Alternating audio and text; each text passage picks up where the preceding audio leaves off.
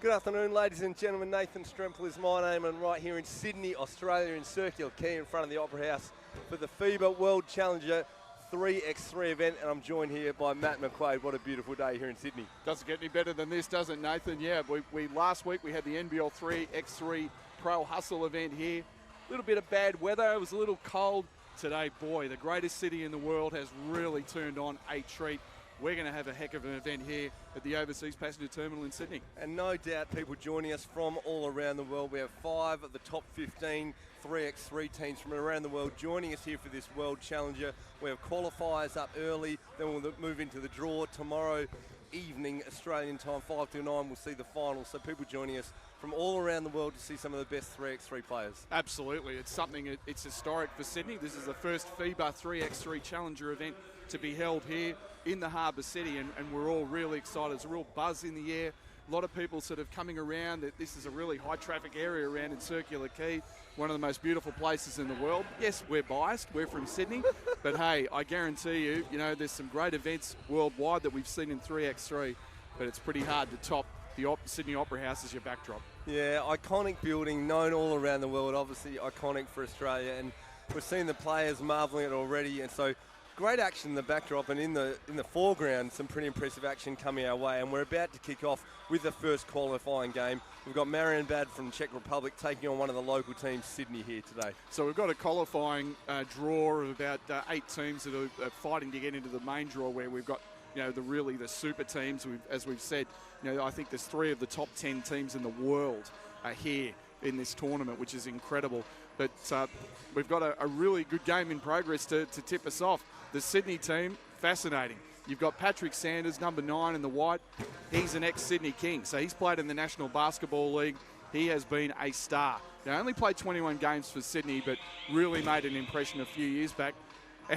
And also an ex-head coach of the Sydney Kings, even though it was for 1 game, but he was also an assistant coach for many years, Mr.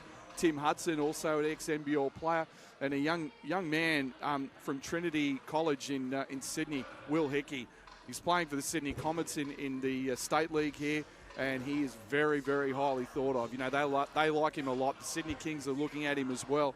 So this is going to be extremely interesting against a Czech Republic team, which has, a fair bit of experience.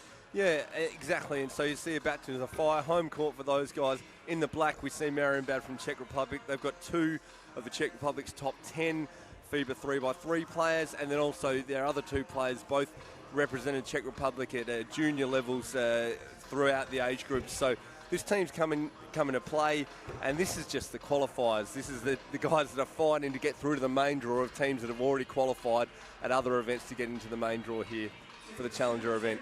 Absolutely, and it's going to be incredibly intense. I mean, there's a lot on the line here. The winner of this tournament will get no less than $10,000 US. So that's around about, I was talking to Guy Neville, does a great job with the NBL beforehand, and we were looking at the current conversion rates. It's about 13 and a bit K Australian, so 10K US to the overall winner of the tournament. That's a big carrot. Plus, obviously, the winner of this tournament goes into the FIBA World Tour as well, which is as prestigious as it gets in 3x3. And we might just put Guy to the test throughout the day, just as we see who's emerging, see what that translates into in local currency for all the international teams as well, rather than just translating just in Australia. Australian dollars as people join us from around the world. And we'll see who comes through. It's exciting to see the number 4 team from around the world coming to town, Piran.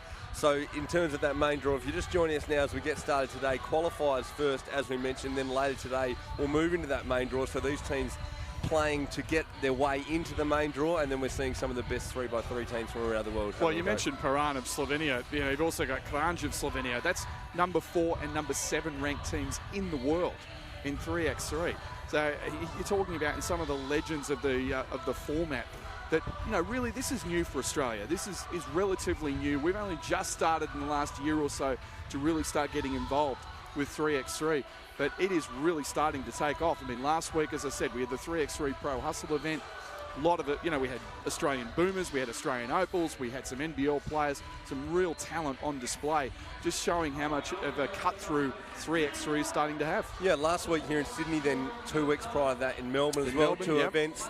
So, and we're seeing ex-NBL players, ex-Australian boomers, all playing in 3x3. And a little bit of a carrot in front of them. 2020 Olympics, 3x3 is an Olympic sport. 2022 Commonwealth Games as well. 3x3 will be the only form of basketball played at those Commonwealth Games. So plenty to play for as we get underway here today with our first game. Marienbad from the Czech Republic taking on Sydney as we get things underway in the FIBA World Challenger event right here in Circular Quay, Sydney, Australia. Sydney to start with the ball via ex-NBL player Tim Hudson straight into Paddy Sanders. 3x3 format, plenty of room in that key to get at the rim. They look to attack via Hudson, little fadeaway. Oh. That goes to get us started. Sydney up 1-0. Watch out, Timmy Hudson hits his first one. He's liable to hit a bunch more.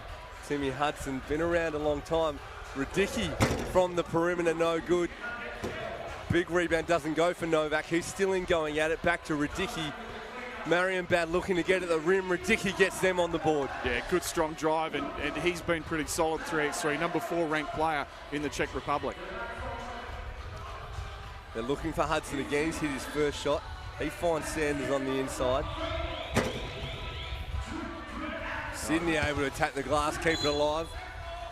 That ball will go back to Marienbad. Important to note as well, Nathan, 12-second shot clock, so they've really got to move in the offense. There's not much time to really set offense, just a lot of pick and roll, pick and pop stuff. All continuous action in the 3x3. Radicki likes it from the perimeter, no love though. Hudson directing traffic now for Sydney. Looking to take it, and like the physicality we come to expect with 3x3.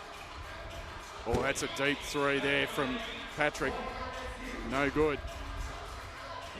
Sandel now tries it from the perimeter. Ooh. That's his first two of the tournament to Marienbad. Of course, the three-point line is the two-point line here in 3x3, which makes it double obviously the normal basket, so can be used as a real strategic weapon in this format. A little bit of extra value, exactly why Dedek tries his luck. No joy for him though. Some subs come in. Subs coming in super fast in 3x3. Sydney staying with their opening lineup to start with. Looks like Sydney may only be running with 3 at the moment. And that can wear you out, even though it's only 10 minutes. This format, without that extra sub, there's Sanders with a strong Sanders drive. Gets on the basket. And already complaining about the physicality as they drop another 2. That one from Yuri Dedek. Marienbad up by 3. Sanders now likes it from the 2-point line. Oh, and it's down for Sydney. They're back. And that's the thing about this format. You can get back into these games, Henry. Great pass inside, blows the layup though. But he pushes Timmy Hudson to the floor, and Tim Hudson getting no love from the officials. And you know, you talked about the physicality. That is the one big difference in the 3x3 to the 5x5 format that we're all used to. The referees will let a lot more go in this format than they will in the normal format of the game. Jump ball goes to the defensive team in 3x3. Hudson tries the perimeter, doesn't go. Marienbad going straight back at it. Dedek getting going from the perimeter to give Marienbad a little bit of a buffer. Dedek a couple of twos as Sanders fires baseline and hits it. Patrick is getting hot. Sanders just on the fadeaway. Dedek again from the perimeter. Sydney need to handle that pick. Dedek finding himself open again. Same spot. Don't give him that. Got away with one. Sydney now via Hudson.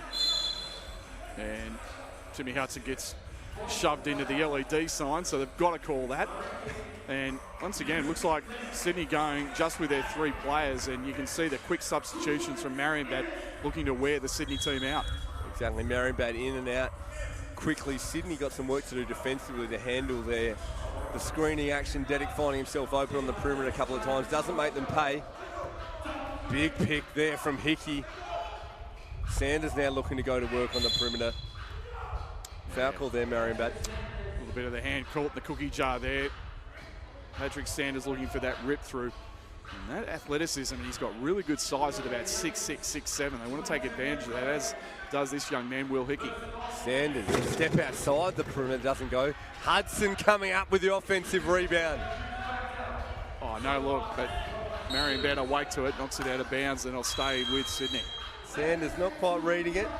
Hudson hoping to just slash into the hoop to catch that one. Marienbad 7, Sydney 5, 6:50 to go in this one. Yeah, so timeout's been called. It was interesting timeout, you know, as I said, with Sydney running 3 guys. And one of the things, I had Tommy Greer in commentary with me last week here in Sydney, and one of the things he said as a fairly new 3x3 player was the 10 minutes. After 10 minutes, you are spent physically. It is a tough thing to do. So it may only be 10 minutes, it may be a running clock except for timeouts, but the speed and you know, the side out is so quick. You have to be on your toes all 10 minutes, and that's tough. Yeah, it's just continuous movement, Matty, and that's why, as we get back to live action, Hudson just rips it out of Dedek's hands. Timmy looking to get Marienbad caught there, but shot it too deep, almost shot it into the Sydney Harbour. We're literally steps away from the water, worried about a couple of balls going in there. We might see a couple today. Ex-NBL import Paul Maley sitting there, just getting a catch, think he might be part of the action. Ready to step in and have a crack. The mailman himself, and head of the WNBL, of course. He delivered the ball straight back as we're into action Sydney now. By Sanders, little pick and roll action. Sanders from the perimeter, and it goes. So an opportunity for a 3-point play from Patrick, the Colonel Sanders. Bonus free throw coming up. Scores now tied at 7 apiece. Sanders with a chance to put Sydney back in front. He does so. 8-7 Sydney with the lead. Dedek nice right pass. back at him. Pass had too much on it. Got a piece of it. Dedek getting it done. Likes it from offensively and defensively from Sydney. Marienbad back in front. Oh! Facial! Sanders Patrick and Dedek Sanders. going bucket for bucket. Oh, that's been thrown out. Looks like that's going to be a turnover. No. Sydney Saying it was hand on touched it, by ball to Sydney, Marienbad. Ref calls him in, wants to talk it over. Yuri Dedek and Patrick Sanders, Dedek for Marienbad, Sanders for Sydney, both getting hot from the perimeter, Matty, and making this one interesting. And look like they're getting hot with each other. Referee just telling him to cool at that time, but yeah, what a great perimeter show we're seeing right now. 3x3 referees just letting him know who's boss, telling him where it's at. Marienbad now going back at it. Marienbad in the black, Sydney in the white. Radicki likes it from mid-range. Novak too strong under the basket. Yeah, they've been good on the offensive glass so far, Marienbad. That's got to be cleaned up by Sydney. Sanders has been the hot man look at for the hook. Sydney. No, Hudson wanted the call.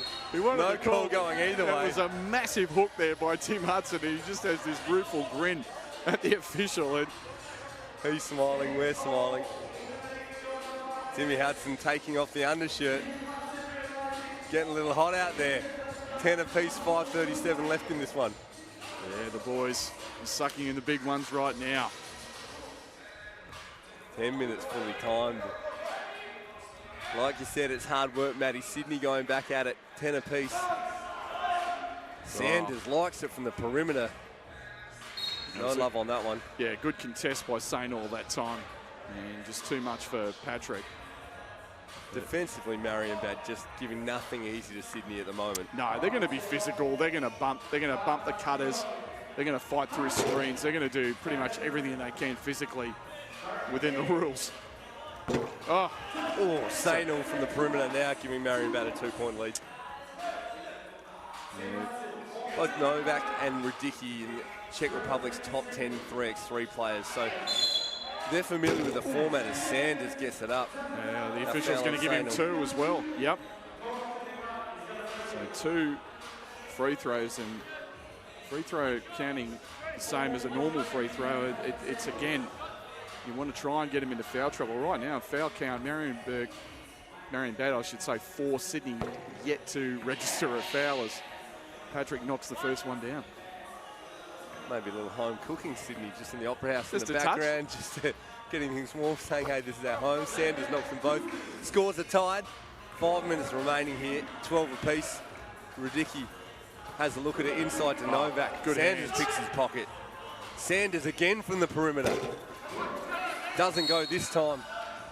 Radicki fighting for position with Hickey under the basket. And that's Sydney's first team foul of the game, and should mention in this format, first to 21 will win the game. And you can see why they're getting up as many twos as they can. Hickey firing away, and that's too deep. Hickey a step inside the line. Dedick again just continually finding himself open on the perimeter. Yuri Dedick is bombing away and cashing in. Hickey aggressive at the rim. Sanders has liked it from the perimeter. Launches again. No go on this occasion. Marienbad with the rebound. Dedick again, same spot, same result. Whack. And we saw Jeremy Kendall go absolutely ballistic in the semi-final of the Pro Hustle, and Dedick in a similar vein, filling it up from long distance. Sydney needing to get a hand on Dedick. Opens up a 4-point lead for Marienbad. As we got a timeout, Marienbad 16 leading Sydney 12, and defensively Sydney need to find a way to get a hand on Yuri Dedick. Well, I mean, they're giving him too much airspace to operate in, and he's just taking full advantage right now. Like that. Dedick again launching the deuce. No basket that time. Marienbad will get the ball back. Dedick representing Czech Republic, under 16s, 17s, 18s and 19s, playing professionally now, new to the 3x3 format. But a couple of veterans of the game, Martin Novak and Wojciech Radicki, doing a great job of setting picks and getting him open. It's a good mix, and the team's interesting because they're all about the same height. They're all around that kind of 6'4", 6'5" range. And, you know, some teams you see on 3x3, they've got some bigs. You know, they've got different kind of strategies that they utilise. A lot of teams just go with this kind of a 6'5" alignment the whole way through. So, and you'll see some really nippy point guards. So it's one of the fascinating things about 3x3 is the different strategies, different team structures that they run through. And you can see obviously Sydney have got some size advantages up front, but the physicality advantage belonging to Czech Republic so far. As we're back into live action, Radicki looking inside to Novak now. We'll pick up on what you said about that ideal length and skill set for a 3x3 player in a moment, but we'll stay with the live action. Paddy Sanders looking to take over for Sydney, bringing them back into it. That's what we want to see from Patrick. More attack to the basket. Don't settle so much for the outside shot. We see a lot in 3x3, the extra value you get from the two-pointer. A lot of action from the perimeter, but we've seen in the Pro Hustle events in the lead up to here, Anthony Petrie just a beast on the inside. Exactly. And happy to go at teams one by one. Sydney continuing to go to Sanders. No joy from the perimeter that time. Hickey, big offensive rebound. Well, I like the look of Hickey. 18 years old, and there's a two, and that's putting Sydney in the danger zone. Marienbad just 3 points from ending this. Yuri Dedick again from the perimeter, 18-14. 3 minutes remaining. We may not get there though. Timmy Hudson now from the perimeter. Plenty of time to think about it. Offensive rebound allowed. Marienbad just letting him have it. Bringing it back to 18-15. Sydney needing to get a couple of stops. Delay of game warning. It's nice to see our 3x3 referees just taking charge. Oh, yeah. Nice pass. Radicki getting at the rim. Hudson, nothing of it. Oh, no, but count the basket on the continuation.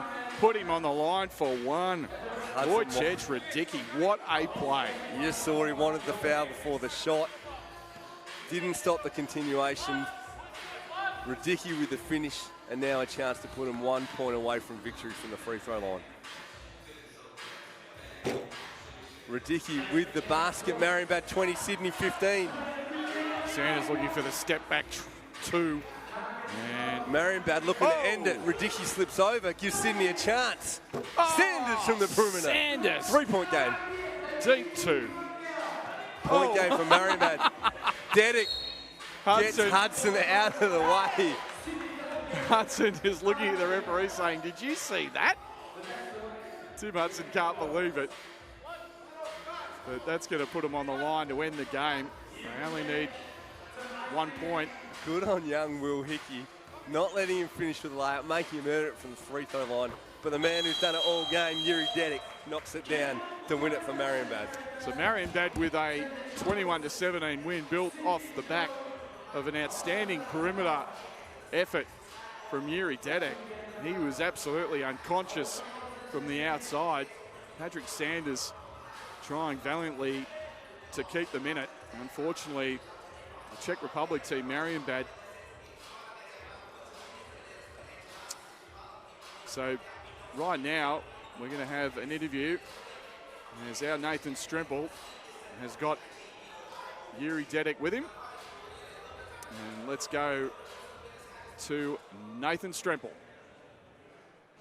First game underway from Marienbad, Yuri Dedek getting them over the line. Yuri, first of all, great example of how physical 3x3 is. I just see a bit of blood coming out of your mouth. You enjoy playing hard? Yeah, I enjoy this game because it's our first game on professional, and we play first game in this tournament. It was hard, but we won, and we enjoyed the game. You played well. You've represented Czech Republic at underage group at a national level. You shoot that two really nicely. We should be standing on your spot over there. You kept hitting that perimeter shot, but you've got two of the top 10 Czech Republic 3x3 players in your team. Is it great to play with those guys who know the format? I don't know what to say. 3x3 new for you. Some of your players have played a lot of 3x3 though. Yeah. Two players play 3-on-3, and I don't know what I say. Finally, welcome to Australia. What do you think of the view? It's crazy view. It's the most beautiful thing I ever see. Crazy. Almost as beautiful as a Yuri Dedek two-pointer from that 45. Ladies and gentlemen, why don't you put your hands together for Yuri Dedek? We'll see Marienbad out here again a little bit later.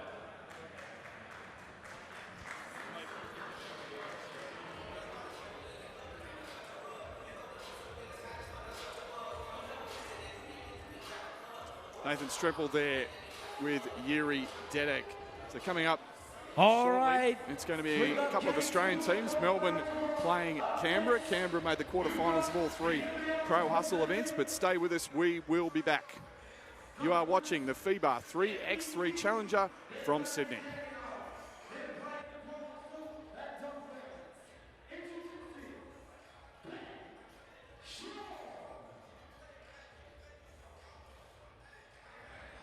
Followed by his brother, Josh Shaw.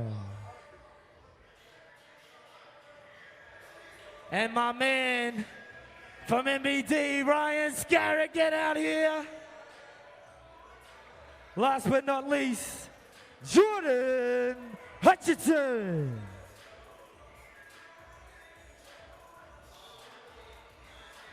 All right, next team.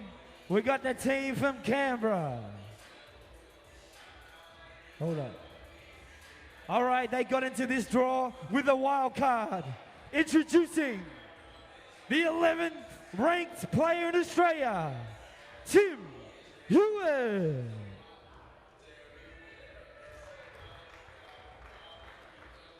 #16th ranked player in Australia, Lachlan Ross.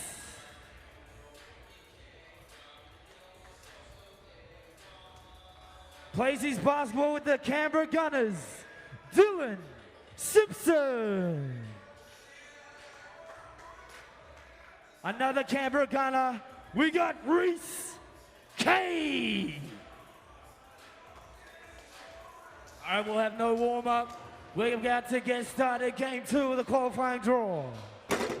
And here we are, folks, jumping back into game 2. We're one game down, Matty McQuaid, and we see Marienbad coming out to play to get things started.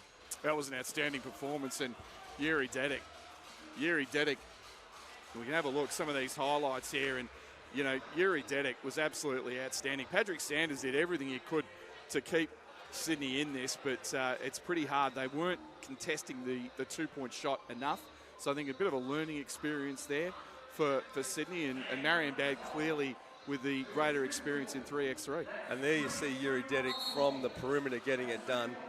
A little bit of inside-outside, but Dedek was the key from the perimeter. He told me after that interview, it said it was his first ever interview in English, so he did a reasonable job to get through it. He did very well. But he may not be fluent in English, but very fluent at knocking down that two-pointer, and we'll see Marienbad later today. And from what we see, definitely a hot chance to progress through into the main draw later as we get underway with game two. Two Australian teams now, Manny Milquaid. Docklands taking on Canberra. So Canberra played in all three Pro Hustle events, two in Melbourne and one in Sydney. Did very well in Sydney, you know, scrappy kind of a team, you know, very much a traditional alignment, two bigs, two smalls. But watch for number 2 in the white, Reece Kay, plays for the Canberra Gunners in the Siebel competition. He's a real live wire, lots of energy and plays hard. Canberra in the white, Docklands NBD in the black. Both teams looking to aggressively get at the rim to get things started. No go there for Docklands. Canberra now also attacking the rim early. Big offensive rebound. Yeah, tough move from Simpson, and played his college basketball at D2 level, Northeastern State. Again, another one that plays for the Canberra Gunners, and for our overseas listeners, the SEABL competition is sort of the tier below the elite men's competition, which is the NBL, of course, here in Australia. Dill Simpson gets things underway for Canberra early. Docklands taking it right back at him, though. Kay has shown he can hit that shot, not that time. Tim Hewitt unable to secure the offensive rebound. Docklands will get it back. Yeah, Tim Hewitt is a solid 3x3 player. He's top 15 ranked in 3x3 in this country, and he had a pretty solid event last week in Sydney. Interesting to see a team coming over from the Docklands. Manny, just Sydney showing the guys from Melbourne what a waterfront should look like. So where's your opera house, Melbourne? Just let the guys know what a waterfront harbour view should look like as Docklands get their score underway to make it one apiece. Oh, nice two. Just lets it fly. There's Lachlan Ross and buries it. Ross with the quick answer. That corner double, so crucial in 3x3. The quick outlet, you got to switch from offense to defense so quickly to be on that. Certainly saw that in that first game. Oh, nice reverse layup, if you don't mind, from Josh Shaw. And there's that quick transition you talked about, Nate, getting it back. Canberra so quick, attacking the rim there. Good fight from Docklands, though. Retrieve possession. Scrappy, both teams turning it over. Both teams fighting under the glass. Canberra able to come up with it. We'll see a foul called on that one. Timmy Hewitt to go to the line, number 11 3x3 player in Australia. Got himself a free throw for his troubles. Not sure what the referee's explaining to him here. He's got a bit of a quizzical look at his face, and in fact, he's saying he's turned the ball over. Docklands with the ball back. Hewitt having to switch from shooting a free throw now to guard the ball. Docklands flashing it up early. Starrett knocking the double down. Docklands in front, 4-3. Kind of an interesting shooting action, but he made it work. Points count. Reece Kay wanted the continuation. Doesn't get it and wave it away. A love from the referees. Canberra will get the ball back via Kay.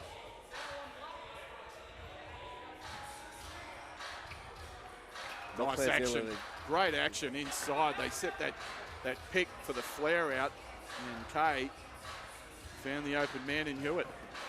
Hewitt just beautiful roll to the basket there. Easy bucket, bringing it back to 4 apiece.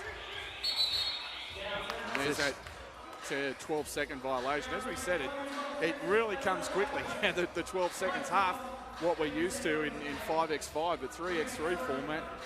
You have to be on your toes offensively. Great example there from Canberra. We can junk it up defensively and you clog things up for just a few moments. All of a sudden your shot clock's running down, you're under pressure. And we see the difference there. A bunch of these Canberra players very experienced in the 3x3 format, so just knowing the nuances and the ins and outs there. Yeah, absolutely, and this is their 4th week in a row playing 3x3, so they're well versed. As another one goes down from Ross. 4th week in a row in the format and 4th week in a row playing together in the format, which makes a big difference. But how's the touch pass there? Brilliant touch pass that time. What a play. Oh, nice drive. Good take by Dylan Simpson. And already, he's definitely got that size advantage at about 6'5", 6'6". Jordan Hutchinson, if you don't mind, the little touch pass there for Docklands. But straight back at him. Canberra now to the free throw line. 2-point lead for Canberra. Docklands relentlessly attacking the rim. Oh, that's a nice little fade. Kind of a semi-hook shot off the window there from Shaw. Oh, nice drive. There's that man again. Dylan Simpson starting to go to work for Canberra. Simpson just loosening up the shoulders, say, hey fellas, why don't you jump on board? I'll carry you through this one. Simpson basket counts and the free throw to be able to give Canberra a 3-point lead. He's got a really determined look on his face. Well, I'm on my back, boys. I got this thing. 9-6, Canberra up. Docklands just continually attacking the rim. Not looking at the 2-point shot very often, just aggressively getting at the rim as we go to a TV timeout. Canberra 9 leading the Docklands 6. Yeah, it's an interesting strategy. I mean, and we will see quite a bit of that. Obviously, Marienbad, their first game, they relied on the perimeter shot. Some of these teams that probably, aren't as talented, more physical types, they're going to want to pound it inside. And, and as we've seen from this format, either way is going to work. You can generate some really quick scores off some quick takes on the out-of-bounds plays. Yeah, and as we're talking during an earlier timeout, we saw at Marienbad what I think is that real prototype 3x3 player, that 6'5", 6'6" length that can shoot from the perimeter but can get in the rim. You see exceptions to that. You see big players and small players making it work, but I think that's the real prototype that we'll see coming through. Simpson staying super aggressive, hits it on the turnaround. Ooh, Dylan Simpson. Don't hurt him like that. Copyright Lee in Santa Maria. Had to throw one in for one of my partners. Oh, nice shot from Ryan Starrett. Docklands attacking the rim, coming out of the timeout, just switching things up. 2-pointer there to bring it back to a 3-point game. Oh, good look. Simpson again, finish on the rim. Super no-look feed, though, by Reese Kay. Docklands from the perimeter. No basket there. Canberra looking to run it back. Kay finding Simpson plenty of time. He gets at the rim. Yeah. Big basket. Get out of the way. The big fella, Canberra 12, Docklands 7. Big fella really starting to dominate right now, Nate. And that's the other thing that can happen. You can steal it. They've got to obviously take it out beyond the 2-point line, as Simpson says, I want that too, but no dice. But you've got an opportunity to steal the ball and get the ball back for an extra hot possession. sauce. Yeah, Mr. Reese Kay just starting to whip it between the legs, little no-look pass. Yeah, Simpson just drawing the foul underneath, but those are the sorts of highlight plays we love to see. Bit of no-look, a little bit of sugar out there. In this magnificent Sydney Harbour venue. As Kay has to kick it out. Simpson had the lane. Instead, here's Kay, elbow J, bang. Canberra have blown this out to a 6-point ball game. Oh, nice no-look feed. Good cut and scores. Docklands have been great finishing on the rim. They're still attacking now. 5-point game, though. They've got some work to do. A few stops needed for the Docklands as Dylan Simpson continuing to pressure for Canberra. Yeah, good stop that time. Simpson's been the one guy they have had trouble defending. And again, it's that length for Simpson, able to shoot from the perimeter, but just tough to contain going at the rim. I believe that's out of bounds, and it is. Sub for Canberra, we see Kay coming out of the game, and that's a timeout. Dylan Simpson has been too good for Canberra. As they lead 13 to Docklands 8, 5 minutes left in this one, Matty. Yeah, he's been the one that they've had a hard time defending, but I'll tell you what, Reese Case really leading this team exceptionally well. A couple of no-look passes, making some really good decisions. He's been good defensively, but really, as you said, Simpson's been the man for the team in white. And what I love seeing in the 3x3 format is just open up a little bit of a lead, and then it's just an excuse to add a little bit of extra hot sauce. Maybe as this one winds down, if Canberra keep pushing out, we might see a bit more of that from Reese Kay. We just saw a few little handles ripping through the legs before as Canberra pushing back. Reese Kay having a sit, and they go right back to their guide. Dylan Simpson. Great take by Tim Hill. Score it, put him on the line, got whacked in the upside his head. But he took it pretty well. Again, Dylan Simpson now drawing so much attention. He draws two. Little handoff, Timmy Hewitt flashing the basket for the finish. Exactly, and that's where you can really find some easy scores. They overcompensate on defending these guys that are been a real thorn in their side. Beauty of watching 3x3, only 6 guys on the court, plenty of space out there. Canberra looking for the perimeter, looking to push this one away. So we see a lot of extra space going at the rim, plenty of room to operate. Starrett, Great nice look. Shaw with the finish. Canberra 14, Docklands 9. Canberra again from the perimeter via Ross, no go. Simpson again, the rebound back to Ross. Turnover, Docklands ball. Good hands there by Docklands, but they're going to give it up again. Dill Simpson likes it from the perimeter. Oh, yeah. Basket, 16-9 Canberra. You have to believe Canberra is going to go close to 21 here to finish this thing off. Nice jumper. That's one only. Long-range jumper. Docklands not going away. Dill Simpson going to work though, around the back, flicks it out. No basket from the perimeter. Docklands looking to claw it back. 6-point game.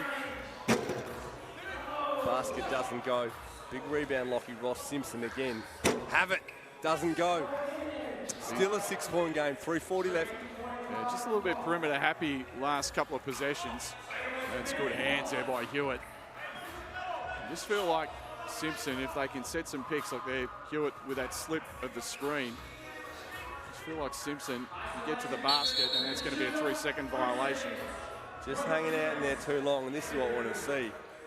Reese Hot Sauce K back in the game for a little bit of razzle-dazzle as we count this one down. 3:24 to go. Canberra 16, Docklands 10. Docklands certainly not out of it, but and Canberra probably, as I said, probably going a little too perimeter happy in the last couple of minutes or so, really wanting to finish this in a hurry. The quicker you finish, obviously, the more rest you get, because you know, the teams will be playing again fairly quickly in about half an hour.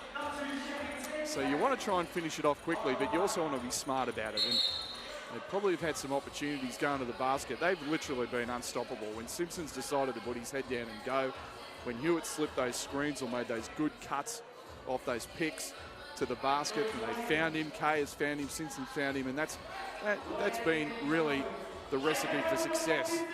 Canberra pushing it from the, Docklands from the perimeter, trying to get back in it. An issue for the Docklands will be 6 fouls, so Canberra going to the free throw line. Any further fouls from the Docklands now. 3:19 to go. And that's critical. Once it gets to 7 fouls, it becomes two foul shots. As we see right now, that'll be a foul. Right there on Jordan Hutchinson. So Canberra will just help himself to a couple of free throws. And he makes both, and they get into that danger zone again.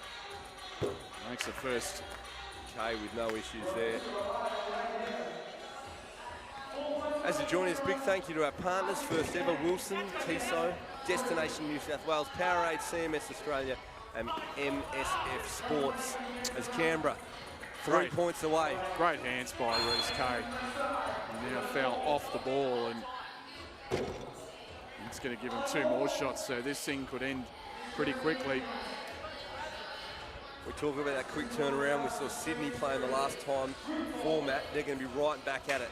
Exactly, and that's right. That's going to be tough for them as Hewitt misses the first, and the ball. I came very close to getting a touch there, Matty. You did. Trying to get part of the action. They're just trying to keep you on your toes, Nate. That's what it is. I always like a little touch of the game ball.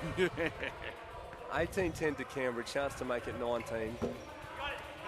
No joy there. Docklands with the rebound. They're not going away. Still enough time. 3 minutes remaining. They need to get it going, though. It's a foul going to the basket, but Canberra just with the 3 team fouls. Not any drama there. Canberra deciding they want to end it, so they bring their guy Simpson back in the game. Docklands with the ball, though. Looking to claw back that 8-point margin. No joy there for Hutchinson. Here we go. Reese Kay looking to go to work. Dylan Simpson. No luck from the perimeter. 2:30 to go. This one might go the distance. Docklands to the perimeter. No joy. Reese Kay with a rebound. Kay firing. Bank it. Call it, son. Makes a little withdrawal to make it 20-10. Canberra 1 point away.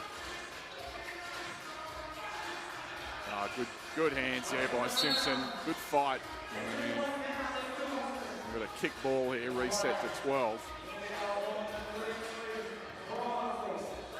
And that's going to be Docklands' ball.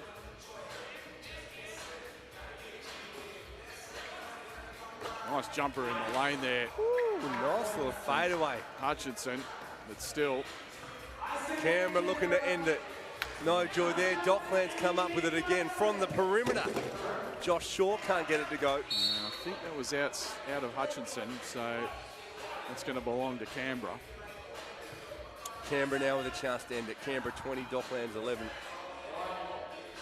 And you certainly see the experience telling in this one from the Canberra side. Dylan Simpson Was too strong underneath. They call him for a 3-second violation. Minute 50 to go. Docklands fighting against the score and the clock, but still staying with it. It's knocked out of bounds by Simpson. He'll stay with the Docklands team. Hutchinson from the perimeter. No joy. Shaw with the rebound. Got to clear it. Now he does. Looking back at it. Ross to Shaw for the game. No good for Canberra. Big rebound, Hutchinson. Yeah, Reece Kay really wants to end it. Still only need 1 point. Shaw attacks the rim. Doesn't get it to go. Dylan Simpson, can he end it for Canberra? Oh, good hands. Great hands there. And Starrett. saves it. Hutchinson back to Starrett. Basket doesn't go for Docklands. Oh, Love the hustle. That's what we like to see in 3x3. Hutchinson. What a great play by Hutchinson. Minute remaining now. Kay for Canberra. Inside to Simpson. Simpson looking to end it from the inside. Only needs 1. 2 will do it though. Ross. No joy for Ross. Loose ball comes up to Docklands. It's elusive, that 1 point. Shaw attacking the rim. Scrappy 3x3 action. Physical, we like it. Dylan Simpson, can he end it? No foul coming. Shaw from the perimeter for the game. Air ball from Kay, but there it is. Got it. No. Yeah, that'll Simpson. Finally. Basket counts. Canberra get it done. 21-11. So a terrific win by Canberra, carrying on from their quarter-final appearance in the last 3 NBL 3x3 Pro Hustle events. And Docklands really fought hard and right to the end, just the hustle as we talked about and the intensity that they played with was extremely impressive. And right now we're going to go to Nathan Strimple with Reece Kay. Ladies and gentlemen, we're right here in Circular Quay, Sydney, our second qualifying game underway. Reece Kay here getting it done for Canberra. Now, Reece, you've been playing with these guys in the 3x3 Pro Hustle the last few weeks. You look like you got a great rhythm playing together. Yeah, man. We got some good strategies. I feel like we like to trade some 2-pointers for 1-pointers and be really physical as big as we can. So we're not that big a team. Just try to push people out, do what we can. 3-on-3 is a physical game, so we've got to make sure we take it to all the teams, even though they're a bit bigger. We love just seeing a taste of the handles you've got there. A few little no-look passes, some tasty dishes over the head. But Dylan Simpson was huge for you today on the inside and the outside. Yeah, Dill's a good mate of mine. He works real hard, man. He goes back and he spins left a lot, but that's he works real hard. He likes to bang. He likes a physical game. Yeah, I hope we come out and win the next one as well. You threw him a few tasty dimes too, folks. Why don't you give it up for Reece Kay and his victorious team, Canberra. We'll see you back later in the qualifiers. Coming up next, the qualifying action. Stay with us, folks. Nathan Strimple there with Reece Kay from the victorious Canberra team. Shortly we'll have some highlights of what was a pretty scrappy game, but certainly lots of fight and determination from both ball clubs. In this format, you better have your game faces on for this 3x3 event, FIBA Challenger event, and tremendous event as we And you throw it to our choose. And representing the home team, Sydney, right in front of the Sydney Opera House, we have former Sydney King Tim Hudson, Davon Sullivan, and making a huge game in qualifying game 1, Patrick Sanders. All right, we got no warm-up. We're going to get straight into the game.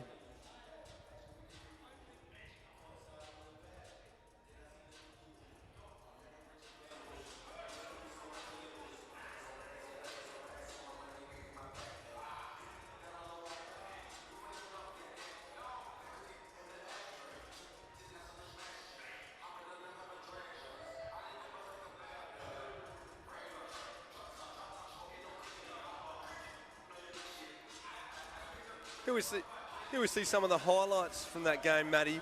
And Canberra just too strong, too experienced for Docklands. That was the thing, Nate. They really showed, the benefits of playing in those 3x3 pro hustle events in Melbourne and Sydney over the last 3 weeks. And, Dylan Simpson and Reece Kay, absolute standouts.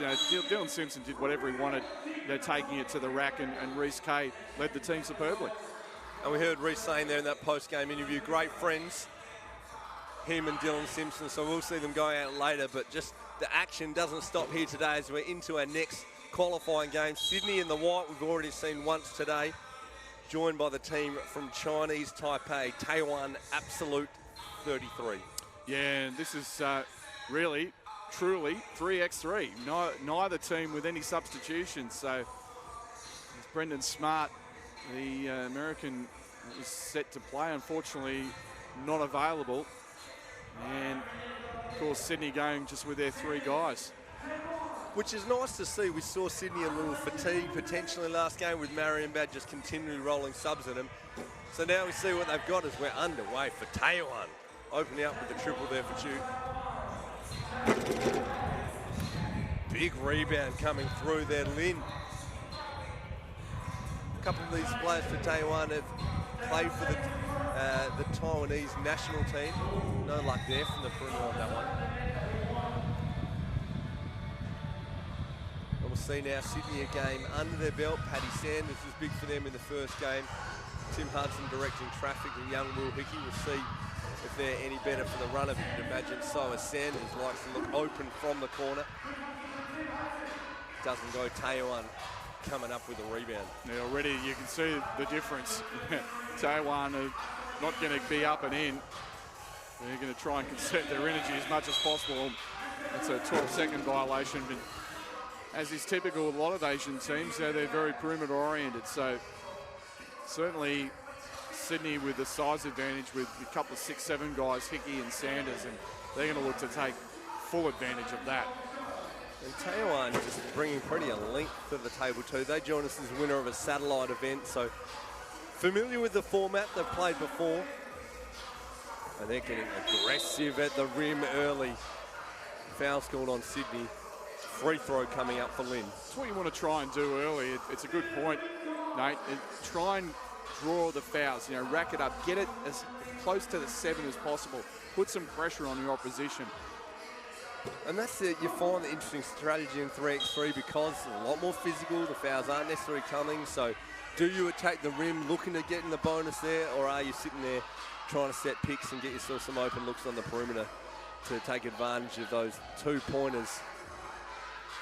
And maybe a little mixture of both. We'll find out more as the day goes on. Hudson just showing a bit of physicality there. Waves the armbar away. Chen can't get the mid-range jumper to go. Sydney now via Sanders. Yeah, Patrick kind of falling in love with the perimeter shot a bit too much, I think. He said I really want to see him attack the rack a little bit more. He's got just that huge advantage in athleticism and strength over the Chinese Taipei team as Chu knocks one down. Talk about attacking the rim there. And then, of course, as soon as I say that, what does he do? He hits the long 2. 1 point game. Taoyuan looking to push that out. No love there from the perimeter. We're going to see a lot of that. They're going to look for those 2-pointers. Sanders now starting to feel it. Says, hold this for a second, Matty McQuaid. That's it. Here's a 2-pointer for you. He heard me. Taoyuan, no love from the perimeter. And that's what they're going to do. Sanders starting to find his range. Can't get that 2-pointer to go. It looks like a 2-point shooting drill out there from Patrick Sanders. Oh, falls for the up fake. Lynn able to get to the basket. Can't get the finish though. Here's Paddy Sanders. Strong, and Will Hickey, long arms. Oh, I wanted to see him throw that down. Just a nice easy layup from the young star out of Trinity and the Sydney Comets. 2 free throws coming up. Sanders called for the foul there. You did a nice job of letting us know about it too there, Quan Chun Lin. And you can see with Will Hickey, number 1 in the white, he's got that mobility and athleticism that a lot of, professional teams are looking for. Again, just 18 years of age. My apologies too, that is Chu going to the line. Yun Hao Chu. Can't make the first free throw. One more to come. Sydney 6, Taoyuan 4. I hear what you're saying about Will Hickey, though. He has got arms longer than most people's legs. He is super long out there. As he puts that to work. Will Hickey operating. Big basket on the fall away. There you go. You can see he had the smaller guy on him. He knocked down the big two. Will Hickey, we just said how long his arms were. Can't have him hanging by his side, though. And D's got to get a hand up there. Hand down, man down. As the deuce goes down for Taoyuan. That time Will Hickey gets a hand to it. 7 apiece. Tim Hudson from the perimeter. No love. Come on, Timmy. Gotta knock that thing down. That's your shot. The corner tray. Or 2 as it is in... and there's a hands foul. Lynn going to work. Taoyuan will take that from the top. Foul called on Sydney. Taoyuan now from the top through Lynn. Chen now. He wants to shoot that. Likes the 2 ball. Hudson does enough to concern him out of it. 7 apiece. We've got a game on our hands here. 6:35 remaining. Sanders going to work. Strength advantage, size advantage. Big finish on the inside. Exactly, you like it, McQuaid? Exactly what I've been saying, Nate. That is exactly what he has to do. It's just, they're not going to be able to stop him, but he likes the 2 ball too much. Double points, you take it if you got it. Yep. Sanders can't get that one to go. Sydney, though, with the lead, 8-7. A little bit of talk going on out there between Timmy Hudson and Kuan Chun Lin. We'll see a TV timeout. Sydney 8, Taoyuan 7. Yeah, Sanders and Hickey doing a great job out there, really exploiting some of these mismatches they have. And as I've said, I mean, Sanders has got great range from the outside, and I just like to see that he's got that quickness. And, you know, the Chinese Taipei team, Taoyuan, just really are not going to be able to keep him in front of them. Yeah, it's as simple as that. And we talked a bit before about how much Anthony Petrie's been a factor in the pro hustle events. Yeah. That, you know, there's that desire to shoot that 2 ball. Obviously, the 2-1 gives you the double points advantage compared to a 5x5, whereas 2-3. So you're doubling your advantage, but you've got to take advantage when you can get the ball inside as well. So we're back with live action. Chu knocking down the deuce. Taoyuan with a 1-point lead. Chen with a great jumper there, and they have well and truly taken advantage of that. And that's the strategy that they have to go with. You know, they're going to find it hard against a much more athletic team, particularly against Hickey and Sanders inside. So they've got to step out and knock down those 2s. And qualifiers now, this game's so important for Sydney. They dropped their opening game. They need to get this one here. Sanders attacking the rim. Hudson from the perimeter. Shot clock violation to Sydney. Taoyuan will get the ball back. Yeah, just got to be mindful of that clock and how quickly it runs down. Chu from the perimeter. Nice shooting practice for the big fella, and knocks it down. So too much space and time. We saw Dedek for Marienbad getting space on the perimeter. Sydney needing to work out getting a hand defensively, but Will Hickey too long on the tip in. Oh, that was a nice look away. Just can't make it fit. Will Hickey inside. Now he does it outside. Ties it up 11 apiece. Wow, the young man showing off his range. Hickey's starting to find his rhythm for Sydney as Taoyuan going back at it. It's knocked out of bounds by Hickey. That's going to be Taoyuan basketball. And you've got to believe this one will go right down to the wire. 11 apiece midway through the game. 10-minute game. Nice elbow jumper there from Chu. Just pulling up on a dime. Yep. Sanders again from the perimeter. No basket. Tim Hudson, good hands. That's a Sydney ball. Hudson rewarded for the hustle. Sydney getting the ball back. Taoyuan 12, Sydney 11. We're halfway through, 5 minutes to go. Great atmosphere here today. The sun shining. We see the ferries going past. Now Sanders attacking the rim. Wanted a call, none coming. Chu once again from the perimeter. That was a good contest before by Chen that time. And looks like foot out of bounds from Will Hickey. That length is a little too much. As really not that much space in the corners, and I think that's something that throws off some of these players. And Will Hickey's a big guy. I'm guessing he's rolling size 15, 16 wheels. As he says, no thank you. They might have called that on Tim Hudson going to the rack. I think Hickey basically swallowed that basketball, but Hudson got beat off the dribble and drew and then was called for the foul. Nice from Will Hickey, though, just going, don't even think about getting continuation on that one. Chen from the free throw line, one to come, no basket, Sydney. And again, the fouls being an issue. Oh, Sanders is going down there. 5 team fouls to Sydney, none to Taoyuan. Sydney defensively just trying to work things out. But they're right here in this at the moment. Taoyuan 12, Sydney 11. Sanders getting the lead back for Sydney, make it 13-12. And that's cash money for Patrick. Oh, that's a nice little floater. Lynn with the finish. Taoyuan so good at getting at the rim. There you go. Giving Sydney no respite at all. Tim Hudson, bit of space from the perimeter. Yeah, the legs aren't what they used to be. I think Timmy's struggling a little bit. Taoyuan great at just going from defense to offense so quickly and attacking the rim. Great hands there from Tim Hudson, though, to stop Lynn on that penetration. And as you said right now, they're a perfect example. Just this quick transition. That's what it's all about. If you can get that. Chen from the perimeter. Wow. 15-13 Taoyuan. Chen likes it from the outside. Sanders to answer. Oh, no good. Those have got to go down.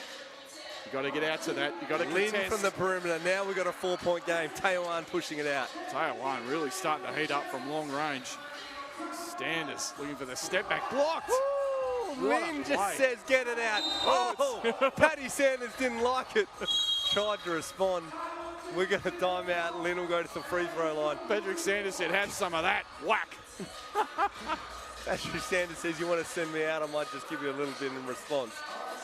Nice from Lynn doing it both ways, though, knocking the deuce. Then getting himself to send out on Sanders and coming right back at him. Taoyuan with 2 free throws. Chance to push it out to 19-13 coming off the break.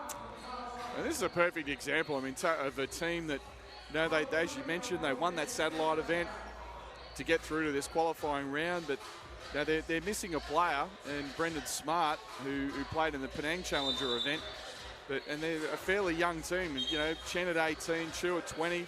You've got a couple of veterans here in Hudson and Sanders, and yet they're out by 4, and it just goes to show this format. It can throw up some, you know, I guess you could call it an upset. Maybe not, given their experience at 3x3. Yeah, and great to see. First World Challenger event here in Sydney, Australia. Great to have the support of our partners, first ever. Wilson, Tissot, Destination New South Wales, Powerade, CMS Australia, and MSF Sports, all making it possible to be right here in this beautiful backdrop of the Sydney Opera House. And Taoyuan making it 18-13. And with the hustle there, almost getting the ball back. And we're seeing the difference between teams that are experienced playing together and experienced playing in this format, as Taoyuan pushing this one out to 5, making things tough for Sydney from here. Hickey goes one way, the other, and fouled. And this young man has some serious game. Just talking to himself a little bit there as he goes to the line, Matty. He's got a free throw coming up. Just would love to see Hickey once he just gets a feel for the game here, letting the full barrage of that skill set go as he knocks down the free throw to make it a 4-point game. Sydney staying in it. Will Hickey getting right up on the perimeter. We like to see that. Turnover. Will Hickey getting the ball back for Sydney. That is outstanding defense. Just basically face guarded him, knocked it out of bounds off the Chinese Taipei player. Now, unfortunately, leaves it short on a 2. We just see Hickey gets burned back door. Can't get the catch, so Hudson comes up with it. 3 minutes remaining. And still time for Sydney. Sanders can't get the perimeter shot. Taoyuan coming right back at him. Sydney now. Via Sanders, who was their guy in the first game. Too strong. That's it. That's what we talked about. But they need stops. And that's not going to hurt. That is going to hurt them big time. Little guy Lynn getting right up there on the finish. 19-15 now, Taoyuan. Sanders needs it from the perimeter, doesn't go. Taoyuan, chance to finish it. Sydney still in the game. Taoyuan 19, Sydney 15, 2:28 to go. Taoyuan, lots of fouls to give. That's just their second team foul. Sydney next one will give Taoyuan 2 shots and a chance to win the ball game. Referee just resetting the shot clock there at 12. Will Hickey, see him taking in the deep ones, their hands and his knees during the break. Sanders looking to go to work. Now Hickey, room for the 2, gives it to him. No joy there. Taoyuan. A little bit ambitious there from Hickey. He was way outside. And that's the other thing with this format, Nate. You know, we've got the breeze sort of coming in, and it can affect the perimeter shots. Got to adjust to the left 6 to 8 inches, you know, Matty. Well, I tell you what, last week it was more like 2 or 3 feet. Sanders from the perimeter, no good. Taoyuan, 2 points away from a win. We've got 2 minutes to go, 19-15. Looking to finish it. Chu doesn't get it to go. Yeah, Sydney running out of time in the final 2 minutes of this. Hudson 1 out. 4 on the shot clock. Waves the help away. That's got to go up. Shot clock violation, just too slow there from Tim Hudson. Seeing a few signs of Sydney just getting used to the format, not played as much together. Taoyuan just looking like a well-oiled machine, players knowing each other. That's true, and I think fatigue definitely playing a factor. I mean, this is Sydney's second game in about half an hour. Chu finishes it. And that's the game. Taoyuan 21, Sydney 15. Chu finishing on the double. Great performance there by Taoyuan, particularly from the perimeter, to get that job done.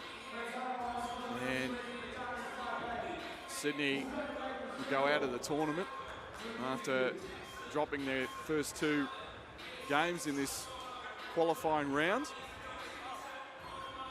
Shortly, we're going to have an interview with one of the victorious Taoyuan Absolute 33 players.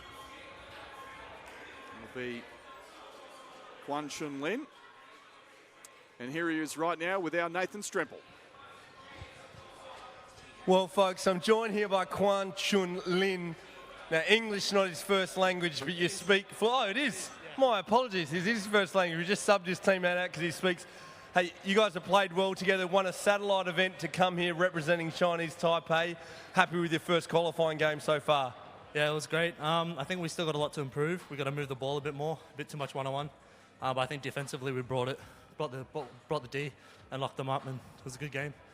We said that on the call, defensively just giving them no room and doing a great job locking them up. Interesting to hear you talk about moving the ball more, because we thought it was great how you moved the ball fluently, but travelling here to play, what do you think about the backdrop with the Sydney Opera House right there? It's amazing. I couldn't believe it when I came. I first came went over there and I thought that was the court, but they told me it was here, and I looked up the back and saw it, and yeah, it was like speechless. Well, we enjoyed your basketball too. Great backdrop, and you guys were excellent in the foreground. Well done. We'll see you again later in the qualifiers. Give it up for Taoyuan Absolute 33. We'll keep coming at you with qualifying action here at the FIBA World Challenger. It's Nathan Stremple with Quan Chun Lin. Next up will be Sydney Norths versus Canberra here at the FIBA 3x3 Challenger. Nicholas Womersley, Cooper Wilkes, and Michael Golding. Now for Canberra, give it up for Lachlan Ross, Tim Hewitt, Dylan Simpson, and Reese K. All right, let's get that toss and get it started. Halfway through the qualifying draw. And if you don't know, 6 teams are qualifying for the main draw, which will happen later today. Now with the main draw, 10K on the line, and 2 teams have an opportunity to go on the World Pro Circuit by FIBA. You see now some highlights from that last qualifying game, as we saw Chinese Taipei team Taoyuan too good for Sydney in that one, Matt. Yeah, and they did it from the outside, didn't they? And just as you said, they just took advantage of their experience in the end with that format. They were quick in the transition from defense to offense. They caught the Sydney team off guard as we get started in this one. And the Canberra team in their second game of this tournament already after a really solid win in their opener against Melbourne Docklands. Well, we talked about the quick turnaround from game to game. We saw Canberra playing in the last game. They're coming right back. This is the first time, though, that we've seen Sydney North today.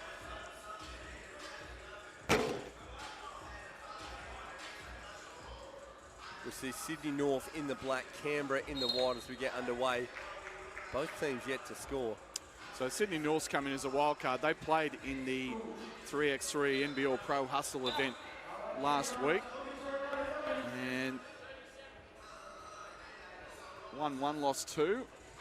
A pretty solid performance against some very talented teams that we had there last week at this magnificent venue. And Sydney North all playing their various teams in the New South Wales Waratah League, so familiar with each other. As you said, Matt, playing last week, and we'll see how they go at it today in the FIBA World Challenger. Yeah, you want to have a look at Cooper Wilkes, number 3 in the black for Norths. Cooper Wilkes, the big fella, number 3, and he has got some real size about him. Legit 6'8", and he had some really good moments last week in the 3x3 Pro Hustle event. Out of the University of New Brunswick in Canada, back here in Australia. We'll see how he goes at it. And our guy Reece Kay going to the free throw line. We talked to him after the last game. I said a little bit more razzle-dazzle would be nice, Reece, so we'll see what he brings to the table here. Reece gets the scoring underway for Canberra, make it 1-0 to Canberra. Sydney North now looking to open their account. It's a nice jumper there by Michael Golding. Michael Golding in the green and gold Delhies too. Nice to see him representing Delhi as Reece Kay just from the perimeter makes it 3-1. Yeah, boy, Reece Kay buries it from the outside. You can see Wilkes very physical. That matchup is going to be one to watch. They will be pounding on each other the whole game, Cooper Wilkes and Dylan Simpson. And Reece Kay said it last game, they give up a bit of size. You didn't notice it against Docklands CBD, but as you see some tall timber coming in here, Canberra having to find a way to compete. There it is. The big fella. There it is, one step. Doesn't take much. The big fella with a monster throwdown. Doesn't have far up to go, just one step under the basket. Wilkes with 2 hands, just testing out the rims here. Just about regulation. Canberra 3, Sydney North 2.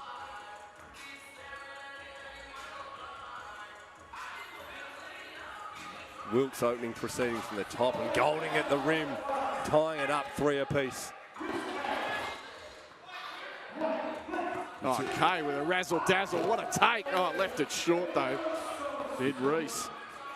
Talk about matchups. Kay and Golding one to watch as well as Golding looks from the perimeter. Oh, there's the double. And before anyone asks, it's Golding with no U, so there's no relation. But he's acting like it at the moment. He's got that touch. A little bit of a look there. Shout out to Chris Golding, recently engaged to his long-term partner, Molly. He did. Oh, what a play by Wilkes. Sydney North looking tough early, make it 5-3. Golding a foot over the line, and that long shot is only a 1. Ross to try and answer for Canberra, can't get it. Big rebound. Reece Kay keeping it alive for Canberra. Kay looking to isolate and draws the foul on the big fella. And that's what you love to see. I mean, Reece Kay plays with such energy, and that's what this format's all about. If you can keep that up for the 10 minutes, you go a long way in helping your team get the W. Ross for Canberra gets a look from the perimeter. Swings it over. Canberra running short in time there. Foul's called. Shot clock running down. Foul's called on Canberra.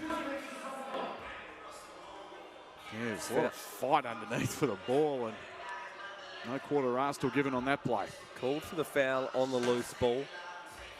Prakash now. Womersley. Golding back to Womersley. Turnover there for Sydney North. Canberra with the ball. Dylan Simpson, we saw him absolutely tear it apart in their first game. Here with a touch now for Canberra.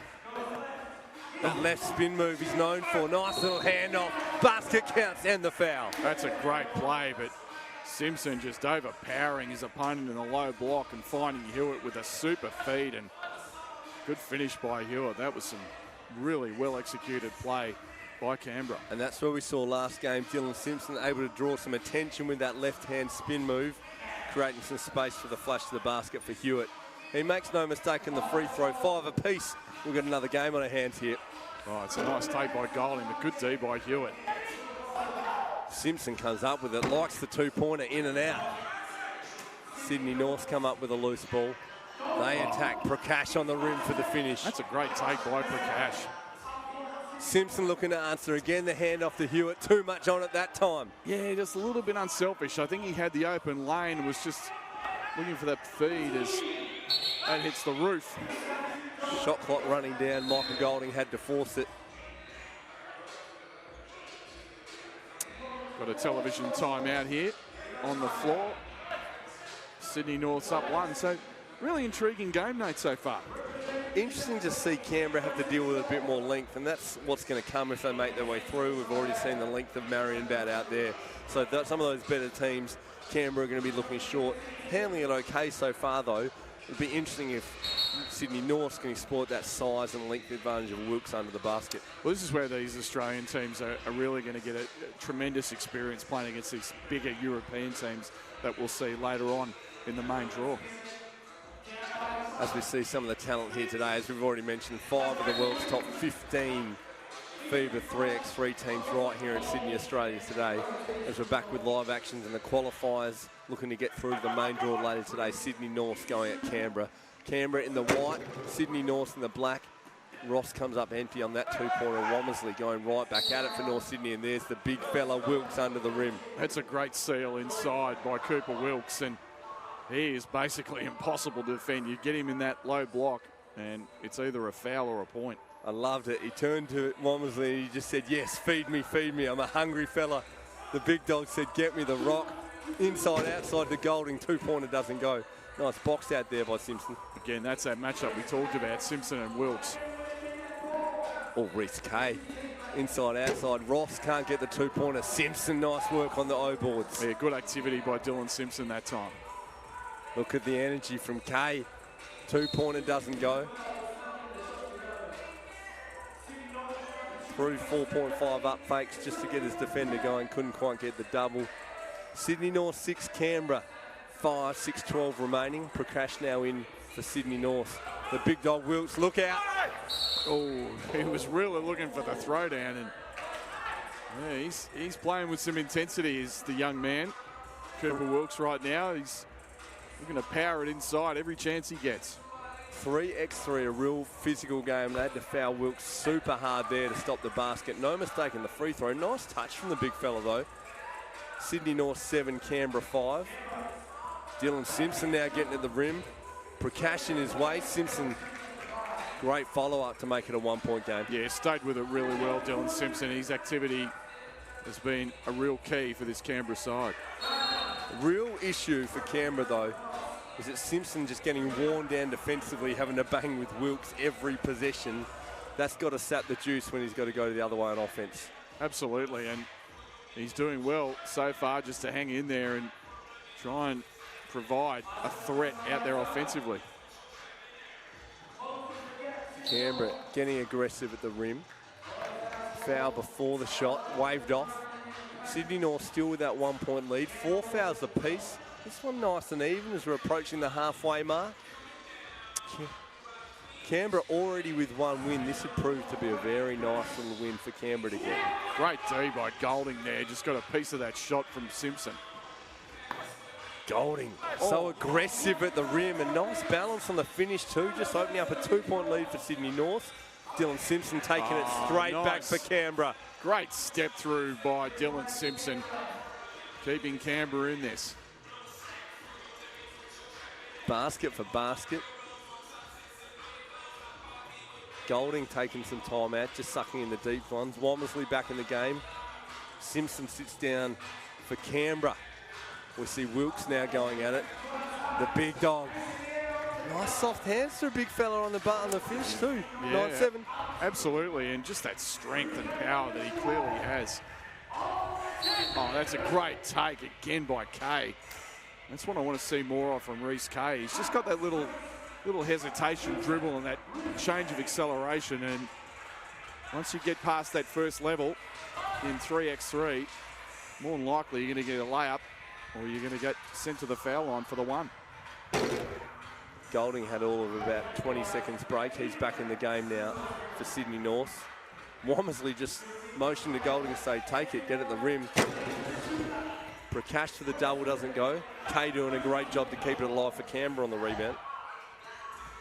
There it is again, straight to the rack. Good take by.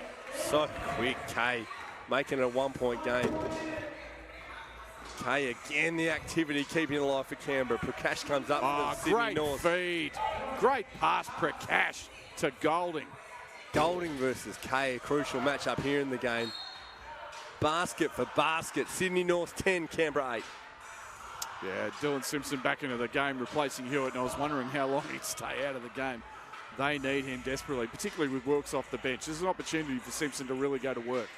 Simpson now with the size advantage, 4:21 to go. Prakash, the mid-range jumper. No love. Simpson for Canberra, that lefty spin move.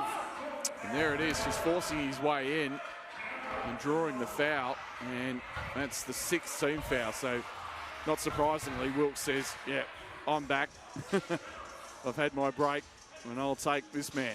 But now 2 free throws for Canberra each time they Sydney North foul. Crucial little advantage for them. Kay knows that, attacking the rim. Goes up with the left hand, but leaves it short.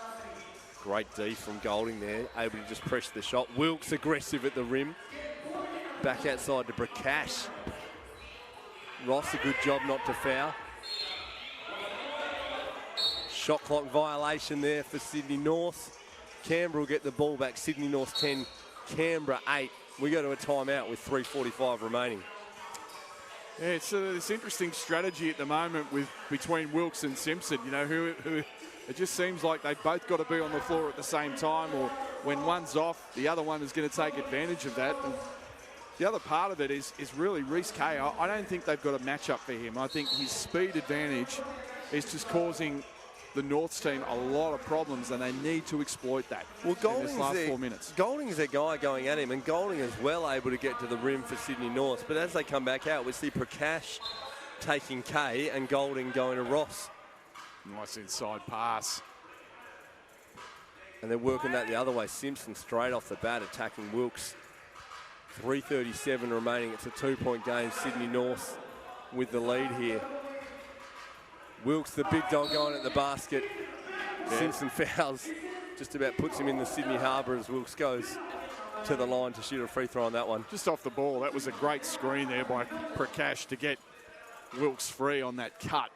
And it's the sort of offense you can run in 3x3 to get your guys free. And that puts the big fella on the line for one. I love the touch from the line too. That one doesn't go. But commentators curse, my friend. It always happens. For a big fella, Wilkes looking like he's got reasonably soft touch, which is always the thing. You get that size, 6'8", you need them to actually have the soft touch, and sometimes it's not there. But Wilkes looks like he's got it in spades as North Sydney get it back from the top. 10-8, 3:20 remaining. Womersley likes it for 2. No basket. Simpson doing a great job boxing out the big fella Wilkes. Simpson getting a look from the mid-range. Kicks it out for 2. Timmy Hewitt. No joy. Michael Golding comes up with a rebound. Womersley attacking again for Sydney North. No one comes to him, make it a 3-point game. You know, taking advantage, just a breakdown there from Canberra. A little bit of fatigue, I think. And there it is again. Just that quick transition resulting in an easy basket. Canberra already playing one game so far today. Sydney North in their first, maybe giving them a little bit of extra petrol in the tank. Yeah, absolutely. And then we've already seen this in the previous game with Sydney really fading down the stretch against Taoyuan. Hewitt finding Ross on the perimeter. 4-point game now, 2:40 remaining. I'd love that to go. Doesn't happen though. Canberra now needing a stop. Sydney North looking to push this one out. Prakash to Womersley. Womersley at the rim. Oh, that's a super take by Womersley. And that 5-point lead is crucial. Good rebound now on the low glass from Reece Kay. Knocks it in and it's back to 4. But time now becoming a factor for Canberra. Tough matchup for Hewitt. Giving up a bunch of size to Wilkes. Yeah. Big 2-pointer Womersley. beautiful. Found the open man off that drive, and it's going to be tough for Canberra now. 6-point game now. Sydney North with the ball as well. And big Wilkes on the rim to make it a 7-point game. Two huge steps, and see you later for an easy one rather. Reece Kay still going at it, keeping Canberra in the game. Under 2 minutes remaining now. Sydney North 16, Canberra 10. Reece Kay called with the foul there, making it 6 fouls apiece. Any more fouls, 2 free throws coming up. Both teams, as you say, now with 6 fouls. So this becomes interesting. Now, Canberra can get back in this in a hurry. And a little glimmer of hope there for Canberra was Cooper Wilkes sitting down, and his teammate Nick Womersley said, no thanks, mate. We'll get you in the game, big fella. There's a minute 40 remaining. We need you out here. Prakash for 2, doesn't go. Big rebound, Golding. Make it a 7-point game. And Golding's been excellent in this ball game. That was a huge basket. Canberra needs it from Ross and gets it. 5-point game now, minute 30 remaining. Big 2, Lachlan Ross. This thing's not quite over yet. And they get the steal. Reece Kay, 2-pointer, bucket. Hello. 3-point game. 17-14, what a comeback, just like that. Needing a stop. Big hand on it, Golding comes up though. Prakash, this will be painful for Canberra. Golding again, Golding, and that's going to put him on the line for 2. Huge offensive rebound, and really that's probably been the difference, just their ability to get that second opportunity throughout this ball game. And Golding 6'3", but just super long arms. He's been good on the offensive glass all game. Minute remaining, we get a timeout. Sydney North 17, Canberra 14, and Golding to the line for 2 free throws. And this is where it becomes critical, because at the magic 21, of course, 21 is an automatic win. One team gets to it. He makes 2 here, and that puts them in automatic range of that the walk-off basket from the 2. Canberra talking it over in the timeout, trying to work out a way to come back into it. You can see they're sucking in the deep ones after already playing today. But Cooper Wilkes stands out, a big fella at 6'8", but I really love the game Michael Golding's played. He's been great getting on the rim, continually coming up with offensive rebounds. He's been huge for Sydney North. He's been the standout without question. And you can't make that fit there. One more free throw to come. Still a glimmer of hope. If he misses this. Watch for Reece Kay to be super aggressive for Canberra now. You think he's looking to get the ball in his hands. Yeah, good defense by Prakash, just holding him there. Nice pin down screen from Ross to get him open. They go to their guy, Dill Simpson on the rim. Keeps it alive on the own glass nicely. 4-point game, Sydney North up. Simpson needs it for Canberra. 2-pointer. Give it to him. 2-point game. And that's going to be out of bounds. That's a Canberra ball too. Yeah, it is. They turned. Great play by Reece Kay. Trying to Kay's legs. It's hit Golding and it's going out. And we're alive here, Matty McQuaid. 2-point game. Canberra with the ball, 38 seconds to go. It's amazing how this format can turn around in a hurry. Sydney Norths were in control of this a minute ago. Canberra said not so fast, but there's a turnover. That's critical. Reece Kay wanted the fouls. He tripped going to the rim. Need to stop now. 8 in the shot clock. Womersley at the glass. Big bucket for Womersley. That's a huge bucket. That could just about do it unless they needed 2, I think. They know it. Simpson wants it. Kay. Good ball by Prakash. And a foul. And with 11.8 seconds left, Jaden Prakash could end this from the charity stripe. Canberra right there, just split seconds. Reece Kay attacking the basket, falls over, foul gets called. He's got 2 free throws to tie it up. Foul not called, and here we are with Prakash looking to finish this one from the free throw line. Never looked like missing on the first. This one will do it. Jaden Prakash taking his time, ball in the air. He's got it. And that's the ball game. Sydney Norths with an excellent performance to get the win over a very gutsy Canberra team. Norths coming away with a win. Their first game results in a W. They stay alive in this qualification round with 1 game to play with a 21-16 victory over Canberra, who split their games. And right now, it'll be now Nathan Strimple talking to Cooper Wilkes. I'm joined here by Cooper Wilkes. 6'8", getting it done for Sydney North. Now over at college in Canada, you just got back home 2 weeks ago. This is not a bad welcome home. Not a bad one at all. I mean, beautiful atmosphere here. It's really cool, awesome view, and great basketball. Can't ask for much else. Big size advantage for you out there, and just at one point they fed you under the rim, you got fouled, and it looked like you turned to your teammate and said, "Keep feeding me, mate, I'm hungry, get me the ball under the rim." Yeah, I feel like if you've got the height advantage, you've got to try and use it, but when they're playing this physical, it definitely is tough. Your first game in the qualifiers, 1 game, 1 win. Got to be happy with that. You're coming back again later today. Yeah, absolutely. I mean, I'm keen to get back into it, loving the basketball here, and want to keep it going. We'll see you in a little bit. Give it up for Sydney North and Cooper Wilkes getting it done in their first game in the qualifiers. We'll see them back again shortly here at the FIBA 3x3 World Challenger. Nathan Strempel with Cooper Wilkes, and next up, 2 winners going head-to-head. Marienbad from the Czech Republic and Taoyuan Absolute 33. Marek Sano.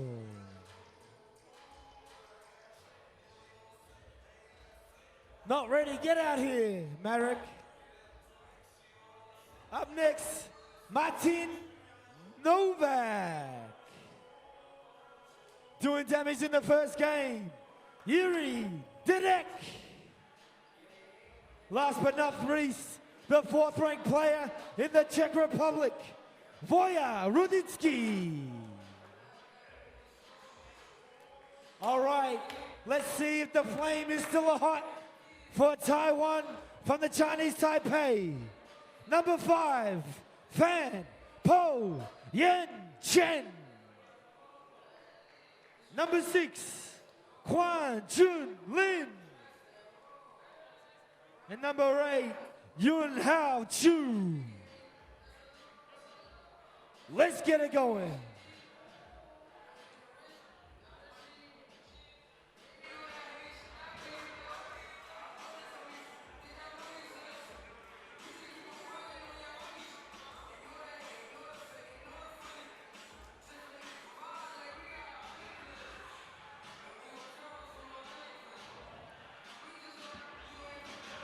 We've seen now some highlights from that game there. Sydney North coming in their first game for the qualifiers, able to get it done over Canberra. And you saw early on Dylan Simpson trying to use his mobility to make it happen, but really just getting worn down by that enormous size of Cooper Wilkes at 6'8". And Michael Golding, just that aggression that he showed throughout this game was really impressive. As you said, taking to the bucket, stepping back, hitting the 2. Sydney North there showing us some of the local talent from the New South Wales Waratah League, but we jump from that straight to international talent right here. We see the team from Chinese Taipei, Taoyuan Absolute 33, taking on Marienbad from the Czech Republic. Both teams with 1 win to their name after 1 game. Oh, as we get going early, Sano with the throwdown for Marienbad. Yeah, Marienbad's so impressive in their opener, weren't they? And you know, obviously Taoyuan, they're going to look to really attack from the perimeter. It's probably their best chance against this very experienced and fundamentally sound Marienbad team from the Czech Republic. And it was Yuri Dedek from the perimeter who was deadly for Marienbad in the first game. They now mix it up though and go inside to Martin Novak to get things underway. Marienbad with an early lead, 2-0. A few handles there for Chu. We see Taoyuan in the white, Marienbad in the black. Chu, all the razzle-dazzle on the handle, can't get it finished. Dedek can't get it to go early there for Marienbad. Yeah, they better get out to that because Dedek is deadly.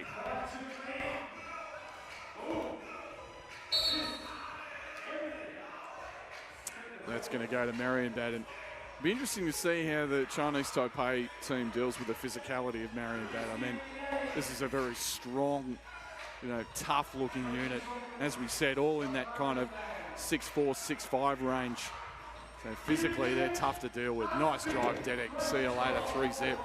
And just from what we've seen early, Marienbad, just with that length and strength, you've got to look at them as one of the favourites to progress through to the main draw later today. Just so hard to handle that, the length from the perimeter, but the strength to penetrate inside. Well, the winner of this, you would expect, would go through.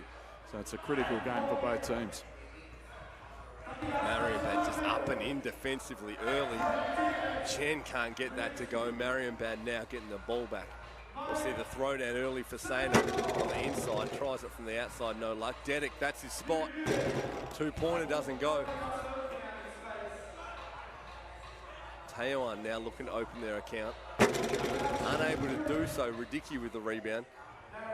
Very quick transition from Marienbad so far, just causing problems. That's a great look inside. No foul call. Radicki gets a second look at it, doesn't go. Fast-paced action here. It's how we like it at 3x3. Taoyuan still looking to open the account. No love, Marienbad 3. Taoyuan yet to score, and Dedic says, I'll take a sub, thanks, because it's been pretty rough for the first couple of minutes. Novak back in the game now for Marienbad. Straight with an early touch of the ball. Oh, nice look inside. Back cut for Sainal. He's been good early for Marienbad. And already 4-zip. And that's a great take. They needed that desperately. Lin gets on the rim to open the account for Taoyuan, 4-1. Radicki just relentlessly going inside. Marienbad knowing that's where they've got the advantage. We saw them strong from the perimeter in their first game. Great to see the versatility now as they're just looking to exploit that advantage on the inside. Oh, just as we say, the inside Sainal just has a look at the 2-pointer. Can't get it to go. Marienbad will get the ball back though. Radicki to take it from the top. And I got my first touch of the game, so I'll take that. Very sharp too, Matt McQuaid. Just saw you move to the right, just anticipate that. It's got to stay on your toes. You know how it is. Just a great catch. Great pass. Nice look. Radicki, the back cut can't finish. Deserved better. Super feed and a great cut. Just crafty there from Martin Novak with the feed on the cut there. Great D too. Sainal sends it out. Great transition. Radicki inside, outside. Sainal swings to Novak. Here's a 2-pointer. Doesn't go. I just feel like every time they take the ball to the rack, they're just going to be tough to beat. And at the moment, Taoyuan sort of resorting to just throwing up some real hope shots out there. Just can't deal with the physicality. The nice seal of Novak. Yeah, great seal inside, and just an overpower in the low block. Just locks Lin up and says, what would you prefer, a bucket or a foul, mate? Take your choice. Lin chooses the foul with a nice little bear hug there. Yeah, it was a smart thing. Just their first team foul. And again, another foul. Just easy blow-by by Martin Novak. And timeout on the floor. And so far, it's about what we expected. Marienbad just obviously, you know, a team that's very, very well experienced at that level, you know, playing that typical European style, very physical, very fundamentally sound. They're making good cuts, they're screening away, and defensively, they're just causing a lot of problems for Taoyuan. Showing their flexibility too. In the first game, it was a lot of inside, outside, and Dedic in particular knocking down the 2-pointer. In this game, knowing they've got an advantage in the inside and seeing the experience of Novak, and when I say experience, at 24-year-old, the oldest player on their team, but number 6 ranked Czech Republic player, Novak's been really good early. Great pass. Just as we talked about, the back cut, Dedic able to finish on the inside. That's there all day for them. Nice 2. They're right back at you from Lin. Marienbad looking through Radicki. Rebound to Czech Republic. Sorry, rebound to Taoyuan. Oh, nice little shake and bake. Good take, good patience, score the point. Chu just gets him up and down the rim. Radicki now looking to go back at the rim. Foul call on Lin. Yeah, good dribble drive there by Radicki. Novak checks out. Sainal back in the game. Got to like the youth of this team, Marienbad, as well. Look across the age demographic, 22, 22, 24 and 20. Radicki there with the basket, the youngest 20-year-old. You have to think that youth helps them play out the day well. Yeah, absolutely. And having said that, we're about to see a 44-year-old legend in the main draw coming up. It's really one of those formats. One of the great things about 3x3 is that take it up at a really early age, and it also can potentially extend your career. And you've got to think that's what we're seeing out here with these guys in their early mid-20s going, hey, here's an Olympic sport. I'm going to get around some 3x3. I'm right in that age demographic where I've got to crack it. Oh, nice little slip there. Turns the ball over. Yeah, nice little crack at a 2020 Olympics, and I'm young enough that 24 is going to be on the cards, even 28. I'm going to keep going at it. Just provides that pathway, doesn't it? It's a great step through, but he can't make it fit. It's his own rebound. Nice defense, though. Good hands from Chen. The 18-year-old comes and sends it out. Lynn now. Oh, two-pointer doesn't go. Marienbad, Dedick looking for his perimeter shot. No luck on that one.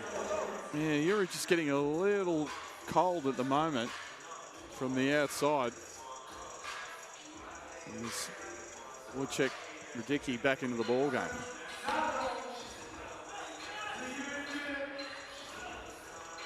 Radicki looking to attack. Good hands from Lynn. Radicki can't get it to go. Say no with the finish. Oh, that's good transition though from Taoyuan. Couldn't make it happen.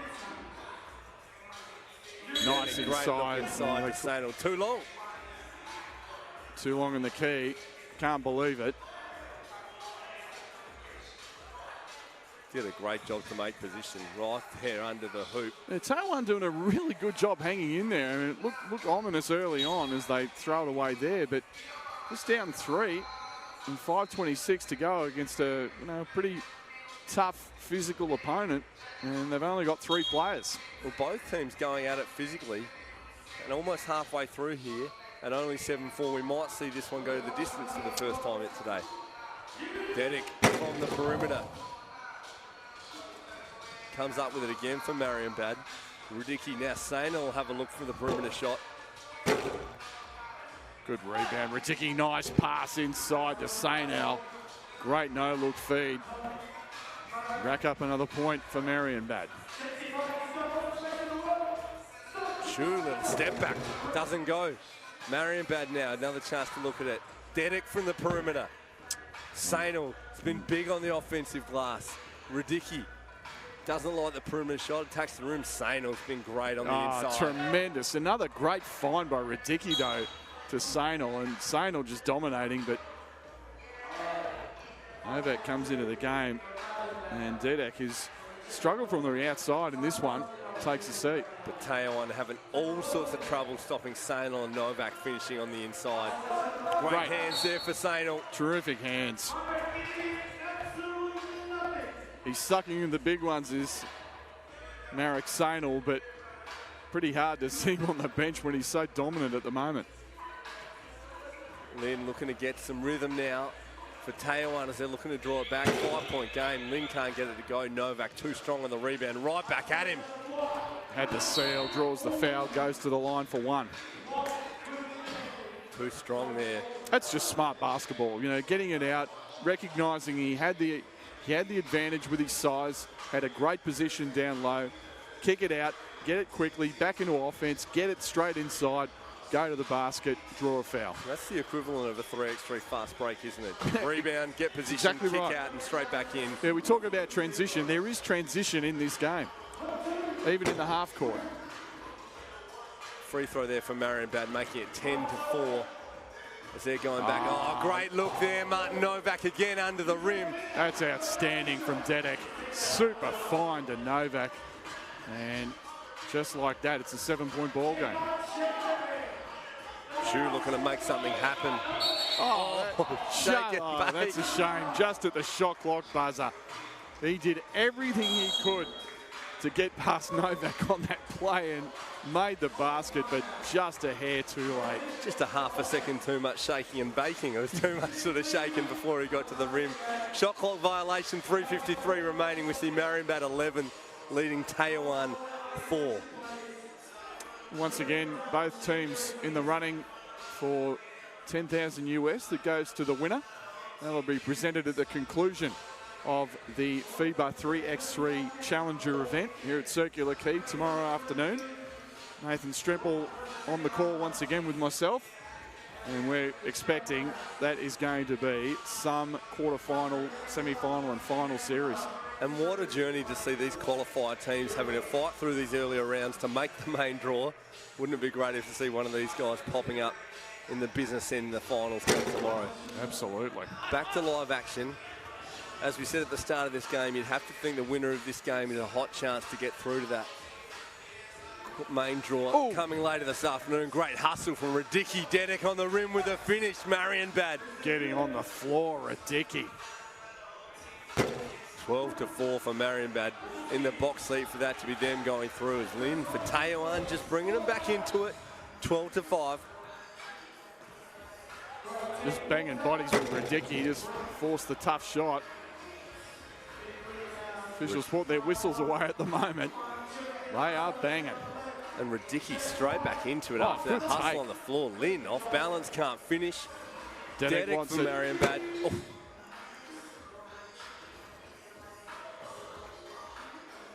Chu looking to take it at Sainal. Sainal too strong down there. Chu persistent. Little lefty. Doesn't go. Marienbad going back at it. Can they finish it early? Foul scored on Lynn. 15 foul for Taoyuan. And another timeout with 2:40 left in the ball game. Marienbad 12, Taoyuan at 5.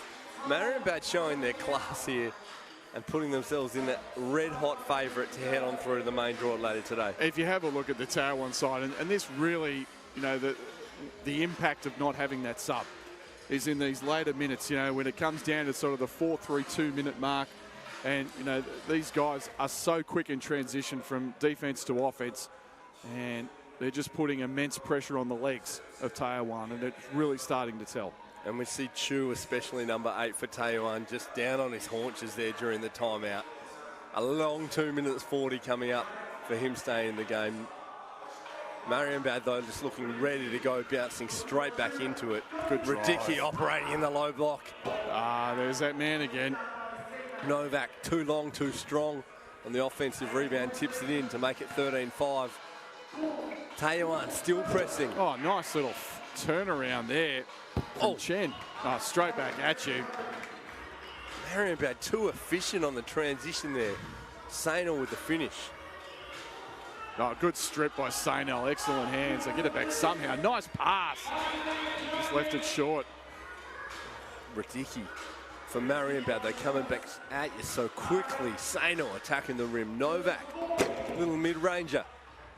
Doesn't go. Marienbad on D now. Taoyuan looking to bring the margin back. 2-pointer doesn't go. Minute 45 remaining. Marienbad 14, Taoyuan 6. Sainal for 2. Gets another look at it. Decides against it. Goes to Novak on the inside. Turnover. Taoyuan looking to bring it back. Oh, Lynn nice with the shot, 2. Lynn. Full credit. They're certainly hanging in there. They're trying to get this right down to the end. Sainal too strong once again. He's been the guy for Marienbad. Marienbad 15, Taoyuan 8. Minute 15 remaining. Both sides looking fatigued out there. It's been physical.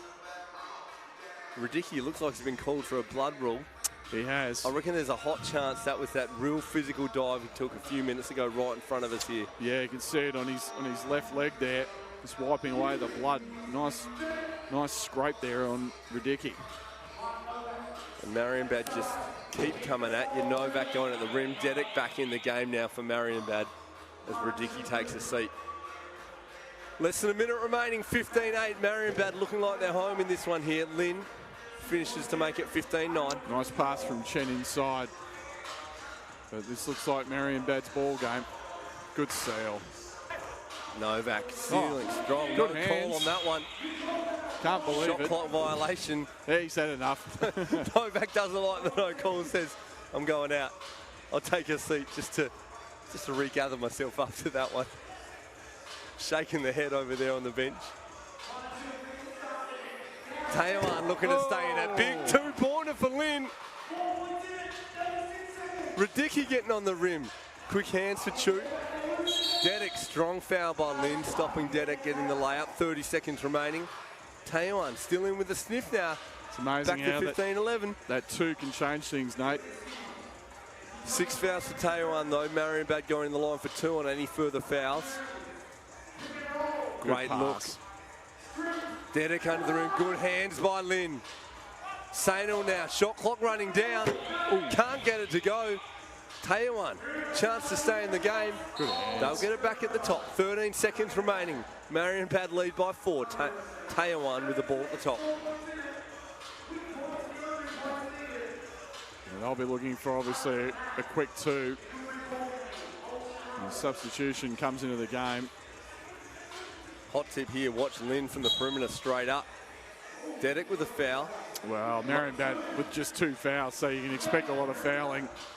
They get past them and stepped out of bounds, I believe. No, No. Just a bit of a reset of the clock, I believe. Official going over to the timekeeper just to our right here. just getting the time on the game clock right. Yep. Taoyuan still with the ball. So another 2 here can make things interesting. Very interesting. As you said, though, Marienbad fouls to give. You think they can do a good job of just tying it up, using those fouls, making sure there's no easy looks from the perimeter. We're just trying to get this clock right. It's at 14.4, but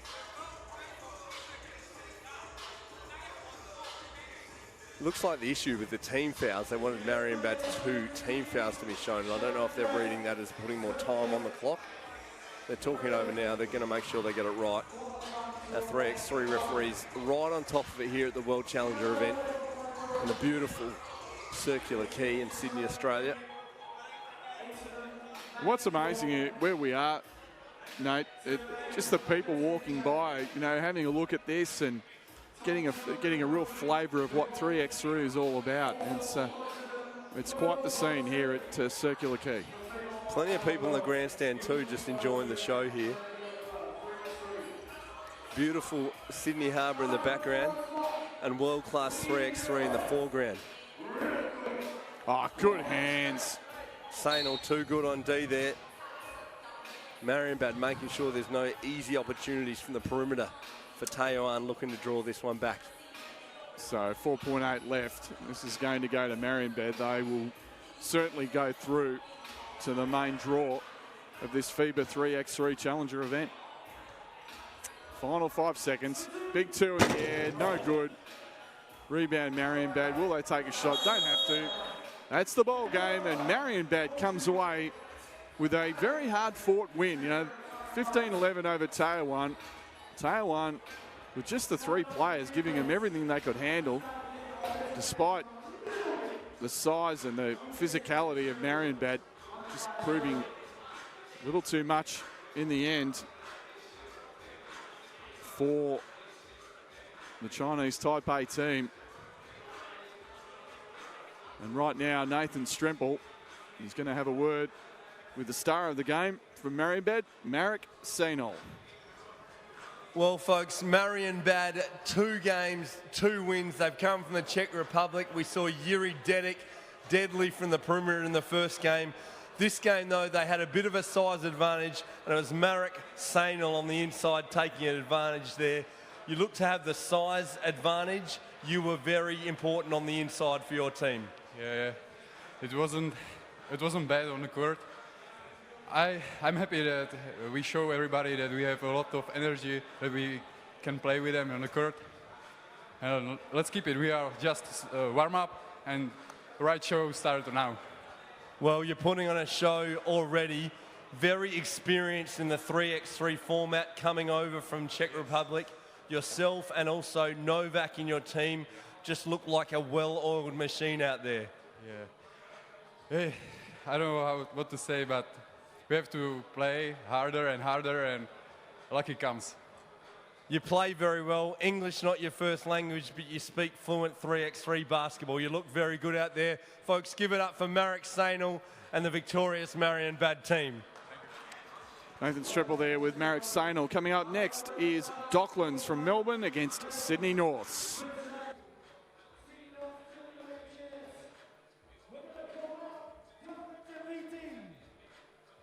We got Ben Shaw. Get out here, Ben. Josh Shaw. Ryan Scarrett. And we got Jordan Hutchinson to make it 4 up against Sydney Norths. Who we have? Jaden Prakash. Make that Prakash. Nicholas Womersley, Cooper Wilkes, and Michael Golding, the last game of the qualifying draw. And then we have a 40-minute break for the main event coming up.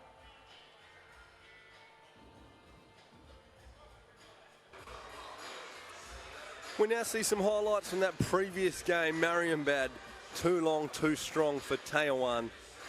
No doubt we're going to see them later today. This is the qualifiers we've got now. If you're just joining us here in the FIBA Challenger event, 3x3. Teams now playing to qualify for the main draw. Several teams already qualified for that main draw. Marienbad now 2 games, 2 wins, putting them in the box seat to head through to that main event later today. Coming up now, we see both teams looking for a win. Docklands NBD looking for their first win. Sydney North, they got a win on the board in their first game. Both teams here for their second game today. Sydney North in the white, Docklands in the black. Michael Golding was very good for Sydney North in their first game. We'll see if he continues on here, taking on the Docklands. Little interstate rivalry here. A little bit of Victoria versus New South Wales. And Michael Golding taking off where he left off in the first game, opening the scoring for Sydney North. North would see a real opportunity here to get through to the main draw, which would be an absolutely tremendous performance by them. As we see the big fella looking to go to work. In and out on the jumper there was Wormsley. Docklands, of course, going down in their first game, and North's very, very impressive in theirs. So, real opportunity for the Docklands. So here's Wilkes. Look at the size, just takes it right at the much, much smaller Docklands team and earns himself a trip to the line for 1. And just looking nice in the first ever kit out there. Sydney North just switching it from the black to the white for the second game. Just a little fresh look, same team, slightly different look. Yeah, great uniforms provided by First Ever. And the partners here of the FIBA 3x3 Challenger event in Sydney. Saying hello to everybody watching us from around the world. 3x3 just taking off over the last couple of years. Great rebound there by who else? Golding. And he's been excellent so far in these opening 2 games for Sydney Norths. Docklands looking to open their account, unsuccessful early. Sydney North just no respite, pushing it straight back at him. Michael Golding has been a force so far today for Sydney North. The Docklands, though. This has just been a good take. Just missed.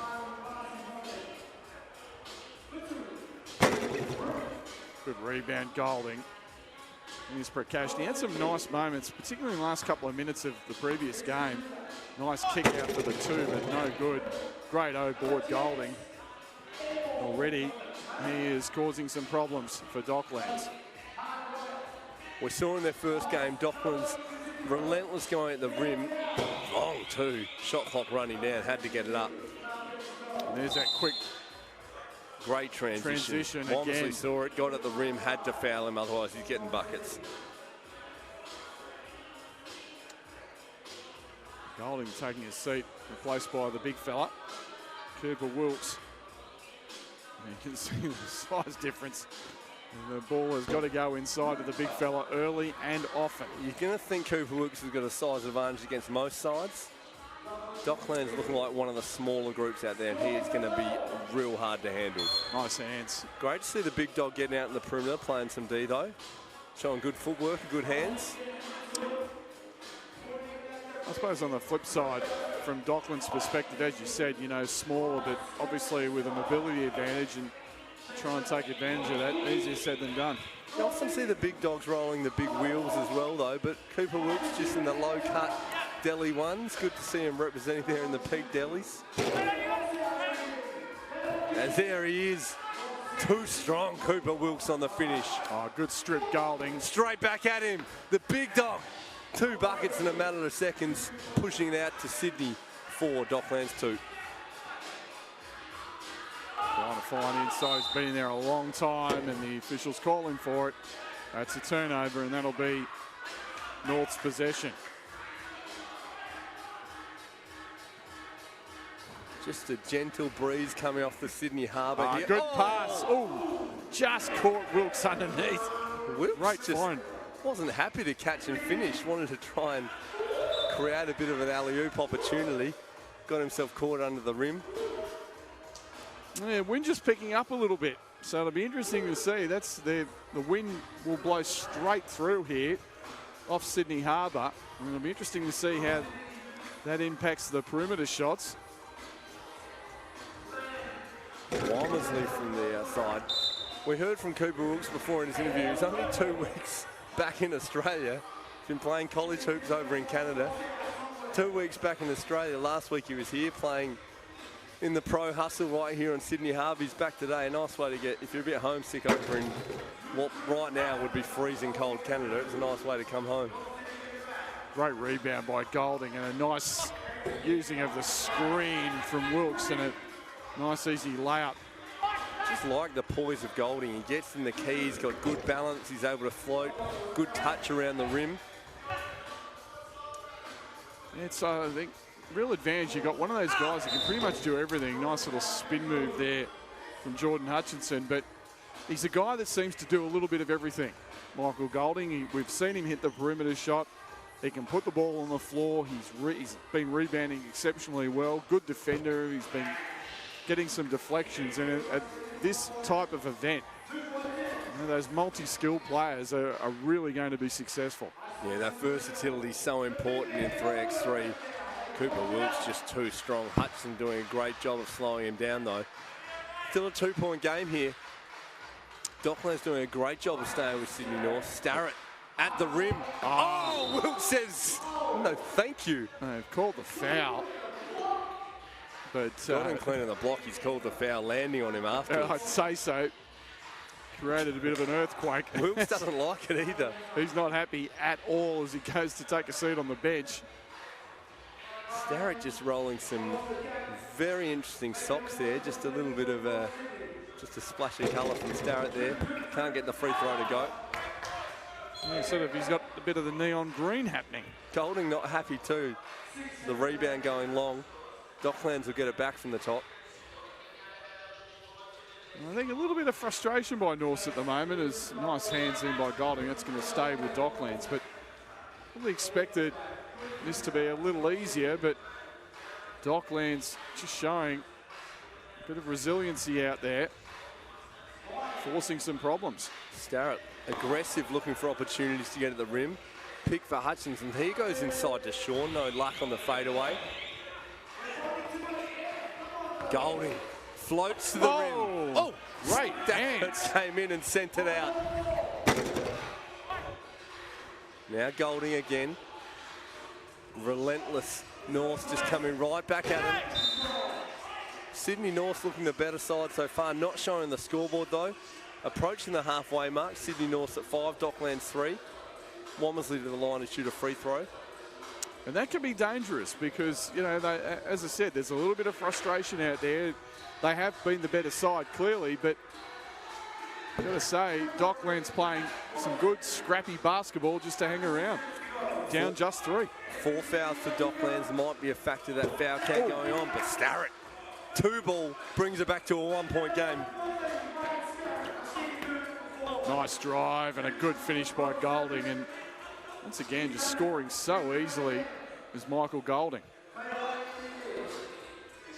Golding just smooth as he gets to the basket. Docklands come up empty on their last offense. Prakash looking to operate in the low block. Finish doesn't go. Good hands, Golding. Back to Prakash. No luck on the second time round. Docklands coming back on offense. Those are the ones that have just been rimming in and out. Oh, good steal by Prakash. Shaw's fallen out of bounds. 3 on 2. Prakash can't get it to go. Golding continually getting his hands to offensive rebounds. Oh, great job, Prakash on the floor. Saves it. for Norths.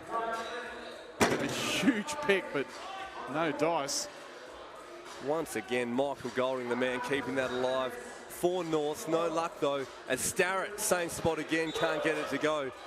North 7, Docklands 5, 4:30 remaining. Yeah, I think he's going to say a gust of wind took that one. We got a timeout. Sydney North 7, Docklands 5, 4:30 remaining. This one's staying tight. Docklands knowing they need to get it. Yet to open their account in the first game. They've got to make it happen here in the second. Absolutely. What was interesting though, Cooper Wilkes was on the bench for a good long time. That last couple of minutes, we didn't see him. So they basically have kept this close with the big fella sitting on the pine. Now he's going to play, I would presume, probably the rest of the way. So a little bit of strategy out there and try and overpower the smaller team down the stretch. And it's all about strategy because, yes, you've got to get the game here and win through, but it's a long day if you're going to win through the qualies, you're going to play in the main draw, and then hopefully be back to the finals tomorrow. There it is. Nice pass. That's a foul. The big dog, Cooper Wilkes, yeah, straight back into the action as they sub him back in. Just an easy pick and roll at the top of the key. Nice roll to the basket. Good find by Golding. Wilkes goes to the line for the one. Great touch there. Cooper Wilkes makes it 8-5. We're past the halfway mark here. Docklands continue to be relentless at the rim. Good hands. Cooper Wilkes causes the turnover. Just gets annihilated on the drive. Still not happy not getting the finish though. No, he hasn't got the finish, but he got absolutely smashed by two players there, but they practically bounced off him, and he goes to the line for one. You like to see that though, the big guy not happy just getting the foul, wanted to get the and one. Finishes there to make it a 4-point game. North with the lead, and they'll get the ball back. And you talked about the foul problems. I mean, 16 fouls now for Docklands. Next one's going to give Norths 2 shots the rest of the way. And that makes it very hard when you've got to contain 6'8" of Cooper Wilkes without fouling. Prakash now wide open from deep. And that's what happens. They literally triple team Cooper Wilkes in the post. Found the open man. Nice shot by Prakash. Shaw trying to attack the rim for the Docklands. Good D by Golding. Great work by Shaw on the offensive glass. Second time round, can't get it to go. Cooper Wilkes carrying the rock. Golding, good up fake. He's on the rim. Look out! Whoa! Hello! Cooper Wilkes throws it down. And he's broken. Look at the rim. It's bent. He has bent the rim as Cooper Wilkes. A massive throwdown from the big fella. We've been waiting for it. And he obliged. Oh, my. The big dog Cooper Wilkes says, I'm hungry. Just a little bit of extra emphasis too. Happy that he's brought the rim down. Well, you talked about it, that his frustration, and he has just taken it out on this poor rim that's been seriously damaged by some serious power from Cooper Wilkes. My goodness. We're going to time out here. 3:41 remaining. Sydney North 11. Docklands 5. The big dog Cooper Wilkes just trying to adjust the rim, and that looks permanently bent. He's actually bent it. Flick it back up. He's bent it out of shape. We could have a bit of a delay here at Circular Quay, Sydney Harbour. Thankfully, we do have some replacements out the back. A couple of practice courts out the back. So they're going to take a look at this, but it just shows you. As we just go to a shot of the beautiful Sydney Opera House while they adjust the rim. Just before they skip to that shot, though, Matty McQuaid, you just saw Cooper Wilkes gave it the little shoulder shrug and grin, saying, you know, I'm just doing my thing here. I can't help it if the facilities aren't able to hold my weight. You're right. He's got a big smile on his face as we take a look at one of the world's most iconic buildings, the Sydney Opera House. And folks, that's our view. That is our view direct from the commentary position, if you can believe that. We are so lucky. It's not a green screen. It's not photoshopped in the background. Nope. We are literally sitting right here on Sydney Harbour. So if you are watching anywhere around New South Wales today, we're here through until 8:30 tonight. Then tomorrow night, 5 till 9 p.m, you see the finals. A great, iconic venue here in Australia. Come on down, check out the FIBA Challenger event. We're about to go to a replay, though, of that jam right here. You see the great hands of Michael Golding. Draws two players. Hands off to Cooper Wilkes in the slow-mo. 6'8", bringing it down on the head of the poor young fella from the Docklands, if you don't mind. Just that little bit of English at the end where he kind of swung on it at the end. Just basically, it was just too much for the poor rim to take. Yeah, too much for the full rim, and just let's spare a thought for the defender too from Docklands, just trying to do a good job getting in the way. Cooper Wilkes just turns to him and said, "What size would you like that poster in, mate? We'll get it printed because you're on it right now." And those watching around the world, you know, that's the sort of action we're going to see, and we're really looking forward to it come the main draw. And then the finals tomorrow are going to be something to see. And it looks like the North's team is going to get through to the main draw, and they are desperately trying to fix it, bringing out the tools are out, just bending the rim back into shape. If you don't mind, though, Cooper Wilkes, 204 centimetres, 6'8". I'd love to know how many kgs he's bringing to the table, because he really came at that one with some authority. I think it's in the 105, 110 range. I think you could be a bit south of it. I reckon you could go probably a bit more Sydney north of that too. Yeah. Like he's, at 6'8", he's bringing a bit to the table. That's exactly right. Matty, talk us through it here. The first time we've got a FIBA Challenge event here in Australia, and plenty to play for as we're heading through to the finals tomorrow, 5 till 9 p.m.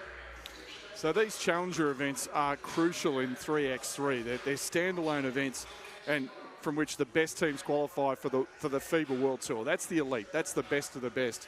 And we're seeing a lot of these teams here as they're just really trying to push this back into shape. But we're seeing some of the best teams in the world. You've talked about it before. You know, 3 of the top 15 teams in the world because of what's on offer. And to have it here in Sydney, the first time in Australia, it's fantastic for this country. We're not known as a 3x3 exponent, but already we've gone over to Asia, where our Australian teams, the men's team with Tommy Garlop hitting that huge two-pointer to win the FIBA Asia Cup. 3x3 Asia Cup was outstanding. The women's team, you know, doing a great job. They won the bronze medal. So we're already getting involved in 3x3. We're down. Obviously, you know, we're not quite up there at the moment as we are in the 5-on-5. I mean, this country has been extraordinary. And you look at the team we're about to send to the Olympics potentially, it's going to be something else. But there will be a 3x3 team if we qualify. And that's why these events are so important for us. It's points for our Australian guys to get in there, to get a ranking to qualify that. And you also, you mentioned Tommy Garlop there. I don't want to skip past him. Big two-pointer to win in Mongolia. Yep. We're going to see him in action later today as you're just joining us. The favourite of the Australian teams is Tommy Garlop's team. As you see us here on screen, Matty McQuaid. Tommy Garlop joining up with two-time NBL champion Tommy Greer and Australia's top 2 ranked FIBA 3x3 players, Andrew Steele and Tommy Wright as well, going at it there. We're going to see them later today in the Spectres Eye Athletic team. So plenty of great Australian talent taking on some of the best talent from around the world. Absolutely. Andrew Steele and Tom Wright are, as you said, the top 2 3x3 players in Australia. They're both outstanding. Tommy Wright has been a development player with the Sydney Kings NBL team. Andrew Steele does an absolutely brilliant job in Nunawading. And then you've got Tommy Greer, 2-time championship winner. Tommy Garlop, just coming off his 6th season with the Sydney Kings. He's outstanding. You know, they are, this is an extremely talented unit. They would fancy their chances, even against some of this exceptional competition we've got from Slovenia, from Amsterdam, from Belgrade, that we're going to see over this main draw and then into the finals. And if you are just joining us, it is a beautiful view of the Sydney Opera House, but you are in the right place. This is the live stream of the FIBA Challenger 3x3 event right here in Sydney, Australia. We just had a little issue with the rim. Big Cooper Wilkes threw it down, did a little bit of damage to our rim, but it looks like we're ready to get underway once again. So they're going with the bent rim. I was going to say, from my angle, Matty, that doesn't look quite straight, but they've made the call that it's playable, and they're going to play this one out. 3:37 remaining. Docklands trying to get back in it. Cooper Wilkes hungry for action off the throwdown, trying to send that one out. No more dunking, Mr. Wilkes. I was going to say, I wouldn't want Cooper Wilkes to throw that out again. Oh, look at Golding. Soft touch again, 12-5. Sydney North with the lead. He's been a star, hasn't he, Michael Golding? Just doing it all for North. Great hands, great strip there. As you say, doing it all, gets the hands in. Cooper Wilkes going right back at it. Prakash on the offensive rebound. Golding now for 2. Oh, he's if on you don't fire. mind, Golding getting it done for Sydney North. He's feeling it. Sydney North pushing this one out. 3 minutes remaining. It may not make it that far. As Cooper Wilkes can shoot 2 free throws. Docklands now in the bonus, and that's what makes it tough to contain the big fella when you're in foul trouble. And they're at the point now at 14 points, 7 fouls with 3 minutes left, and they get it to 10 fouls. It's 2 fouls and possession. 2 foul shots and possession. That's where those team fouls, if you rack them up, so damaging. 2 free throws here for Wilkes, a chance to push it out. 10-point lead. This one will make it 11. Can't get the second one. Docklands come up with it. Less than 3 minutes remaining. Starrett to Shaw for Docklands, trying to get him back in it. Big Cooper Wilkes has straight up leapfrogged him. That is a long way down for the big fella. You got to appreciate Cooper Wilkes at 6'8". He's long, but it looks like he's got a pretty fair vertical leap on him as well. One to watch in the 3x3 format. Little just crank in the neck there for Benny Shaw. Just checking he's okay after Wilkes caught him on the way through. Sydney North with the ball. 10-point lead, 2:46 remaining. Womersley for Sydney. Final game of the qualifying round, of course. Get into the main draw coming up. Nice drive by Prakash, no good. Oh, good hands. Get that out of there, says Prakash. Shaw turns it over for Docklands. Womersley to Golding, likes the 2-pointer. Nice look at it, doesn't go. Shaw now for Docklands, assessing his options. He gets at the rim. Good jam pass. for space, nice look there. Shaw to Shaw, Ben to Josh. Starrett for 2. Big rebound. Good. Shaw, a little up and under on the finish. Nice work, Josh Shaw. Great reverse. 2 minutes remaining. Michael Golding. Great hands on the finish once again. 1:50 remaining. Sydney North 16, Docklands 7. Golding calls Cooper Wilkes back in the game and he takes the seat. Wilkes operating from the high post. A little up and under for the big dog. Brings it back to a 10-point lead. Womersley attacking the rim. Too much on it for Wilkes. North turn it over. Just a little too ambitious from Nicholas Womersley on that one. 1:38 remaining. You have to think it's tough for the Docklands from here. Nice back cut though for Starrett on the finish. Great reverse layup there by Ryan Starrett. Nice pass. Good vision. Cooper Wilkes, Prakash on the finish. 10-point game. North 3 points away from finishing it. We've got 1:20 remaining. Either way, it's over soon. Shaw, nice handles. Starrett again going at the rim. Can't finish. Prakash for North. Wilkes assessing his options. Womersley to Prakash. 2-point shot. No love. Under a minute remaining. Sydney North 18, Docklands 8. Going to be a pretty solid win for Norths. And they will go through to the main draw. And in the end, North's winning through to the main draw with Marienbad. Fairly clear as the 2. Deep as if you don't mind. Wilkes sends it back. Don't bring that rubbish in here. It's going out. Nice offensive rebound though. Nice Stick back. 30 seconds. We're counting this one down. Prakash. Nice spin move. Can't get the finish. Maybe a little bit of English on the rim. They've got to sort of rethink the English. That rim bent the way it is thanks to Cooper Wilkes. Wilkes operating the low block. He'll get 2 free throws for his trouble. 12 seconds remaining. Cooper Wilkes will get 2. Sydney North 18, Docklands 9. Once again, 21, and this game's done. But obviously with just over 12 seconds left, no way back for Docklands, and a beautiful free throw made by Cooper Wilkes. And that'll see Sydney North going through with Marienbad. We have to say that's the two best teams we've seen so far this Yeah, afternoon. absolutely. And Marienbad, very, very impressive. But North's doing a great job to get through. And they'll give a good account of themselves in what will be a very, very exciting main draw. We run the clock down, 6 seconds left. They don't need to take a shot. Walmsley fires away, no good. Offensive rebound, Wilkes goes up, he's fouled at the buzzer.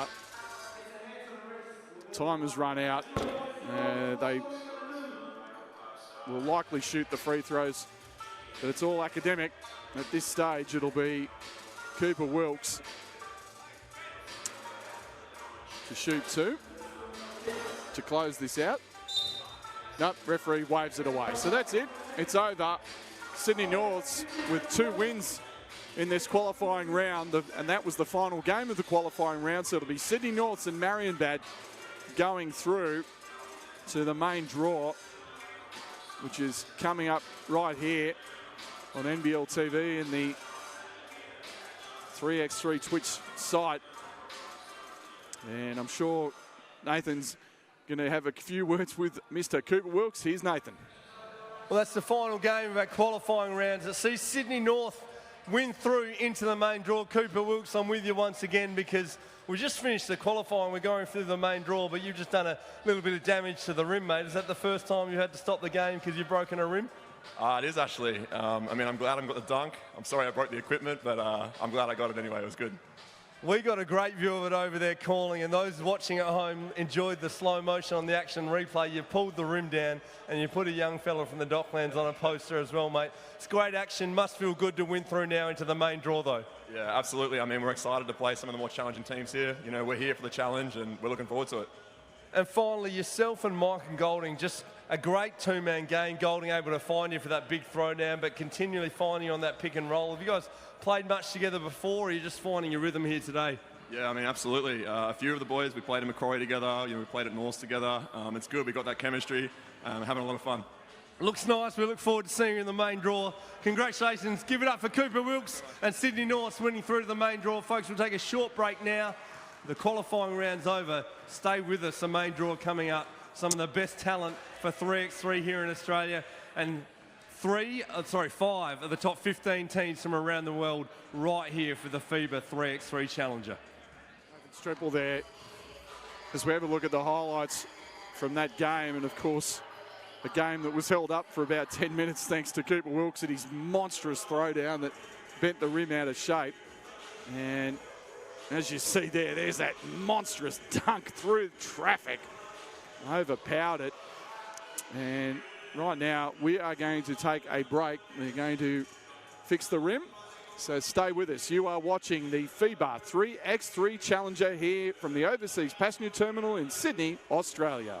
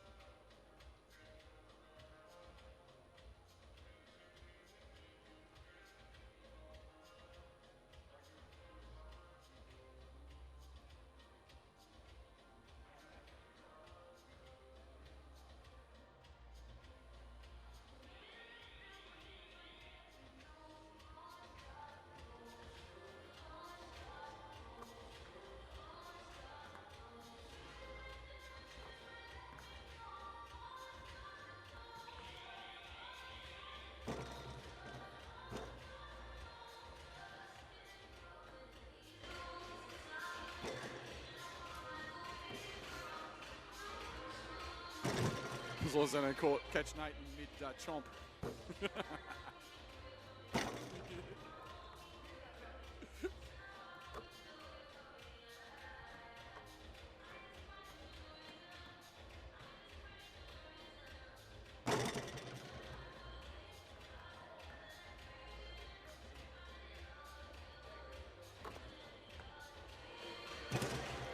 Well, folks, welcome back. Nathan Stremble here, joined by Matty McQuaid, and we've seen the qualifiers go. Matty, now is the real action. We step into the main draw, and we get it underway with the number 4 ranked 3x3 team in the world, Piran, taking on Sutherland. And these guys are massively experienced in 3x3. I mean, you're talking about guys that are ranked, in the top 20 in the world for 3x3. It's been extraordinary, and this is a great test for the Sutherland team, that they're playing their first game against a team that's one of the favourites to take out the US 10K that's on offer at this FIBA 3x3 Challenger event. Don't say that too quickly. US $10,000 available for the winner. $10,000. And that's why we see some of the best players from around the world.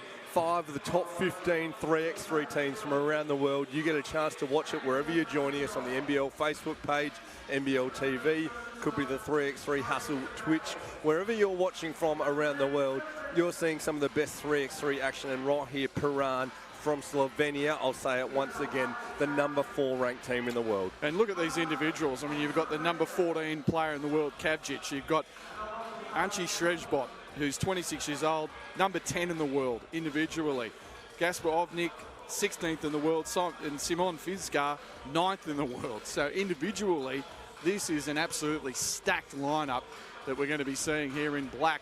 And again, they got 3 guys in that range, in that kind of that 6'6" range we saw in Marienbad, 6'5", 6'6", very, very strong. This Sutherland team, kind of a young team. You've got Callum Norris, who plays in the Waratah League, which is about the 3rd tier of Australian basketball. Jeff Van Dyke's an import for Sutherland, your number 9. He was impressive last week in the Pro Hustle. And here we see a veteran team in Piran taking on the young team from Sutherland. It's going to be great to watch them go at it. Piran looking to get underway. Jeff Van Dyke, number 9, I talked about him, and he can really fill it up from range. Oh, nice take. Good hands, though. Saw the lane, but they closed it down quickly. Piran from Slovenia. Quick turnover. And those are the sorts of turnovers they can't afford, but they give it right back. And 3x3 rapidly growing in popularity here in Australia. Huge already in Slovenia, as these guys are well known as professional 3x3 players over in Slovenia. And we love the opportunity to see them right here in Australia today. Oh, getting it going for Sutherland. You mentioned it, Van Dyke there. And that's really what Sutherland have to do. They just got to put as much scoreboard pressure on this very experienced Piran team. Ovnik from the perimeter doesn't get it to go. Now via... off the window, if you don't mind. The big fella. Just getting started. Shrejbot. Look at the D there from Shrejbot after the basket, just letting him know he's there. And this is really an example of a team that understands this format and uses every advantage they can. And they'll be physical, they will be up and in. It's a great take by Van Dyke. Can't make it fit though. Again, quick transition, you've got to get out to that. And so far, they haven't made them accountable. Van Dyke, no love there on the step back. Saw him hit that the first time. Piran tries the 2-pointer. Can't get it to go. Piran will get the ball back as they make a quick sub coming in. Yeah, Cabbage takes a seat. We see Finsgar for the first time. Piran looking to get things going. All the way from Slovenia right here to Sydney, Australia, in front of the Opera House. Yeah, I doubt the Slovenian guys have ever seen such a backdrop. I know we keep talking about it, but it is just awesome. Nice drive and a good finish there from Piran. And a strip. And that's how quickly it can turn.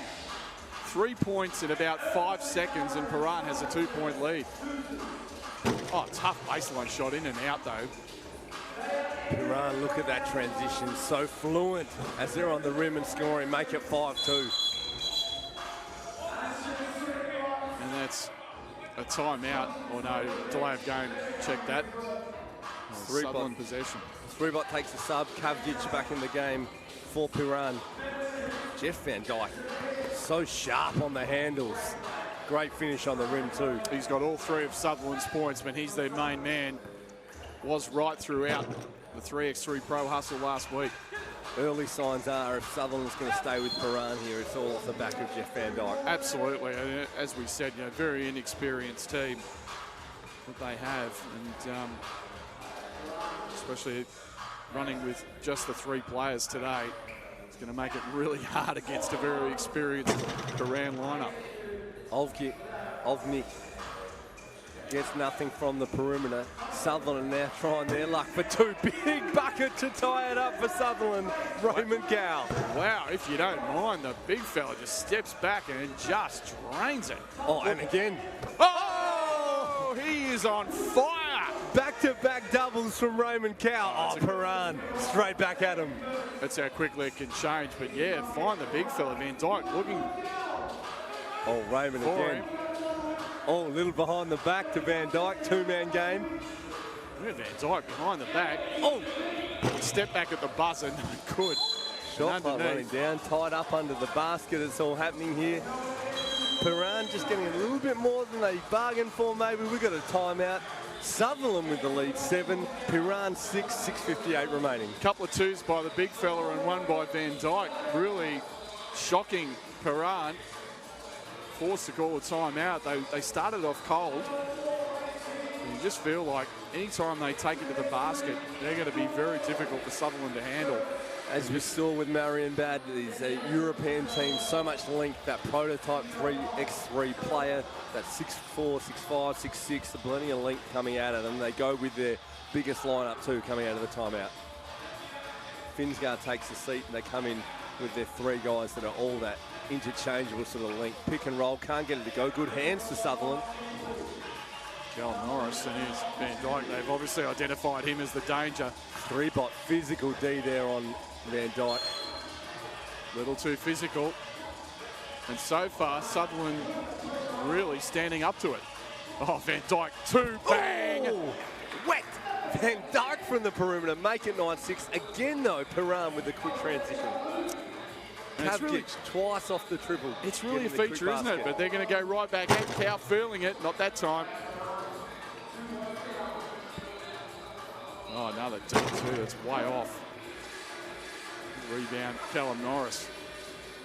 He's got Van Dyke if he wants him. There he is. Van Dyke steps into a deep one. Short that time.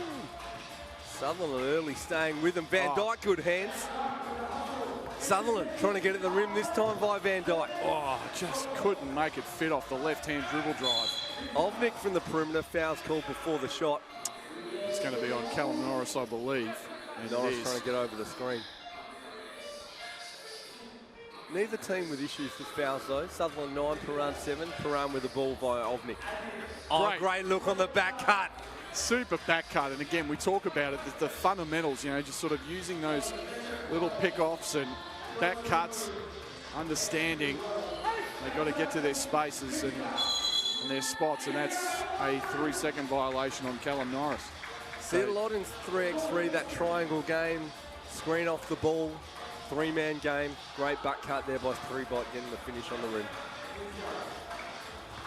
Now 3-bot again attacking the rim. Piran strong at the basket. Kavdic continually finishing on the rim. And he'll get that and one. Mladen Kadnic. Substitution coming in. Kavdic a chance to put Piran back in front. Finsgaard back in the game for Piran. Ovnik taking a seat.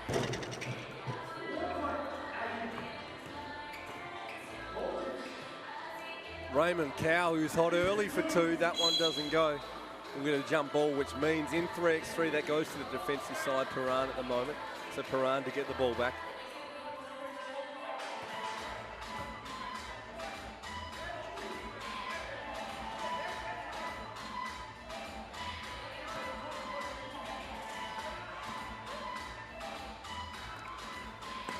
Nice pass inside. Once again, just that ball movement really causing some problems. That's an air ball there.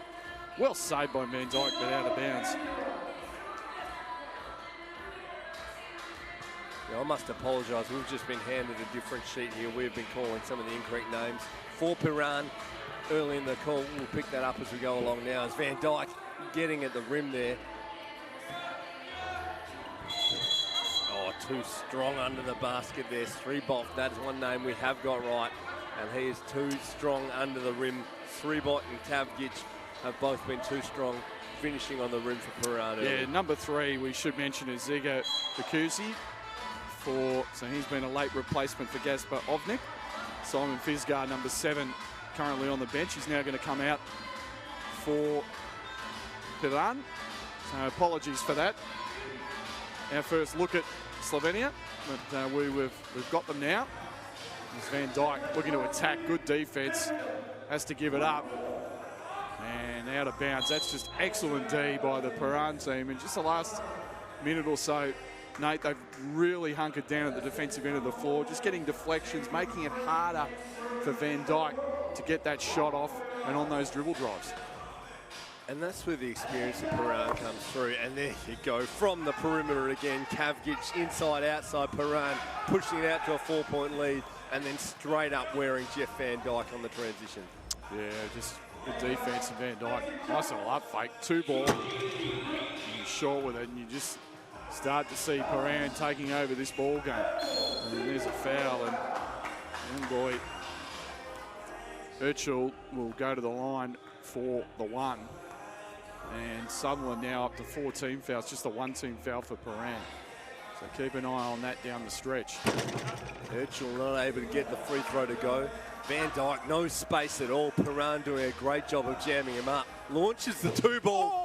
Oh, facial right in Kavgic's face. My goodness, Jeff Van Dyke. Kavgic just looked over at his bench, a little wry smile, and said, well, you know you're going to take that one. Van Dyke again, looking to keep Sutherland he's in feeling it. Great hands by Kavgic on the rebound, keeping it alive, getting a ball back for Piran. 2-point game, we're alive here. Kavgic attacking the rim. Looking for Fisgar, he's got him. Short with it. And there's Van Dyke again. Oh, Callum Norris, good take. See you later. Easy point for him. And Sutherland doing a tremendous job here to hang in there, just down 1. Finsgar from the perimeter. That's huge. Stretches it out to 3. Got an answer every time, Norris, and that's not really the shot you want your big man to take. And yeah, Van Dyke, that's a good time out. Just calling it quickly. Just don't want to lose their way, but every time Sutherland's come up with a play, Piran has had the answer, Nathan Stremple.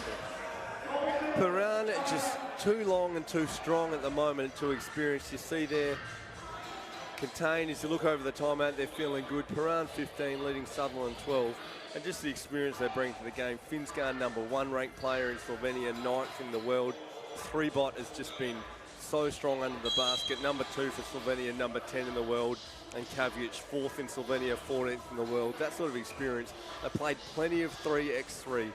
So they know exactly what they're doing out there. They've played a lot together.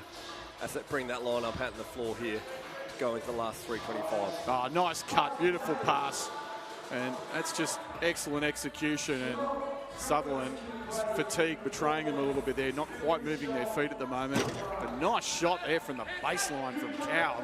He's been very impressive. Raymond Cow has been nice with a jump shot. Great ball movement there by Piran. Big finish. Gets absolutely belted, Kavgic. Kavgic got smashed on that one, but showed that great Euro strength to hang in there and finish strong. Earned himself a trip to the line for the N1. And you'll see these guys representing Slovenia at the 3x3 World Cup coming up next month. And you can see why here. So long across the team, so versatile, but all 3 of these guys you see on the floor now, so strong as well. Adin Kavgic stretches it out to a 5-point lead now. Piran 19, Sutherland 13. And that's a big turnover, giving Piran the ball with an opportunity to go closer to that magical 21. Oh, great pass. Look out. Oh, couldn't quite. That would have been spectacular. Oh, talk about spectacular. Jeff Van Dyke. Unbelievable from the outside. Now bank two, and it's 20 to 15. It's all happening, Nathan Strimble. So much going on. Sutherland in real danger here. Raymond Cow from the outside can't get it to go. Piran for the game. Tried the window again from the corner. Van Dyke from super deep. Van Dyke gets the rebound. Sutherland staying in it. Norris launches a double. No luck. Piran. Cav gets a chance to finish the game. And He can't can't do it. do it from the perimeter. Norris now for Sutherland taking stock. Just a forced shot there. Yeah, it's an air ball. And you'd think they'd want to just get to the rack because they've shown that they can do that practically at will in this ball game. Instead, looking for the deep two to finish things. Just to take a moment back. You've got to love 38-year-old Finsgar getting up for that loop just before too. Absolutely. Van Dyke looking to keep Sutherland in it. Can't get it to go. Piran with the rebound. Virtually fires, and that'll do it. That is the finish. Piran getting it done with 1:57 remaining over Sutherland. That was a tremendous game. Piran expected to go through fairly comfortably, but Sutherland through Jeff Van Dyke, who was absolutely spectacular from the perimeter at times, really making them earn that. But in the end, Piran, way too experienced, too talented, but Sutherland lost no friends with their very gutsy display, just 3 players. And in the end, that extra player really told the tale. And shortly, we're going to have now Nathan Stremple with an interview with one of the victorious Piran players. And right now, let's go to Nathan Stremple. He is with Simon Finsgar. Well, folks, we see Piran here getting it done. Number 4 ranked team in the world. The number 1 ranked 3x3 player in Slovenia, Simon Finsgar. Welcome to Australia. It's nice to see you get it done in the first game. Thank you. Nice to be here. Great venue. I know it's your first time, but good start. When you say great venue, we did what we could with the backdrop. We thought the Sydney Opera House would go okay for you. How have you found it settling in here and getting things underway, just getting a few of the cobwebs out? You've obviously played a lot together. You're representing Slovenia in the 3x3 World Cup later. Just a nice way to get things rolling in the first game? Yeah, it was a slow start for us. The other team made some good shots, but hopefully we will find our way and make it better, progress. We look forward to seeing you go. Number 4 ranked team in the world. We're happy to have you here. Folks, why don't you give it up for Simon Finsgar and Piran getting a win in their first game. The action comes thick and fast here at the 3x3. The next game coming up is going to be a beauty. It's Kranj from Slovenia against one of the favoured Australian teams, Melbourne Athletic. Dragic. Masood. Julovic,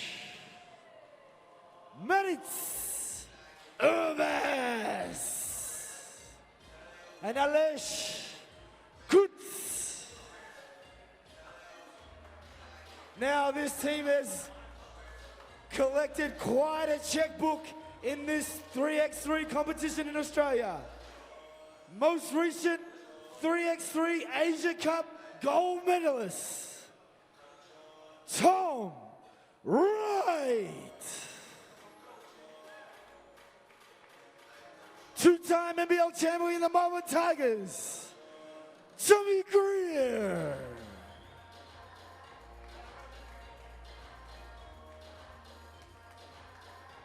He was the MVP of the Asia Cup 3v3 only 3 weeks ago.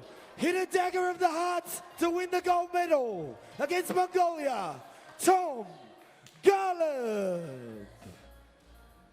Number 1 ranked 3x3 player in the country, Andrew, Man of Steel.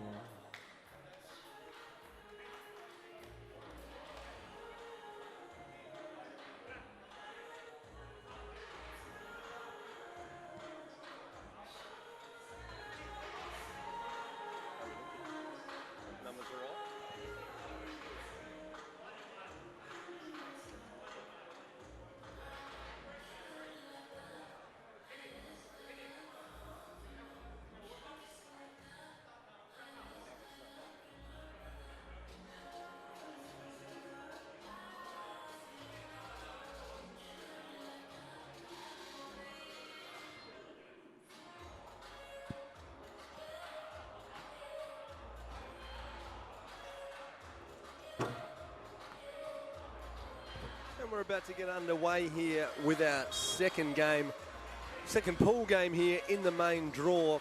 We see another Slovenian team, Kranj, coming to town, taking on the Melbourne Eye Athletic team, Matt McQuaid. These are pool games with teams playing to break through to the finals tomorrow. I'm really looking forward to this. You know, we talked about it. Australia's two best 3x3 exponents at the moment. Tommy Wright and Andrew still coming off a runner-up finish at last week's NBL 3x3 Pro Hustle, and they've got a couple of NBL stars with them, Tommy Greer and Tommy Garland. You're right, this is Australia's best team. Looking at it on paper at the start of things, taking on the team from Slovenia. It's great to see Australia up and coming in 3x3 as Alex Kranj gets things underway. We're going to see where this Australian team sits amongst these international talent coming to town right here. Quick sub, Tommy Greer in the game for Tom Garlett. Kranj with a 1-0 lead to get things started. Yeah, calling an offensive foul, I believe, on Tommy Greer. So interesting, very quick substitutions from both teams within the first 20 seconds. So clearly that's going to be a strategy. Try and run guys in and out as quickly as possible.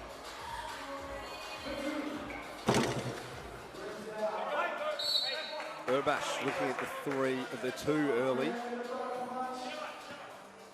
Quick subs, Tommy Garlett back in the game, MVP from the Asia Cup. Tommy Garlett is tough in any format of the game, so versatile. And our first look today at seeing how he goes at it right here at the rim. Tommy Garlett can't get the finish, big rebound. Tom Greer. Just the old Tom lineup out there right now. Tom Wright just taking it at the rim.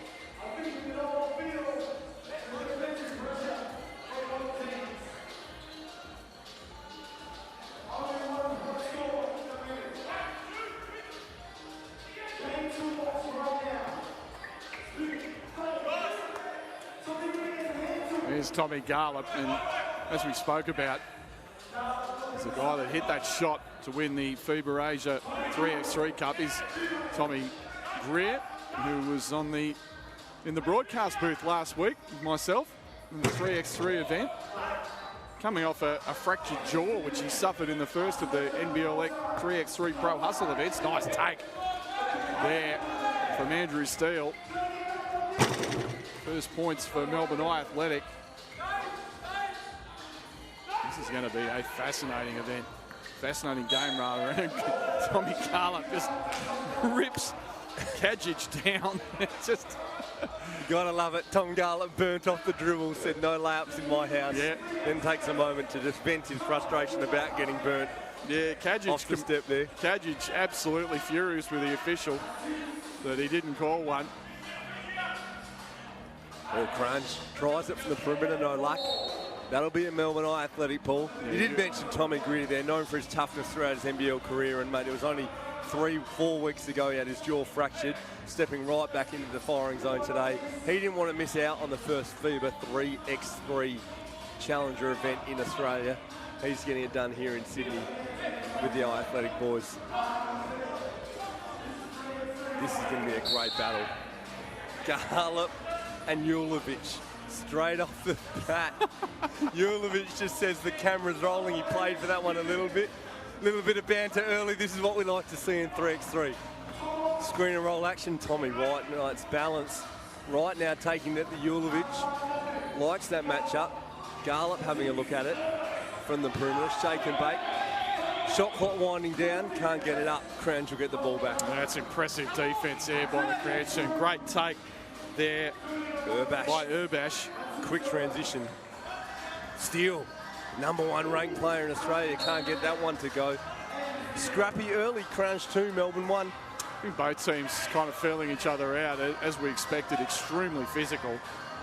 And we expect this one certainly to go right down to the wire. Urbash, wide open at the 2. Can't get it to go, just couldn't get a handle on it. Kranj able to come up with the rebound. Now Melbourne in transition. Tom Wright gets to the rim. Soft finish doesn't go. Urbash again. Yeah, Melbourne doing a good job denying that quick transition from defense to offense. And that's a turnover. And Just 3 points total in the opening 2 3/4 minutes. About what we expected. It's what we like to see in 3x3 physical basketball. Baskets hard to come by. Kranj from Slovenia, physical early as Andrew still gets backdoor for the layup. Super pass by Tommy Greer that time.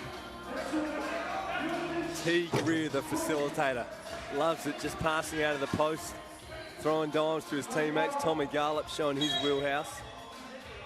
And already the foul's starting to rack up for both teams.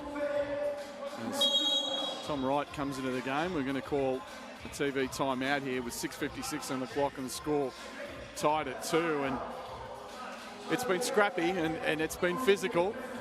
And what I've been impressed with as far as athletic is concerned, as it was just that quickness, getting to the ball, getting on that, you know, those turnover plays where they get it beyond the 2-point line, really getting up in the face of Kranj right now. And you see that a lot though, this physicality, this energy, it's a big build up all day, first time in Australia. Early in the game, that physicality, then things open up as players tire as the game goes on, and both sides substituting really quickly because they know starting physically means you need some petrol in the tank towards the end. Garlop looking to set a pick. Right, strong take to the rack, can't make it fit. Good rebound by the Kranj team. Urbash not able to handle it. Tommy Greer didn't like getting bumped out on that rebound.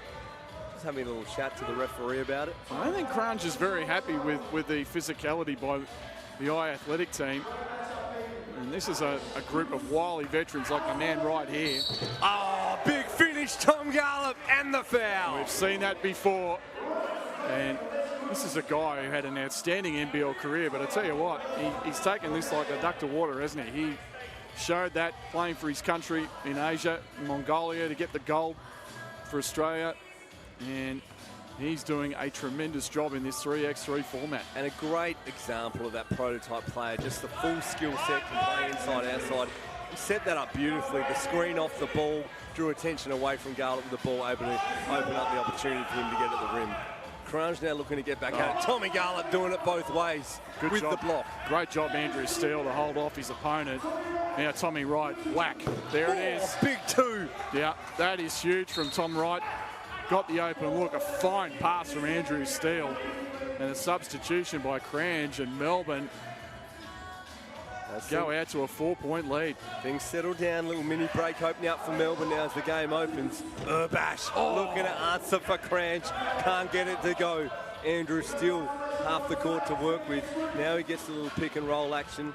Tom Garlop a little one out. Andrew Steele getting backdoor. Oh, they're going to wave that away. It's a holding foul, but a super play there. Great pass and a super cut by Steele, but wave it away. It will be athletic possession. Smart foul. Julovic knew he'd been beat by Andrew Steele, desperately fouling to stop the basket. Tom Wright, he fancies his chances. Mismatch against a bigger player. Off the window, there it is. Love the balance and poise from Tommy Wright as he keeps his dribble alive. Oh, nice pass, quick transition. Can't make it fit. Kajic, settling for the outside shot, and Tommy Greer was there. Oh, Tommy Wright again. Too easy. Reverse lap, spectacular from Tom Wright.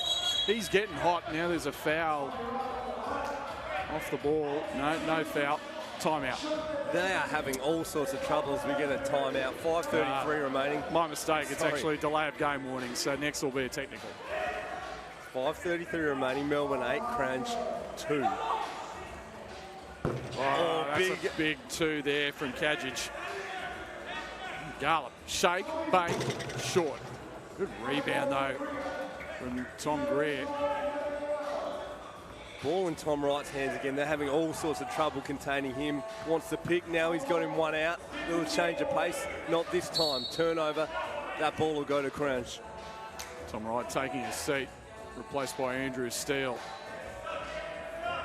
And that's the exception to the rule there. We talk about a prototype player being that's the technical foul there.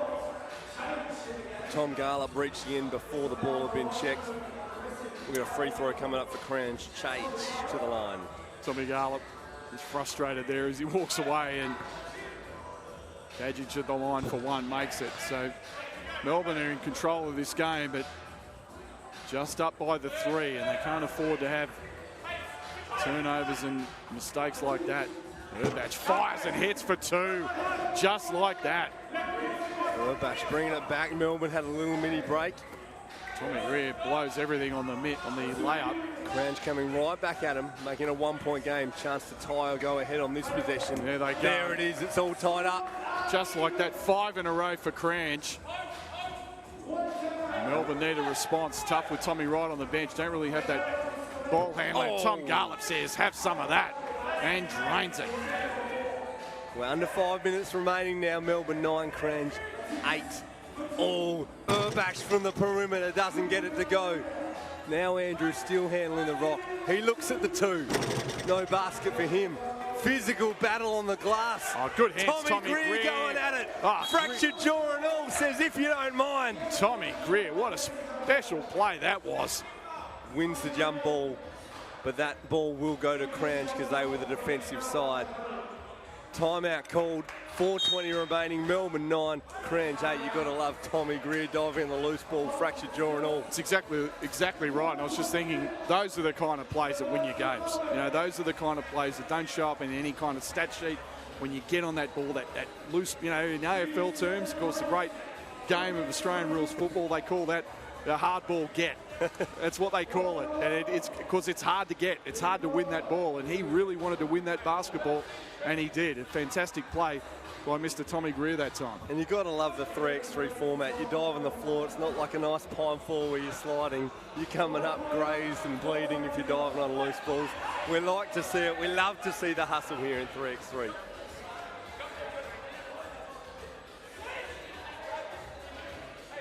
Coming back to live action here, 4:20 remaining. Melbourne with the 1-point lead. We've got a heck of a game on our hands here. This is the number 7 ranked 3x3 team in the world here, Kranj, taking on some of Australia's finest here in Melbourne Eye Athletic. Kranj attacking the rim via Chayic. Chayic can't get it to go. Tommy Garlop comes up with the rebound. Just a touch over 4 minutes remaining. Tom Wright back in the game. Steal by Kranj. Back to Melbourne. Fast-paced action, still from the perimeter. Doesn't get it to go. Kranj through Urbash. Now Chayic. He can't get the 2 to go. Love the hustle on the loose ball. Chayic, another look at it. He gets the 2 now. Kranj back in front by a point. Tom Garlop. Back to Andrew Steele for the 2. Melbourne back in front. Wow. Andrew Steele knocking it down from the perimeter. What a game we've got in progress. Great steal that time by Garlop. Tries to find Steele. 4 on the shot clock. Steele needs to get it up. Garlop needs to launch. He doesn't know that's a shot clock violation. Yeah. Turn the ball over to Kranj.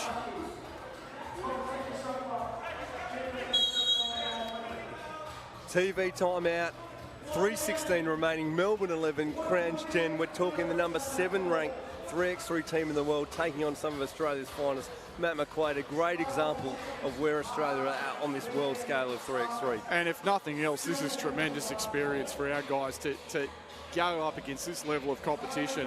And as you can see, you know, Australian basketball's in such a great position right now, isn't it? I mean, in all forms of the game, right across the board, from the juniors to the boomers and the opals and our national teams. It's incredible.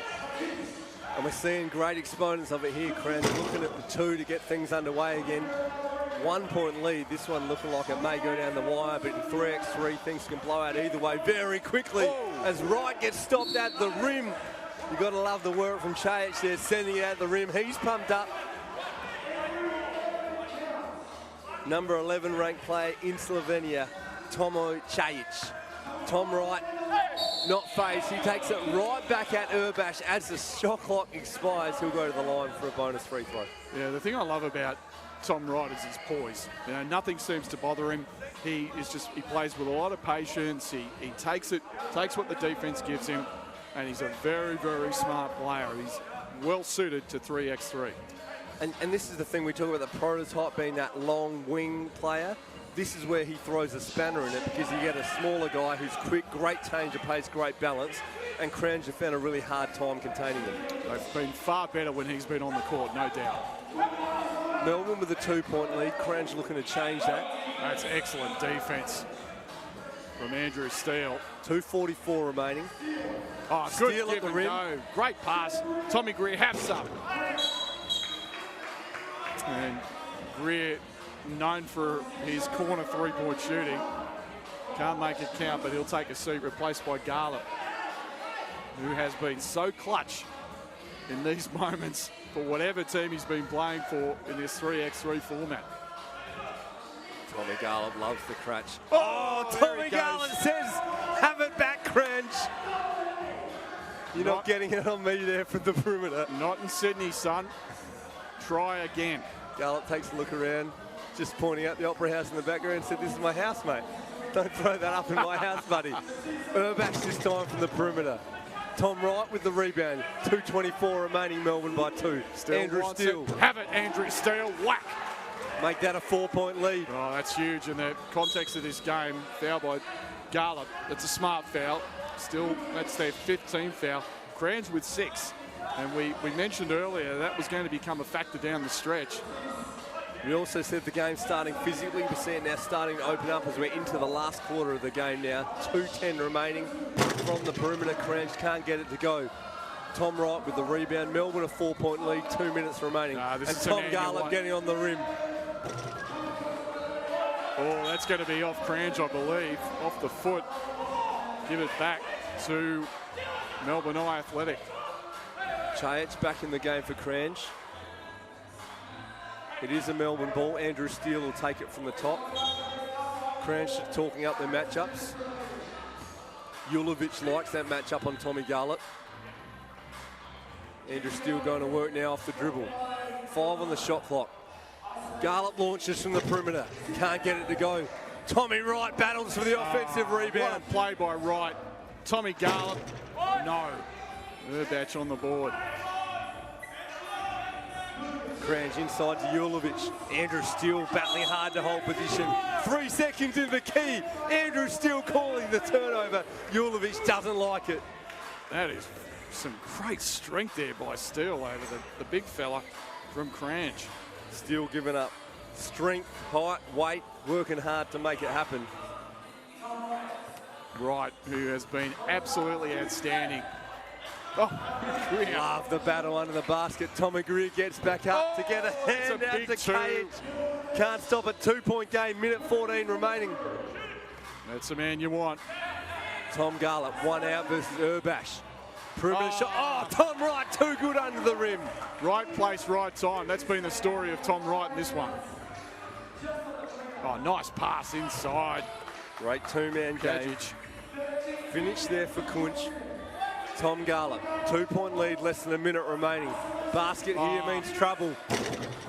That's the one you expect Tommy to make on that spin. Kranj, 2-pointer. Doesn't go. Chayich had 2 hands to the rebound off the foot. Melbourne will get it back. They're up 2.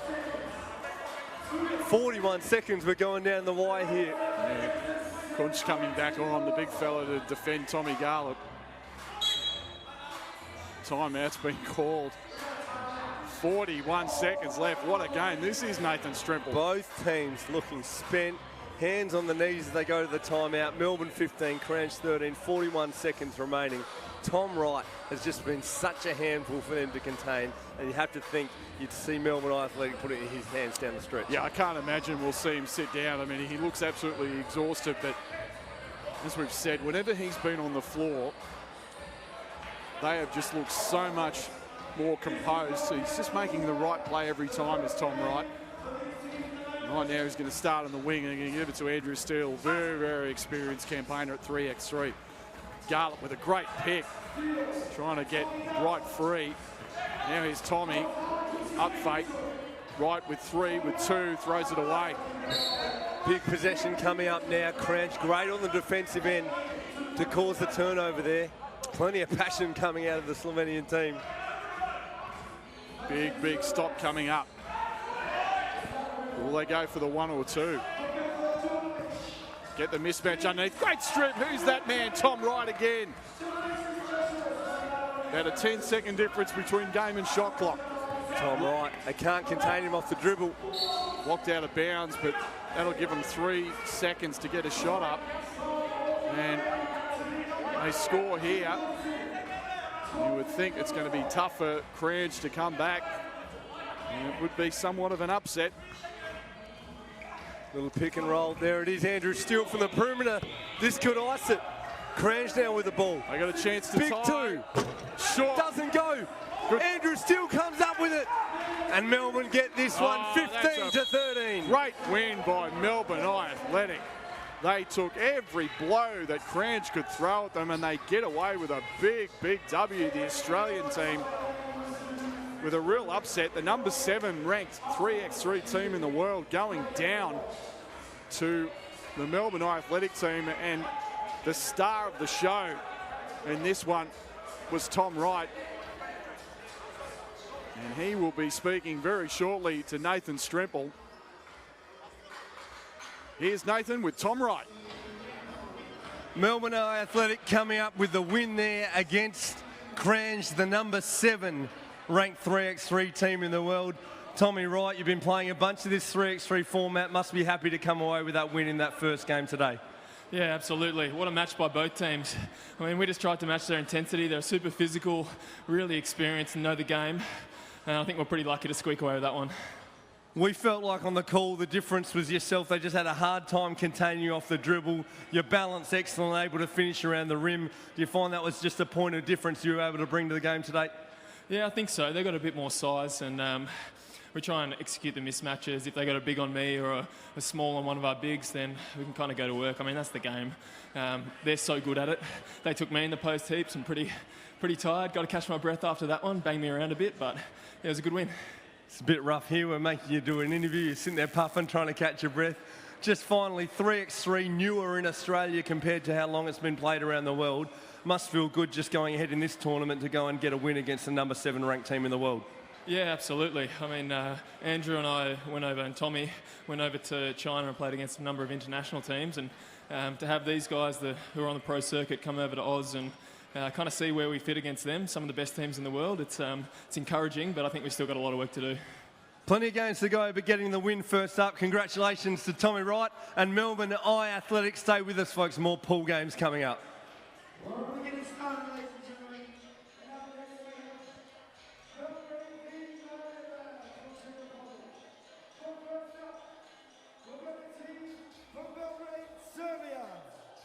Up first, Naboyska. Comes thick and fast. Boskovic. Coming out for the next game, it's Belgrade against Marion.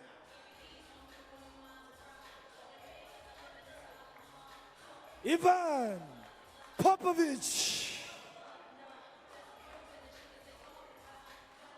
Dusan Popovic.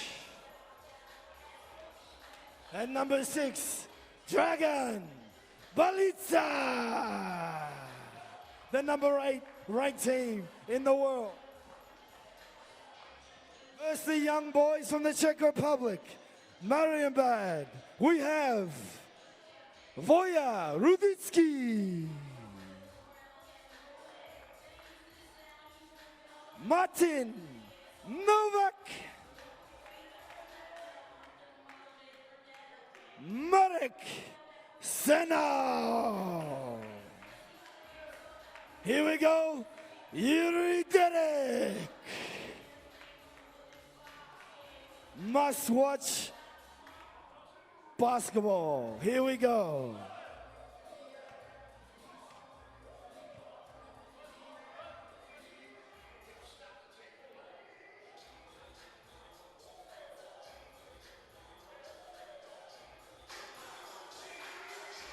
Nathan Stremple, we have a look at the highlights from the game, and what was an absolute belter, and really it came down to just the poise of Tom Wright. You see him there in a couple of great takes to the basket. He was just outstanding. And you saw in the post-game interview, very humble and knew there was a lot more to go, but you could just sense from that Melbourne Athletic team, very happy to get that win early up against the number 7 ranked 3x3 team in the world. Tommy Wright talking a little bit about his experience playing in Mongolia with Andrew Steele and Tom Garlop, but we see now talk about great talent from around the world. Some of the Czech Republic's best in Marienbad that we've already seen today coming up against the best from Serbia, number 8 ranked team in the world at Belgrade. And number 1, Dragan Balica, actually the cousin of Nemanja Balica, who plays for Minnesota in the NBA. So bit of an NBA connection happening. And two European teams squaring off, a couple of heavyweights from Serbia and the Czech Republic. We were very impressed with Marienbad in their qualifying round to get to this point. Just going to have a quick warm-up before we begin, but certainly hasn't let us down, has it, Nathan? You know, this has been absolutely outstanding to date, and you know, the action just keeps coming, and the talent just keeps you know, really showing its wares. As the sun starts to set, the lights come on the harbour, and it's a magnificent backdrop that just keeps getting better. And what a beautiful game basketball is, and we see now in this new format that's so fast-paced, there's no downtime, and it's great to see some of these teams internationally coming in that have played 3x3 relatively new in Australia compared to how it's played in European countries and around the world. So it's great to see some of the best teams from around the world coming right here to Australia. First ever FIBA Challenger event here in Australia. So it's great to see some of the teams from around the world taking on Australia's best. And that's the thing, you know, some kids that are watching out there, you know, you may not think you're good enough or you know, might not have the opportunity to represent your country in 5x5. But hey, this is another pathway potentially to the Olympic Games and the Commonwealth Games, representing your country, and maybe you're more suited to a 3x3 because it is different. Obviously, you know, the half court, you know, the 12-second shot clock, the quicker games in and out, the strategies are different. But it's fantastic for Australian hoops. First of all, to have, you know, FIBA bring this Challenger event down under, but also for the kids to get an understanding, you know, the 10, 11, 12-year-olds that can really get into this game so easily. And this is nice. We're seeing a little bit of a warm-up this game, so it's just nice to get a handle on some of these guys before the game. Dragan Bjelica, otherwise known as Gaga or Mr. Crossover, and you can see why. I just saw him just rip a solid little crossover on the way to the rim. So I'm excited to see these guys go at it.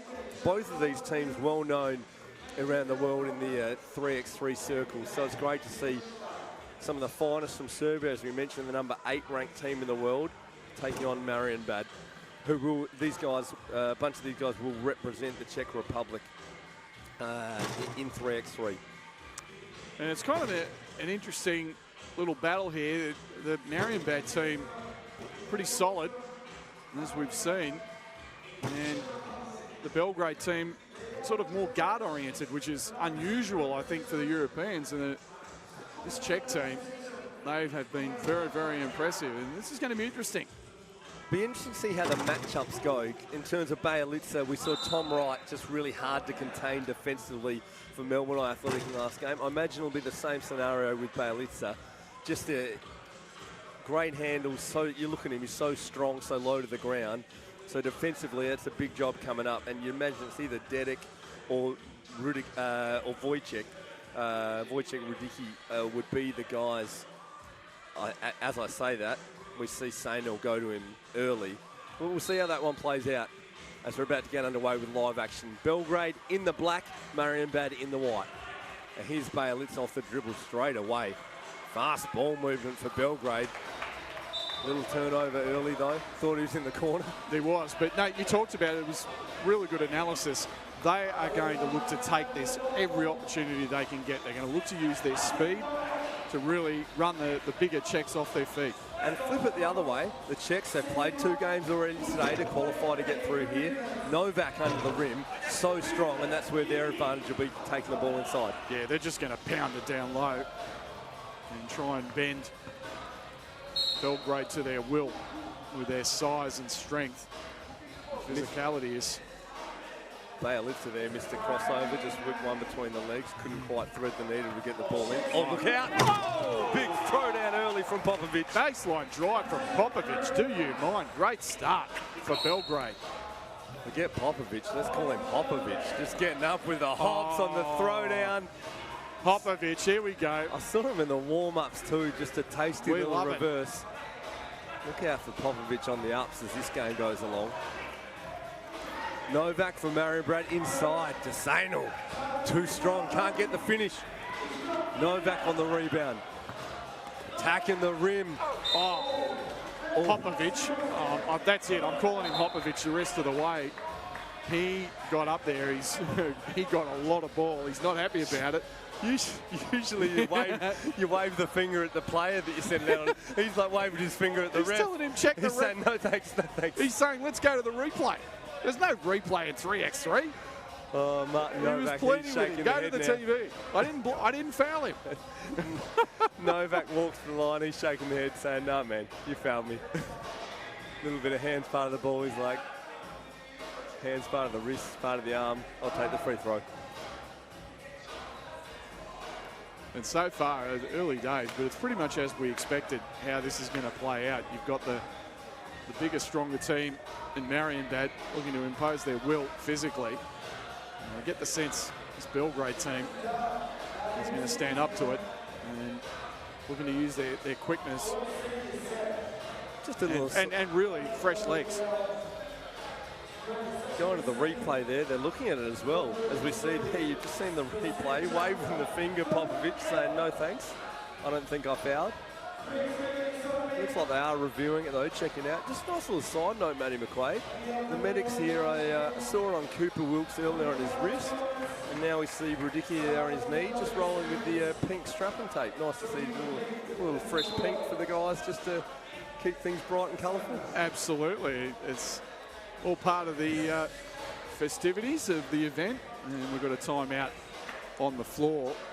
Not sure whether they're still checking on that, whether it was actually a foul or not. And maybe they're checking it. We did have an issue with the big screen over here, so that might be getting sorted out, which is obviously the scoreboard and the time clock. So they could be just sorting things out. Technically, we go to a timeout. The boys get a chance to suck in the deep ones. Belgrade from Serbia taking on Marienbad from the Czech Republic as the sun sets on a beautiful Sydney Opera House. We go to a timeout, getting underway with our pool games tonight. And this little timeout is absolute gold for Marienbad because they've already entered their third game that they played today, and you know it does wear on you. You know, this format definitely wears on you. It's fast and furious. It's 10 minutes, but my goodness, they play very, very hard for those 10 minutes. Beautiful venue here. It looks absolutely amazing. If you're watching anywhere in Sydney, come on down. Either tonight, we're here till 8:30 at Circular Quay at the Overseas Passion and Turbo, or the finals tomorrow night, 5 to 9 p.m. World-class 3x3, but we wouldn't be here without the generous support of our partners. So I want to give a big thank you to First Ever, doing a great job with the sharp-looking kits. You see the players in out there today. Wilson providing our basketballs. Tissot, just a valued sponsor of 3x3. Destination New South Wales. Powerade. CMS Australasia, who are helping us stay online here today, and MSF Sports providing the equipment, the hoop, looking good. We're already one hoop down from Cooper Wilkes. And as you're seeing a little bit of a pump going on here during the timeout, you did just see a shot of the beautiful Sydney Opera House, though. And what a great backdrop. It's not a green screen. It's not photoshopped in here. We are right here on Sydney Harbour, Matt McQuaid. As a proud New South Welshman, you'd love sitting here looking out at that beautiful Opera House. And as an ex-Melbourne person, I can call you that now. Now you're ensconced in you know. This is my home. I'm looking out at my backyard. The Emerald City. But hang on, I'm still, so have you gone, are you no longer hard? Are you no longer a hard man? What is it? Go hard or go to Sydney? Well, I'm in Sydney. At Hisense Arena? Actually, and Nathan Strempel is the former MC of Melbourne United. And here we go. You're in Sydney. What has happened, son? Oh, look, you know, I've got a beautiful 2-year-old daughter. So when you've got a kid, that generates your life. So. Mate, Wayne Lorette-Peterson, if he's watching, one of the great court announcers, mate, he's just saying, you're soft, Strempel. Nah, you're soft. But welcome to the light, mate. That's all I can say. No family in Melbourne, and all of my wife's family are right here in Sydney. So you want your little one to grow up around family. And it was actually just yesterday, I visited Service New South Wales and changed my driver's licence over. So I officially am a Sydney sider now. You got your citizenship. But you know, I'm a man of both cities. I live between two now. Don't worry, Melbourne still has a large chunk of my heart and always will. But as you join us, whether you're here in Sydney or anywhere around Australia or anywhere around the world, checking out this 3x3 action. You're seeing the guys warm out. We've got a brief delay in play, just sorting things out technically. But I do want to say once again, don't be crazy. Look, I know the stream looks great, and myself, Nathan Strempel, and Matt McQuaid are enjoying bringing you the call. But if you can get down here to see this live, don't be crazy. Don't miss out on that opportunity. Come on down and join us here at the Overseas Passenger Terminal. It's a spectacular setting, and there's lots of food and options around, and cafes, and you name it. It's just a great place to spend a couple of hours watching some world-class hoops in the 3x3 format. And if you're new to the format, FIBA 3x3 World Cup coming up, the FIBA 3x3 app, the website. Stay tuned to those channels. We're talking 3x3. It's an Olympic sport in 2020. Come Commonwealth Games, it'll be the only form of basketball in 2022. So get right around it. You can play it anywhere. You just need a half-court hoop to go at it. The other thing we should point out, if you want to get involved in the conversation, we'd love to hear from you on Facebook, Twitter and Instagram. It's at 3x3 Hustle. Let us know how you're enjoying the coverage. And as Nathan said, I urge everybody to get down here. I mean, it is the greatest spot in the world. I mean, 3x3 have an event right here on Sydney Harbour with the Opera House as the backdrop. I know we keep talking about it, but seriously, it is magnificent. And tuning in from all around Australia, I was just scanning via Twitter before. I saw ex-NBL champion Mark Nash just throw a shout out in there. It's great to have former basketballers enjoying this new format of the game, and Mark Nash has been involved coaching some 3x3 teams in here around Australia, bringing some teams from Tasmania over. All around Australia, young basketballers seeing an opportunity and another pathway that they could end up as an Olympian. Absolutely. He was involved in a 3x3 event that I called last year. You called as well, of course, down in Knox, the magnificent State Basketball Centre, and that was getting Hobart back involved in sort of senior level basketball at 3x3. And we've seen some news that Hobart are interested in getting a team in the NBL, and so this is just another pathway. It's such a to Mark in Tasmania, he does a phenomenal job. He's been such an advocate for Tasmanian basketball, and it's just great to see it in either 3x3 or the 5-on-5 format. Yeah, great to see, and great to see it growing, as we've seen the last few weeks. If you're just tuning in now for the World Challenger event, we've seen over 3 consecutive weeks the 3x3 Pro Hustle event. So you're seeing young and old talent from all around Australia. You're seeing current NBL players, former NBL players thinking they'd hung up the boots going, hang on, I can still compete in this format. And you can see they've still got the game. We saw Anthony Petrie dominating a bunch of that 3x3 hustle. We're seeing Tom Garlop and Tommy Greer right here today. We've just seen him play for iAthletic. Oscar Foreman coming out, former Wollongong Hawks player, so former Illawarra Hawks player, should I say. So it's great to see this talent coming through. Ex-NBA player Luke Shencher doing a great job in the format as well, representing Australia and Mongolia. Peter Crawford. The list goes on. So you're seeing great talent in this new format of the game. And that's the thing, we sort of talked about this.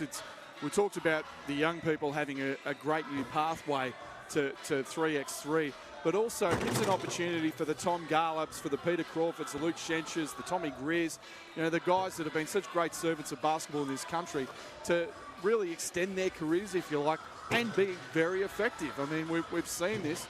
Tommy Garlop has been outstanding. I mean, the man can do no wrong at 3x3, it seems. And Tommy Garlop as well, just assessing his options regarding NBL. If you're involved in an NBL team out there and watching this, sign up Tommy Garlop for NBL 18-19, because I think that man's still got a lot to give. And as we're just chatting away, Matt McQuaid, I don't want to ignore the fact that Martin Novak's just got right upstairs and thrown down a pretty serious throwdown just here as the guys are warming up. So now that I've seen the ups on Martin Novak, I expect a bit of that as we get back into live game action.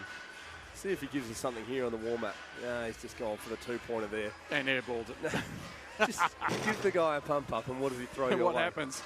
Come on, Martin. You come all the way from the Czech Republic. Give the people what they want. Go back to the throwdown. Leave the two-pointers to Yuri Dedek out there. These guys this is tough too. You've got to think this plays into Marienbad's favour. A couple of minutes down, the games are tight. They get a chance to refresh after playing 2 games today. They're going at the number 8 ranked team in the world. They've won through the qualifiers. It'd be a huge win to come through and get this one now. Early start for them in the pool games. Of course, tomorrow we've got quarter-final action.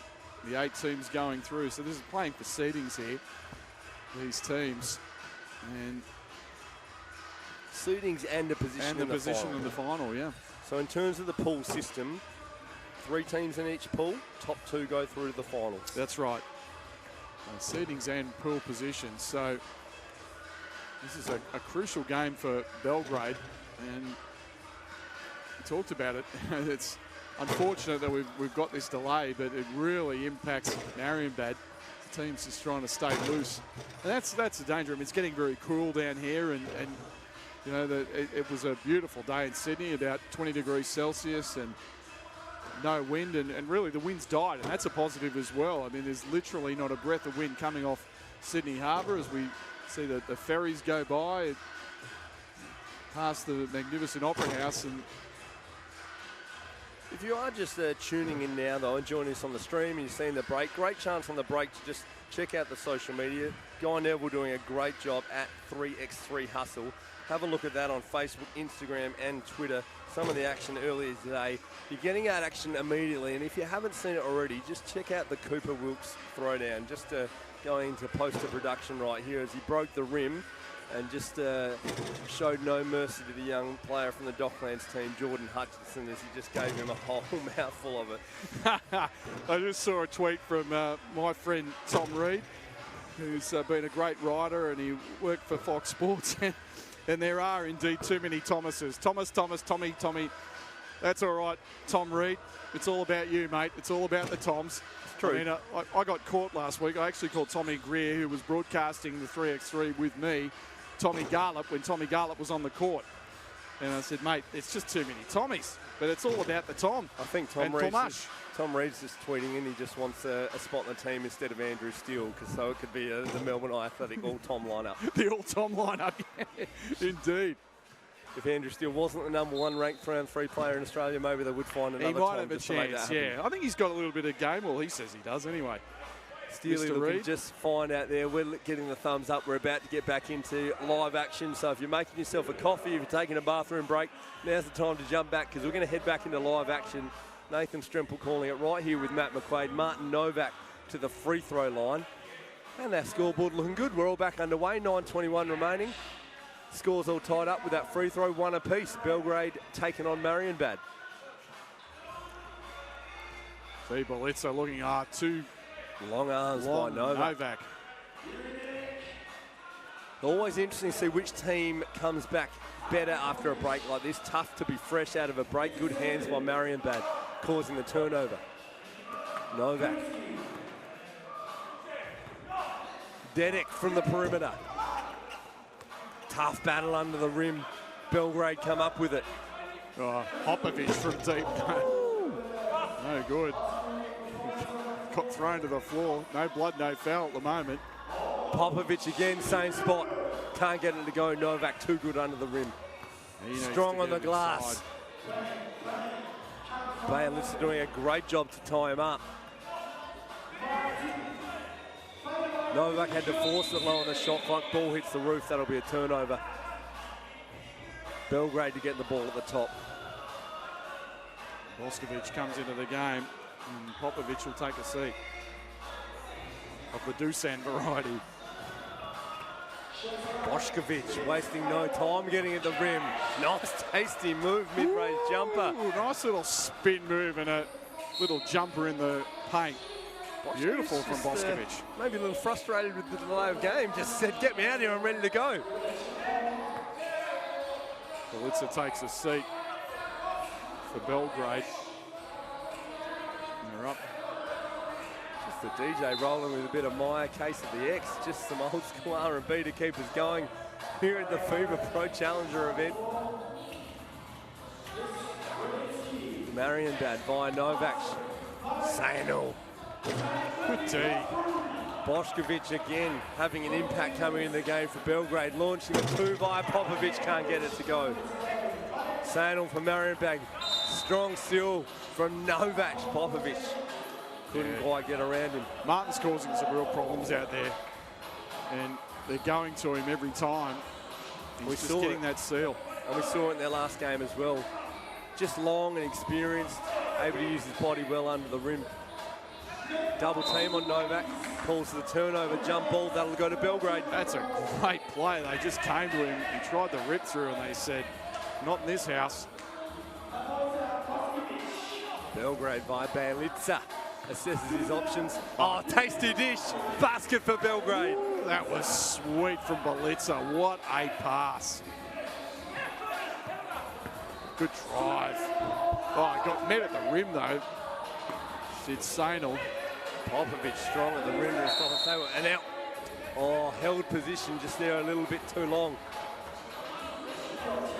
Boskovic takes the seat. He's been, no. Yeah, There's a bit of miscommunication. No, Mr. Mr. just came Popovic. back in. Yeah, what are you talking about? It's not my turn, mate. Leave me out here. Marienbad at the rim. Oh, Sainel can't finish. Tip doesn't go. Boskovic rebound straight back at him. Operating the low move. post. He's in there a long time. That'll be 3 seconds on Boskovic. Yeah, it's great defense. Rudicki did a great job holding his position from Marienbad. Low scoring early. Physical encounter once again, just like we saw last game. Wait for it to open up as things play along. Teams fatigue a little. Sainel again, right back at the rim. Marienbad liking that look of Sainel and Novak sealing under the basket. And those big guys really causing some problems. And still Belgrade leads. Oh, this is Bjelica. We knew he'd be tough to handle off the dribble. As teams fatigue, I think just look for Bjelica off the dribble. He likes to draw the play, then throws a little dimes. Just watching Boskovic and Sainel go at it off the ball. Those boys are banging each other hard at the moment. It's getting really physical out there. Sainel now on the perimeter, little two-man game for Marienbad. Sainel, clock running down, tries from the perimeter. Good hands, Boskovic. Called for the foul though on the follow-up. Novak again, just getting the rebound for Marienbad. Yeah, Boskovic just a little over-aggressive on that. Really didn't need to. The clock was running down. And he caused the foul. 3 fouls on Belgrade. A 3x3 referee's doing a great job. Bayliss has just been told on the ball check, just needs to give him some space initially. Yeah, it has to be said. I have to say, I've been extremely impressed with the officiating. These 3x3 boys are doing a tremendous job. You know, letting the game flow, not calling too much, but calling what needs to be called. It's been great to watch. Yuri Dedic can't get it to go on the two-pointer. Another tasty dime. Bjelica. Just great hands. Likes the mid-range shot. Will take it. Says if you want to step off, I'll knock it down. Belgrade 4, Marienbad 2. Dragan Bjelica, he is quality. You see Novak, just that power inside. That's great D, though. Popovic just able to contain Novak. He's been tough, but just does enough to worry him out of it. Popovic straight back to Popovic. Ivan to Dusan. Basket doesn't go. It is worth noting as we see Dragan Bjelica going in and subbing out of the game. His calves deserve their own Twitter handle. They are absolutely massive. He gives up a bit in length, but he is strong out there. Yeah, he's not quite in Pero Cameron territory regarding the calf muscles. I mean, Pero Cameron had the biggest calves in the world. Former New Zealand superstar, of course. In proportion, though, he's the breadth of his shoulders. Tank. He's about as wide shoulder width as he was long. But yeah, I take your point. Yeah, he's really strongly built. Dragan Bjelica. 5:43 remaining. Belgrade 4, Marienbad 2. Little time out to think it over. We're back to live action now. Marienbad will have the ball for the top by Yuri Dedic. Dedic inside to Sainel. Strong at the rim, big finish. Sainel brings it back to a 1-point game. Sainel and Novak so tough underneath. Ivan Popovic can't get the two to go. Gets his own rebound. Strong finish. Popovic on the rim. That was a tough move by Popovic. Just using those great hops, as we've said, as Sainel right back at you, and there's a foul. Approaching the halfway mark of this game, 1 point in it. Both teams not giving an inch. Quick subs coming in and out, keeping them fresh. Bjelica. Great change of pace, good hands. Dedic. Awesome hands by Dedic. Look out. Oh! That is a post-up. Have some of that, Mr. Hopovic. Couldn't quite get up on that one. Sainel throws it on him. Popovic looking to answer. Big rebound. Boskovic, too strong. Fouls called before the basket. 5 apiece. 4:49 remaining. Well, we've seen some power dunks already. in this opening, and that came out of really nowhere. This game went up just there and went threw up it a down. level. Oh, great pass. Excellent feed, Belitza, just controlling things nicely. Coming up with the right place for Belgrade just when they need him. Dusan Popovic, good catch onto the rim, keeping his balance to finish. Foul's call on Belitza. Foul count racking up. Both teams flirting towards heading into the bonus late in the game where it could go down the stretch. Well, if you look, Belgrade up to 5 now, so that's critical with a 1-point lead. Once again, gets to 7, it's 2 shots. There's a Yuri bad Jennings looking for the turnover. backdoor pass, doesn't go. Ivan Popovic back in the game. Belitza, nice finish on the rim, pushes it out to a 2-point game for Belgrade. Timeout's been, no, they called a technical foul, I believe, for a delay of game. Yeah, they have. First warning was Belitza at the top on the ball check, and there's the delay after the score. They've called the tech, so Marienbad will go to the free throw line. Yeah, Belitza pleading his case, all to no avail. And spot on by the referees. They've called it exactly as it is, so Dedek will go free throw line. And that pushes the team foul count to 6 as Dedek knocks it down, so that's critical the rest of the way. 4:19 left in a close game.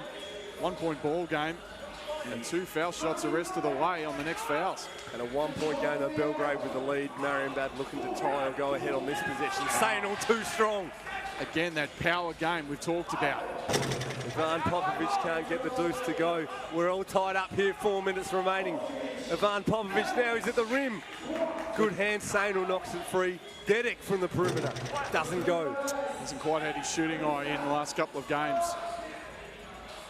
Ivan Popovic for 2. He's not shy, is he? He's just going to keep firing away from deep.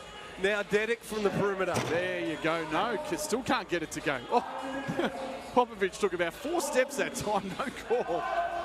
That's a gather step now. Come on. The rules have changed. Good handle. Belitza.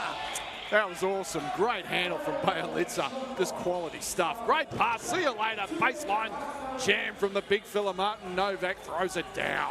Did ask for it during the break and play. Thanks, Martin. Appreciate it. Bring it to the table. 8 apiece. 3 ball doesn't go for Popovic. 3:13 remaining. Popovic gets a hand on it. He's not happy now as he subs out the game. Wouldn't mind those perimeter shots to drop. He's going to take a break, get some legs back. 8 apiece. 3:10 remaining. Game on, Matt McQuaid. Yeah, that was a good sub. You know, Popovic just a little bit frustrated with himself. They're going to call a timeout. Dedek also pretty exhausted, came to the bench, but you know, I know, I understand the thought. He's trying to, get those 2 points, which right now are going to be so critical, particularly with the foul count the way it is for Belgrade on 16 fouls. Marienbad, no such problems. They've got 3. So you can expect a heavy diet of Sainal and Novak the rest of the way for Marienbad as they try and get what would be an upset victory over the number 8 ranked 3x3 team in the world. Marienbad already played a few times today, but looking reasonably fresh out there. Bošković during that time, hands on his knees, looking like he's really sucking it in. We'll see which team finishes the game stronger as Martin Novak, speaking of strength, too much under the rim. And what did we say? Straight away they go to one of the big fellas and they make him pay inside. Great find by Belitza. And there's a travelling way. They both just pull themselves down. It looked like Dickey did himself a bit of a damage in the nether region, shall we say. Yeah, just a little twisting as well, hoping he's all right with his knees. Yeah, and the knee as well, like obviously. No, it is just the... the groin region. Just the jewels that might have had a bit of attention there, so he's just taking a moment to let them recover. Never fun, but you just... I think every male in the audience sympathises. And now making it very clear where he's been hit. That's so right. We're no second guessing about what the injury might be. These images going around the world, the Opera House, and yeah. He takes the sub. Just a moment to recover Belitza with the ball for Belgrade. Marienbad lead by 1. Popovic. Now finally. He's got the 2 ball to go. Belgrade back in front. He's at his rest. He's got his legs back, and he puts them up by 1. Martin Novak, the veteran from Marienbad, inside to Yuri Dedek. Step back shot from Dedek. Buries it, ties it at 10. What a ball game. Sticks it from the low block. Belitza in control. Great tasty pass. dish. He's just quality, Belitza. And 1. Yep. Popovic gets his own rebound and gets a bonus free throw to go with it. You know, it's interesting. We talked about Tom Wright, you know, in the previous game in terms of how well he was controlling things. Belitza is just dominating out there, just with his floor leadership. 2:23 remaining. I can't believe Belitza's taking a seat. Just let the guy play out. He's got to play the rest of the way. Just throwing dimes at will out there. But Belgrade going at it. Bošković in early, so that's a Marienbad ball. Belgrade 11, Marienbad 10. There you go. Belitza just a little crafty move. I'll take a little break during the free throw, and now I'm back at you. 2:22 remaining. Belgrade with a 1-point lead. Marienbad with the ball. Nicky at the rim. Sainal on the offensive rebound. We're all tied up. Great play by Sainal. And gets his hand in there and knocks it off. Popovic out of bounds. Sensational couple of plays there from Marek Sainal. Sainal, the double fist pump, just gave us a look at the cannons. He was excited on that one. And now they go to Martin Novak operating in the high post. He goes to work on Ivan Popovic. Strength. Too long. Too long in the key, though. Belgrade playing on the edge of the bonus. Martin Novak hoping for the foul. He's called for 3 seconds, though. 11 apiece, less than 2 minutes remaining. Wow, this is going right down to the wire. What a thriller we've got here in Sydney. The ball in Belitza's hands. That's where Belgrade want it. Screen off the ball. Belitza attacks the rim. Little lefty hook. Sweet. Nice finish, Belitza. Wow, Dragan Belitza. What a play. Belgrade up one. Here we go. Radicki just gets the lap, ties it up. Ivan Popovic. Oh, there's the 2 ball from Popovic. Quick transition. That's huge. That's critical. Oh, nice inside feed. Oh, blows it though. Unfortunately, Sainal. Popovic again. Doesn't go this time. Belitza on the rebound. A tap. Gets it back. Scores. 3-point game. Belgrade finished the game strongly. Marienbad need a basket here. Nice look inside to Novak. Got to get in there a long time. Oh, big basket, Martin Novak. 15-13, just on the edge of a minute remaining. Ivan Popovic attacking for Belgrade. Bošković from the perimeter. Big double for Bošković, 17-13. Huge. Now it's a 4-point ball game. Radicki forces it up, doesn't go. Bošković rebound. Belgrade in the box seat now. Popovic wanting the screen. Ivan Popovic assesses from the perimeter. Oh, nice from pass. Very deep. Belitza with a no-look behind the back pass. Sainal having to force it up. Marienbad needing a stop here. 30 seconds remaining. And the clock will stop on that foul. Call the foul on Radicki. And 16 foul. Timeout has been called by Belgrade, but just a couple of 2-pointers, one by Popovic, one by Bošković. But really, the story of this game has been just Dragan Belitza. He is just had such a great 3x3 career. He's played in the World Tour and Challenger events, Mr. Crossover, Gaga. He's got all the nicknames happening. But what we do know, he is quality and just a tremendous floor leader. Yeah, and we talk about him being ranked at number 16, 3x3 player in Serbia, number 28 in the world. This is where you see it. Tight game down the stretch. Belgrade just with the poise. It's just 2 or 3 plays there. All of a sudden we've pushed it out to a 4-point game. Ivan Popovic being key too, just finding his legs, finding his range on that 2-ball. Crucial, knocking down a couple of big perimeter shots down the stretch. And have a look at it again right there to ice the game, if you don't mind, Ivan Popovic. Got hot at the right time, Ivan Popovic, and buried it. Wasn't shy early, kept getting his shot up, and now he's pushed Belgrade over the line. 10 seconds remaining, they're home. Belgrade leading 19 to Marienbad 13. Belitza no good. Firing away, Zdenic, that's no good. And that's it, it's over. And Belgrade withstanding the challenge of Marienbad, getting the W, 19-13. An excellent game between these two European 3x3 ball clubs. And really the star of the show, Dragan Belitza. He was absolutely outstanding in this ball game. And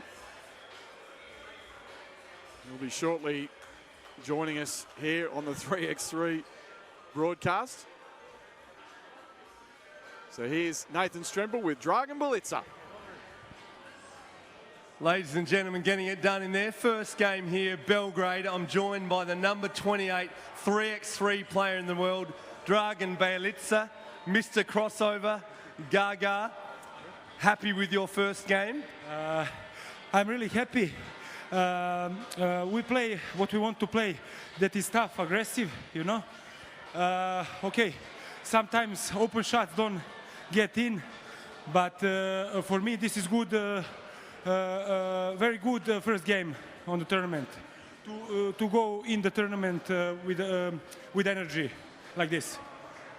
Mr. Crossover doing a great job. English not his first language, we appreciate it. We see why they call you Mr. Crossover. Teammates must love playing with you because you hand off dimes all the time. Yeah. Okay, a few years ago, it was my first thing was to do some moves, you know. But now I realize that it's important to be part of the team, and just if I do some move, that is because of team. To be free and pass fast, assist and do maybe some hook shot. Okay, that is it. You did them very well, throwing assists all game. You got Ivan Popovic open from the perimeter late, and that was crucial to you getting the win. Folks, put your hands together for Belgrade, number 8 ranked team in the world, getting the win in their first game. Thank you, Dragan Belica. Mr. Crossover, we'll see him back again a little bit later, the number 28 3x3 player in the world.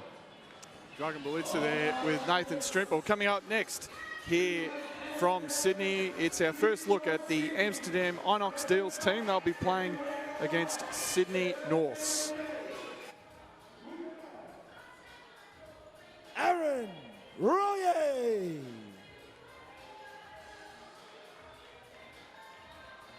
Sjoerd van Wilsteren.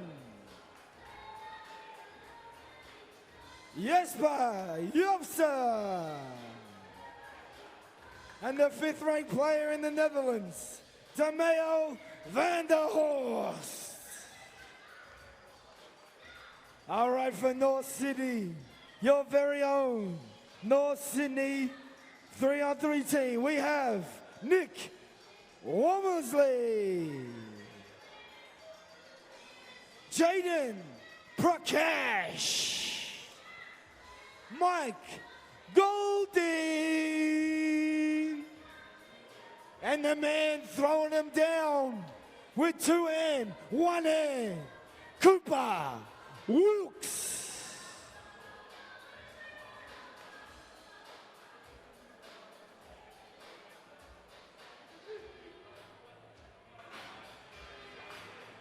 Taking a look at the highlights of what was a tremendous game. Certainly, Nate, one of the games of this tournament to date, without a doubt. You can just see some of the physical action underneath there from both teams, and Belgrade really led by Dragan Belica. He was just tremendous, but that was a great throwdown at poster there by Novak. It was one of the highlights of the game. And that baseline jam there, Sainal and Novak.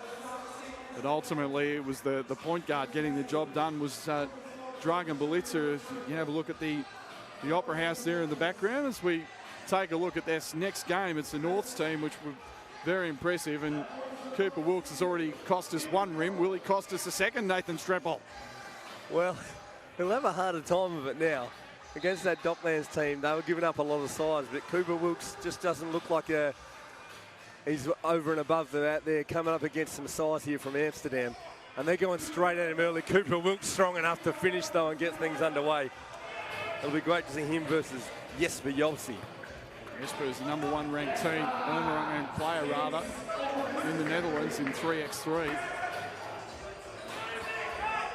And already looking for the big fella with a big size advantage. Royer giving up a bit of size to Wilkes outside. Golding lets it fly. Shot clock going off in the background.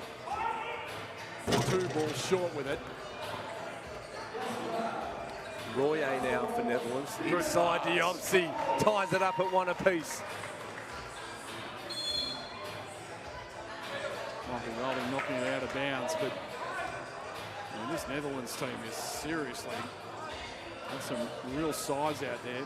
Talked about Yobsi. Size and experience, if you don't mind, as Van der Horst gets on the rim for the finish to make it 2-1.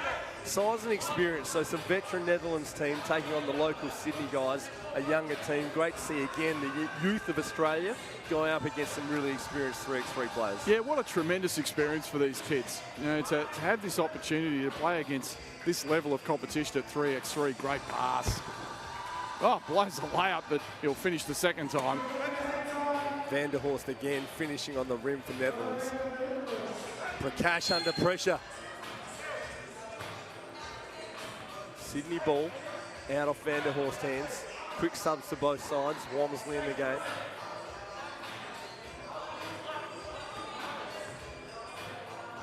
Aaron Royer to get things underway again for the Netherlands. Nice pass on the give and go, pick and roll action there. And they made it work. Obviously the big lefty. Matt McQuaid, if you don't mind, just drops the headphones, gets the second touch of the ball. Sorry for the static as the headphones hit the deck, but it's all about ball pressure. Where's the ball at? McQuaid diving on that loose ball. Nice hustle. Matt, welcome back to the commentary box. I'm just trying to earn my keep out there, mate. Amsterdam 4, Sydney North 1, 8:27 to go. We're just getting underway here. And this first pool game for these two teams, Michael Golding on the rim. That's what we want to see. Michael Golding, who's been excellent for North so far in this tournament. And that's a nice finish inside by Van Vilsteren. Michael Golding deceptive, about 6'3", but his arms, I reckon he's got a 6'5" wingspan at a guess. Just nice and long. Find some time around the rim there on his finish. Little horns action there. You can see the physical action off the ball. Yobsi claiming that Wilkes was banging him. They both just slap fives. So it's all part of the game. Nice to see two big dogs going at it. Yopsy and Wilkes going at it. Now Van Vilsteren with a match up on Wilkes. Walmsley. Nice take by Walmsley, but can't make it fit. Van Vilsteren whack. Van Vilsteren getting underway. Amsterdam pushing out to an early lead. Able to cause a turnover. Yopsy to stretch it out from 2. Oh, yeah. Just like that, 9-2. Amsterdam really putting it to North's, the youngsters early on. North's getting a taste of how quickly things can stretch out in 3x3. Amsterdam 9, Sydney North 2.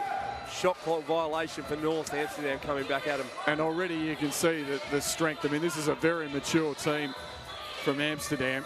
You know, these guys have been around for a long time. They've played in Europe in 5-on-5 and straight in. Oh, great meet at the rack.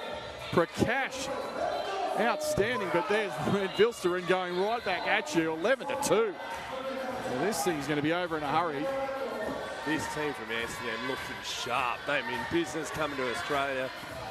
And just taking care from the perimeter now on the inside, as Wilkes says, no layups. Got to earn that one at the free throw line. That's right, but really Amsterdam in less than 3 minutes. We're already more than halfway through to the W once it hits 21, and they want to get this over and done with in a hurry. Dimio Van der Horst from the free throw line. Makes no mistake, stretches it to a 10-point lead for Amsterdam, 12-2. Yobsi, great hands. Causes the turnover once again. Oh, and again, good fight there from Van der Horst. Knocks it out of bounds. And compared to the qualifying rounds, the Sydney North boys just coming up a whole lot of extra length. Totally elevated level of competition. You talked about it. Wilkes was basically doing as he pleased in the previous game, but against a team that's as big and physical as this Amsterdam Inoxdeals team is, he's just not finding it as easy. And we go to a timeout, 6:56 remaining, Amsterdam 12, Sydney North 2. And what's been crucial, they keep looking to go to Cooper Wilkes, but yes, the Yolsi #1 ranked player in the Netherlands, such a good post defender.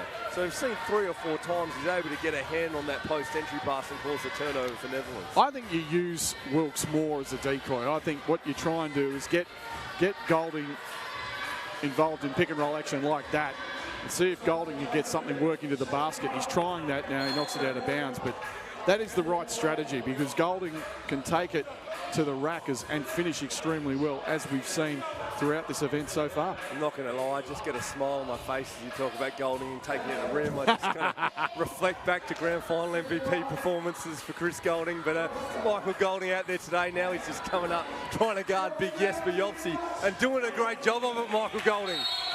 And a 12-second violation, that's a tremendous stop. So Michael Golding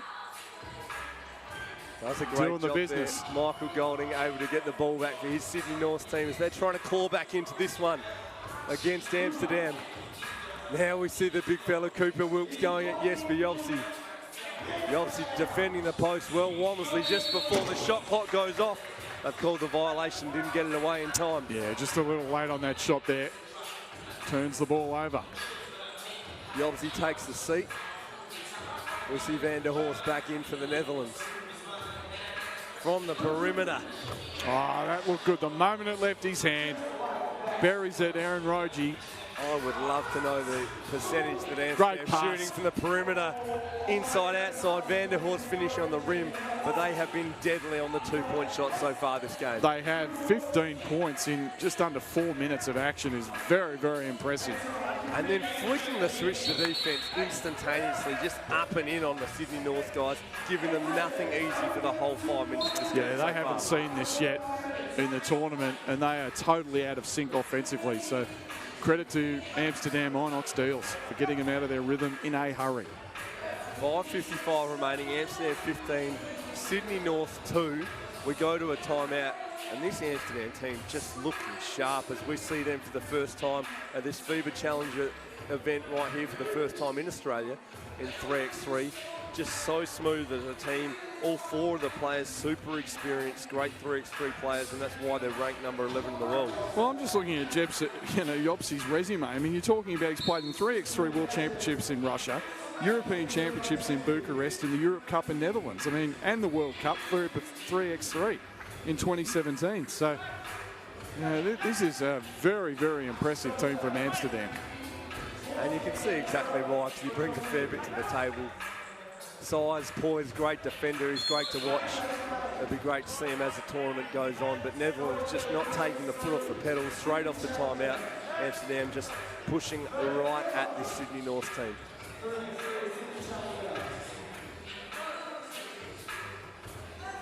Van der Horst will get things back underway for Amsterdam from the top. Van Vilsteren. Prakash. Oh, great play by Jopsy. And the foul. Just set that little back pick, rolled to the basket. They found him. He finished off. Goes to the line for the N1. And a great experience, Jopsy. Prakash, like, credit to Sydney, trying to extend the D and push out, but that pick and roll set a metre outside the perimeter. So just so much room for Jopsy to flash to the basket. Now Jopsy from the perimeter. That one doesn't go. Not quite his range. But yeah, staying well with it. It's outstanding defense. Tough play, no whistle. The ball goes up the Netherlands. That doesn't go. Finally, they call a foul. And physical out there in the 3x3. It's how we like it. Yep. Van der Horst will take a seat, replaced by Rogie. Wilkes to Golding. They've done a fantastic job on Golding. They've identified him as a real danger, and just hasn't been as effective as he was in the earlier games. Van Vilsteren. Two doesn't go for him. Big rebound by Wilkes. Golding now. There's that combo. Throw it down, big fellow. He almost broke another one. He missed it, though, unfortunately. Oh, wow. Guy Neville's just looking at him from the NBL going, please not again. The big dog Wilkes. Oh, great pass. Another crack at it. Excellent pass from right back at him, though. This one's close to over. Amsterdam 17 North. Oh, there it goes. Wilkes just adjusts on that one, throws it down. Van Vilsteren just realising he got caught in a poster. Just a little wry smile on his face going, oh, he got me on that one. Yeah, little pat on the back. So, yeah, nice job, young fella. Womersley to Wilkes. Back to Womersley. Oh, a little double clutch there from Womersley, but can't get it to go. That rim is looking a little bit loose after Wilkes just did a few chin-ups. It definitely is. It's rattling up and down. And that's a foul underneath. Smart foul too as Amsterdam right on the verge of laying the ball up. Walmsley able to tie him up. Amsterdam get the ball back at the top. 17-4 they lead. 4:07 remaining. And really just trying to end this quickly if they can. Royer, Van Vilsteren for 2. Walmsley doesn't quite tie up the rebound. Amsterdam will get it back now. Just a few tired legs out there, even from Amsterdam. Just a couple of shots from the perimeter, a little bit short. You'd expect them to take it hard inside. They're looking for Jobsy right now with that big advantage against, and there it is. Yes, and they identified the mismatch and they took advantage of it. Just large and in charge and knows how to operate down there in the low block. Yes, for Jobsy. Oh, Jobsy called for the foul. Not happy about it. That's going to send Golding to the line for 1. Looked pretty straightforward though. Golding just able to get past him, get a step. Smart play slipping in under catching the arms. Little Steph Curry on the mouth guard there. As he goes up for a free throw. Mate, they're all doing it. Steph's got a lot to answer for. That's true. Dentist worldwide. He's getting a lot of business students. Exactly. Dentists would love it. He obviously thought the call was coming his way. He was looking forward to going to the free throw line. They've called the turnover though. North to get the ball back from the top. Amsterdam 18. Sydney North 5. 3:31 remaining in this one. Yeah, we've talked about this, and Amsterdam, I'll tell you what, from what we've seen so far, you know, they'd have to fancy their chances in this tournament. Well, they're not messing around. Number 11 ranked 3x3 team in the world, bringing a super experienced group. All 4 of the guys bringing a lot of experience to the table, and they look like a well-oiled machine. Played a lot of 3x3 together, so it's great to see what that top caliber of teams look like right here in Sydney, Australia. Walmsley trying to against Van Vilsteren, who had none of it. Sydney North not taking a backward step though. That's a power move inside from Cooper Wilkes. Put him on the line for 1. Oops, he didn't like it as well. He saw the veteran just a little, threw the ball away. Number 1 ranked 3x3 player in the Netherlands, not happy getting scored on. Walmsley slips through to get an offensive rebound. Back to Wilkes in the low block. The big guys go at it. We like to see it. Royer, he penetrates. Jobsy from the perimeter. 2-pointer doesn't go.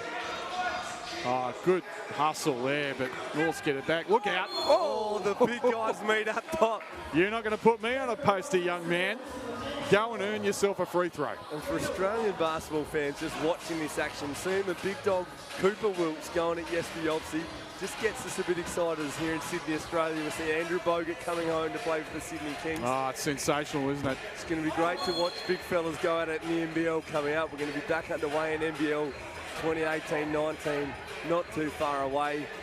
Australia's most decorated NBA player, Andrew Bogut, coming home to play for the Sydney Kings. It's going to be good to watch that post-action. Post-action high and low. He's one of the best to do it. He's a high post player. He's Andrew Bogut. Great to have him here. Prakash going at it for North. Oh, step back from Mr. Prakash, if you don't mind. Wow. Prakash just saying, this game's not over. I'm going to keep coming at you. Now Golding from the perimeter. Oh, gets the friendly roll. There's Mr. Golding, and nice little comeback here, late for North. Sydney North just playing it out hard.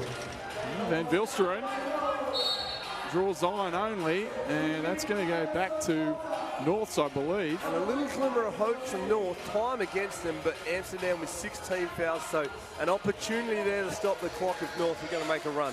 Yeah, the big fella needs to attack, and they've actually given it over to Amsterdam. Nice pass. That was a slash. Yeah, there was a little pin down action at the top of the key, and great cut by Jobsy. Walmsley for North. Amsterdam 19, close to finishing it. Wilkes, shot clock running down, has to launch it, doesn't go.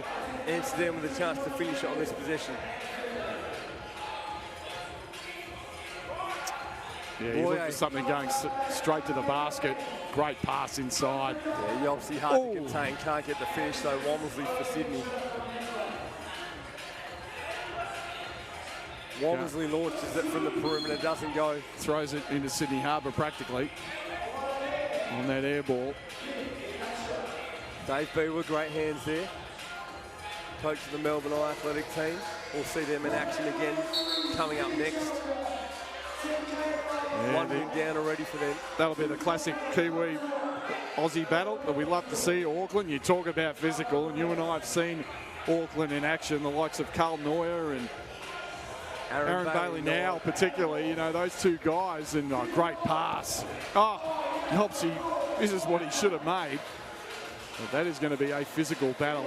He won't miss this one, Yopsy, and they're one away from calling it a night against the gutting Sydney Norths team. You got to love Van der Horst there, just motioning, going, hey, yes, but cut at the rim. I want to give it to you under the basket.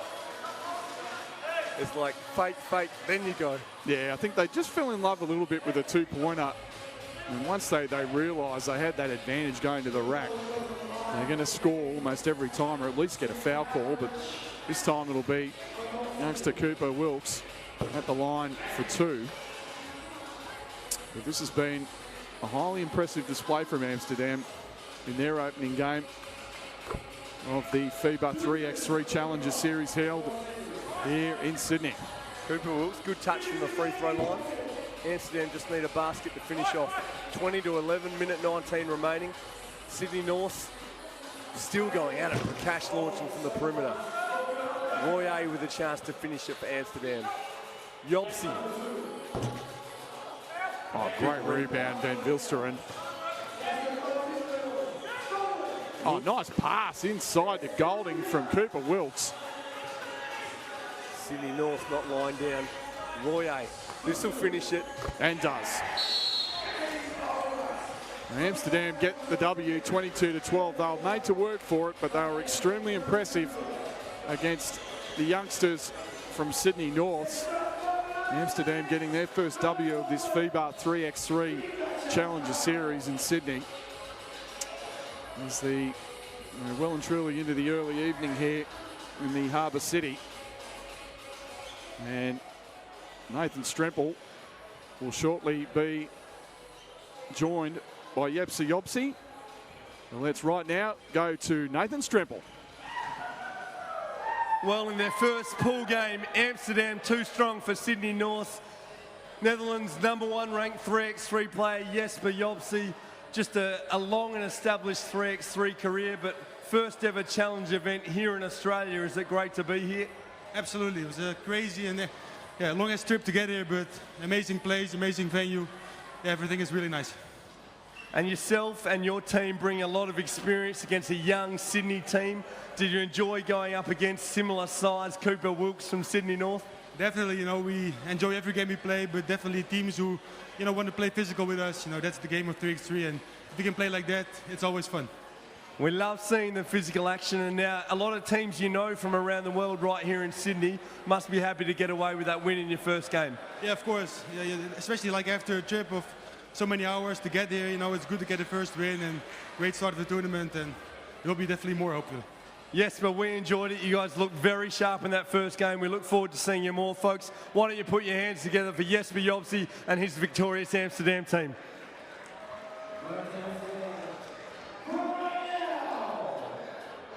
Auckland v Melbourne Athletic. Now Auckland have been hitting the 3x3 circuit hard, playing all over the world. First up, Ben Fraser.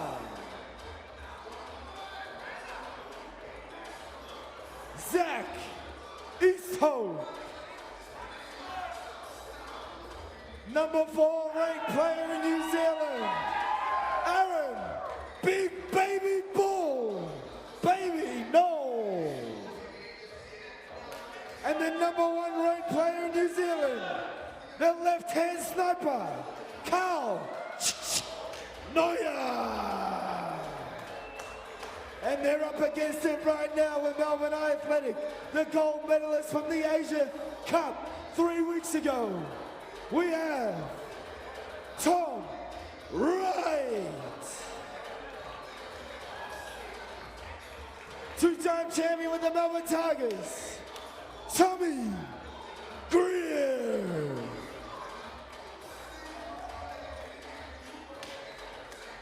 #1 ranked player in the country, Andrew, Man of Steel, on delay. And the man that went prematurely, the MVP of the Asia Cup 3 weeks ago, with the dagger to win the gold medal, Tommy Gallup. Bring this game on. Cannot wait. Well, thank you for joining us here at the FIBA 3x3 Sydney Challenger event. And we're going to go to some highlights of the last game, and Matt McQuaid, there were plenty of them as we saw the Amsterdam team, just a well-oiled machine getting things done against Sydney North. Yeah, you can see the hands in there. They were just really just too experienced and just a little too talented for a Norths team that may have gone down but really covered themselves in glory. And we've got a really good one in prospect here. Melbourne Athletic coming off a W against an Auckland team in their first game of this FIBA 3x3 Challenger Series. And Tommy Garland goes whack straight away. We've seen that how many times, and gets a steal. Tommy Garland wasting no time getting things underway for Melbourne Athletic. Looking like the best Australian team here in the early signs. That Amsterdam team will take some beating very sharp early, but this is the first we've seen of Auckland. Auckland's #1 3x3 player, Carl Neuer, #3 out there. Aaron Bailey-Nell as well, #4 ranked in New Zealand. This team will take some beating.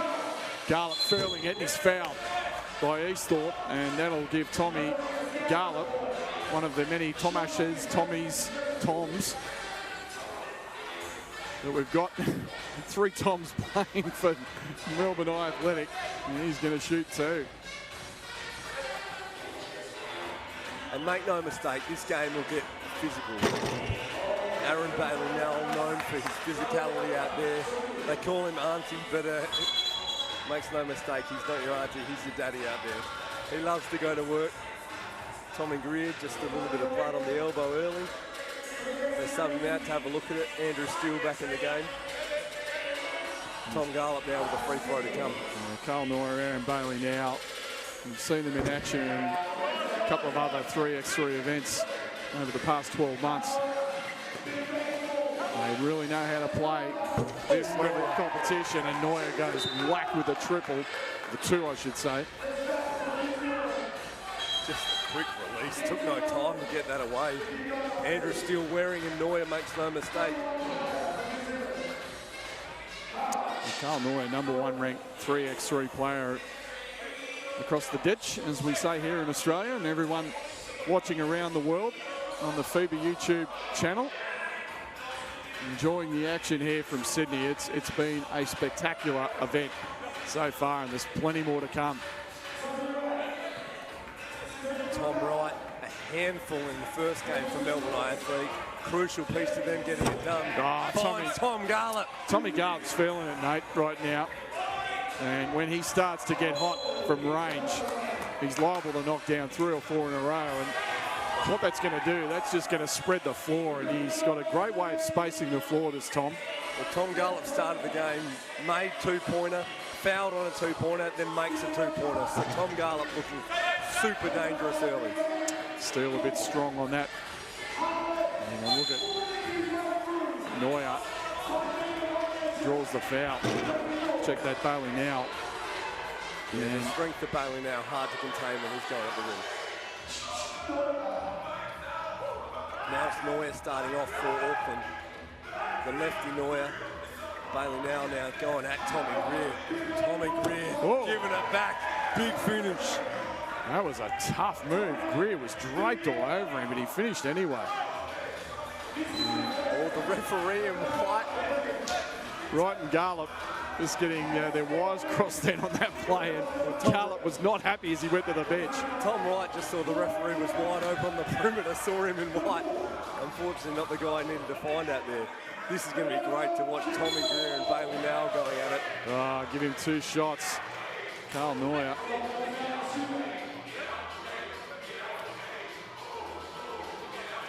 You know, it's interesting with this Auckland team. Not particularly athletic, but incredibly strong and very, very smart. I mean, we talked about Now, their standouts, obviously, Neuer and Bailey now are just so intelligent. Super crafty. Really experienced 3x3 players and just have the tools in the kit bag and know how to use it. They've called 3 seconds there. Tommy Gallup doesn't like it because he had a nice look at the rim. Yeah, Greer just in there too long.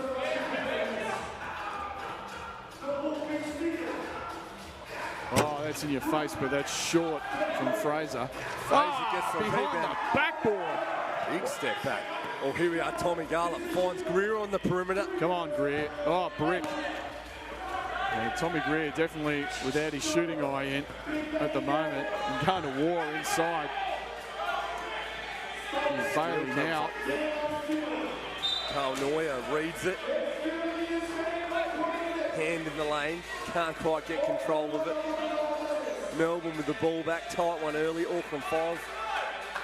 Melbourne 4. We're about 2 minutes in.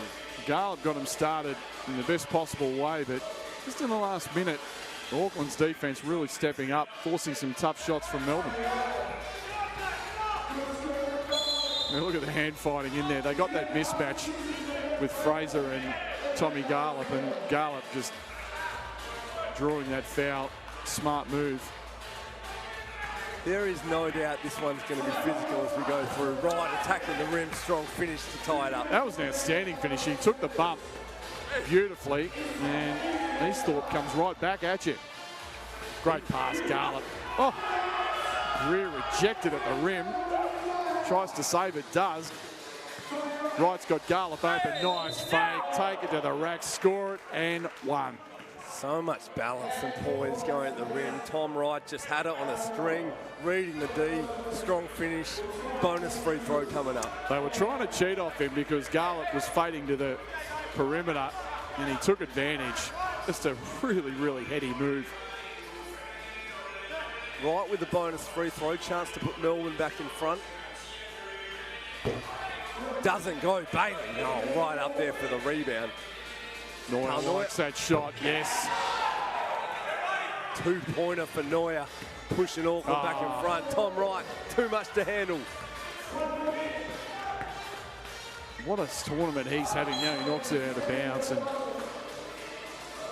you know, obviously from a 3x3 perspective, he is becoming quite the exponent, but you know, it also gives an opportunity, you know, these games being streamed, which is a fantastic initiative. And once again, the NBL heavily involved in that. But just an opportunity as a bit of a showcase to say, you know, he might fill a role for someone.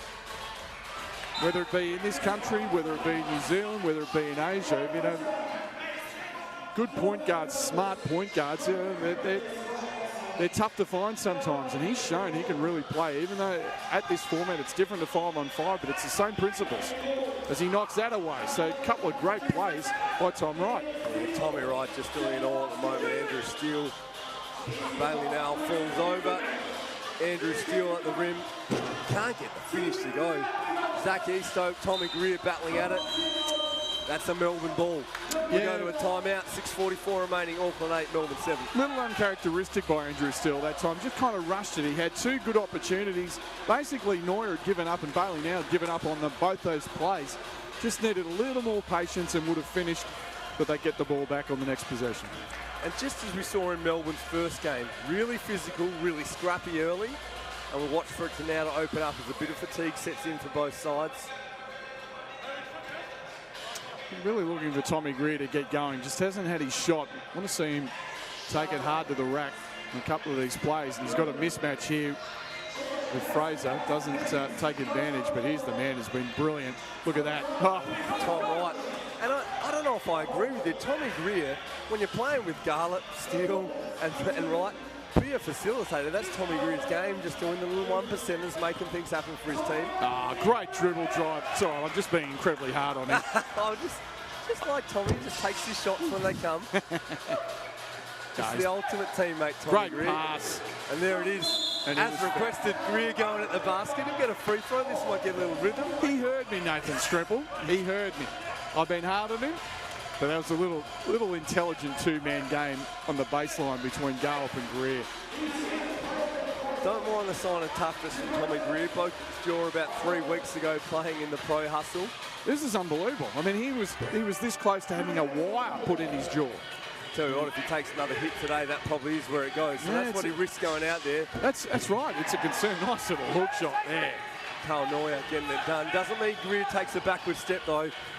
Greer made that free throw. Melbourne up 1. Tommy Garlop trying to extend it with the 2-pointer. Oh, Andrew Steele with the tip. Foul called, though. Melbourne 10, Auckland 9. Subs coming in. Steele called for the foul, battling on that rebound. 5 team fouls to 3. Auckland with those 5 fouls. It's something that they want to look to take advantage of, the athletic team. Get it in that bonus. Steele aggressive at the rim. Easthope, big body getting in the lane there, causing a turnover. That's great defense by Bailey now, just to hold off there. Another foul's been called. Just out of bounds, it looks like. No, they have called the foul. Andrew Steele. Bailey now just too strong there, and the post Steele couldn't get around. Some big bodies out there for Auckland. Neuer launches the perimeter shot, doesn't go. Told to get up by the referee. Wide open. Oh, good take. Beautiful take. Saw he had the mismatch against Easthope and just took it straight to the rack. And Neuer responds. So quick in transition, back to a 1-point game. Steele launching the double. Oh, that's big, big basket there by Andrew Steele. There's a foul off the ball on Mr. Steele. Steele the foul again. 5 fouls apiece now. Melbourne 13, Auckland 10. That foul's gone on to Auckland, but I do think it is a Melbourne foul. They're stopping to correct that. 5 apiece, so both flirting with the bonus. Melbourne 13, Auckland 10. We're about halfway through this one, Matt. 5 minutes to go. Yeah, now this becomes really interesting. A long way to go. So you have to believe that the way these teams play and how physical they are, that we're going to get to the 7 for both of them sooner rather than later. And you talk about physical. Look at the size of the bodies out for New Zealand. Zach Easthope, a whole lot of body out there. Can't get his balance though. Tom Wright, that's a tough matchup. Easthope trying to stay with Tom Wright off the dribble. Tom Garlop now likes it from the perimeter. Doesn't go. Big rebound, Bailey Null. Yeah, Bailey now just overpowering Wright, but Wright holding his ground extremely well. Bailey now, aggressive closeout. Wright wanted the foul, none coming. Auckland getting the ball back. 4:35 remaining. Andrew Steele back in the game. Tom Garlop sitting down. And we see Ben Fraser coming back for Auckland too. Nice dump off. And those two playing so well together. They've done it for a number of years, Neuer and Bailey now.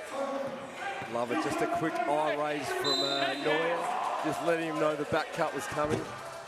Yeah, that's dump off. That's the one thing. They have got no answers to Wright. Now, whenever he decides to have that hard take to the rack, they just can't stay in front of him, and it's really causing problems for Auckland. Auckland now 16 fouls as well. Any fouls now down the stretch. Still plenty of time to go. 4:19 remaining. 2 free throws come out. And there's that turnover just off the foot. Although they're saying they're off. No, Easthope off the foot. It was off his foot, yep. Tom Wright taking the ball for Melbourne at the top. Yeah, kind of an unforced error that time, and the stage of the game, those are critical. There it is again. Wright, just too quick, too poised. Neuer kind of with a desperation. Great offensive rebound, though, from Ben Fraser, and a great putback. Garlop going to work. Loves that shot, and no good. Oh, great rebound inside, knocked out of bounds, but wow. Andrew Steele, my goodness. Nathan Stremble getting in there with a tall timber, ripping it down and winning the ball back for his team. Melbourne not taking a backward step. Timeout now. Melbourne 15, Auckland 12, 3:56 remaining. Melbourne giving up a bit of size, but all those guys saying, hey, this is our home. Welcome in, Auckland. Thanks for coming across the ditch. We're going to take it right at you. And we can't emphasise this enough. I mean, this is their second game, Auckland's first game. Auckland comes in fresh. There is a huge advantage for these guys coming in their first game, but Yeah, the talent, the skill from Melbourne Eye Athletic, led by Tom Wright, who's on the bench at the moment.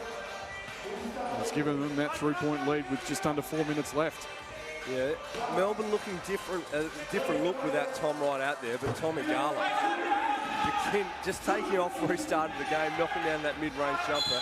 Handy buffer for Melbourne now, 4-point lead.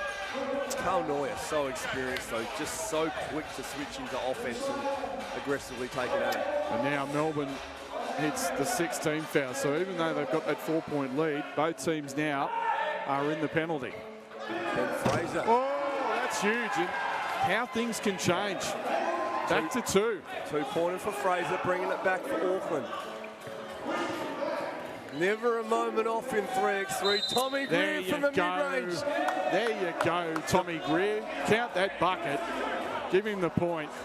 So a potential 3-point play. The 1-pointer counts for Greer, and we get 2 free throws for Andrew Steele with a foul on the rebound. Massive, absolutely massive call, and that puts Melbourne in. Andrew can make at least one here and puts them within range of closing this out. Impressive performance by Norse, and he can't make the first, but he'll get one more. They appear to have given Tommy Greer 2, so he might have been outside the line on that shot. May have been. It's opposite to where we are in the commentary position, but 19-14. Neuer understanding so quick. They're running out of time. They need some scores. Fraser loses it. Wright's going to check that out. Melbourne now within range to finish it. 19-14. Got it the right hand. Tom Wright with the finish. Make it 20-14. Tom Wright, just the difference as he has been in these wins. And now he's got a stoppage in play. I'm going to check out, might be a clock issue, I believe. So they're saying 10 on the shot clock. They're correcting the shot clock action. They Melbourne have. 20, Auckland 14. Referees all over it, which is good to see. And once again, you've got to pay tribute to these guys. They've done an outstanding job. Outstanding. They've let the games flow. They've called what they've needed to. And they've been firmly in control. It's what you want to see. Yeah, you can tell by the way the players react. Neuer, they're just launching the 2-pointer. Steele with the rebound. Melbourne a chance to close it out. A bucket of any sort and finish it for Melbourne. Oh, Tommy Garland does it. That's a great performance by Melbourne Eye Athletic. They will go through to the quarter-final rounds tomorrow.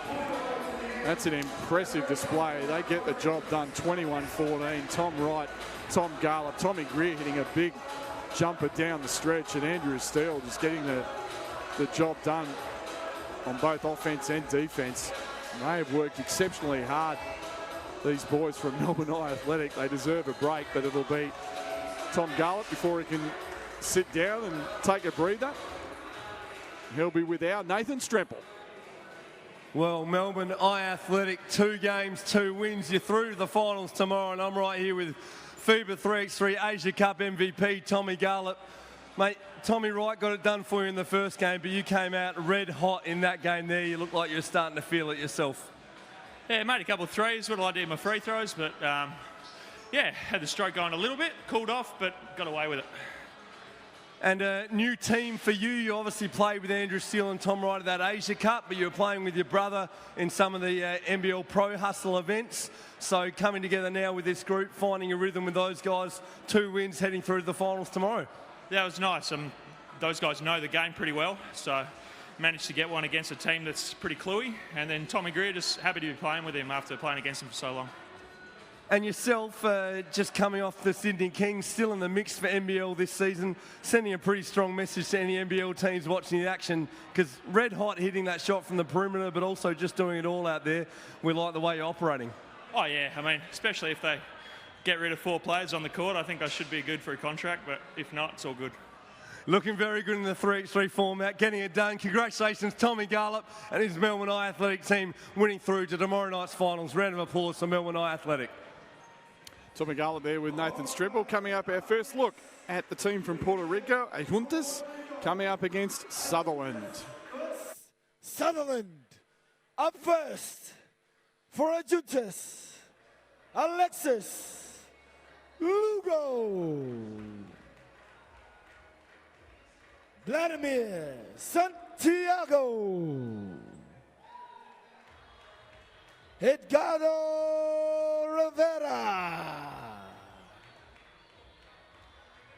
Last but not least, I've been practicing this name, Felix Papuro de Jesus Abro.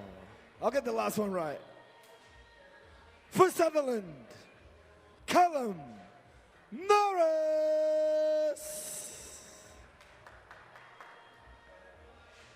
Marquis Navarra. Ramon Cow. And the man's causing a lot of damage, causing a lot of upsets. Jeff Van Dyke. Here we go. This is Ajuntas' first game for the day. They've been waiting a while, but they look ready to go.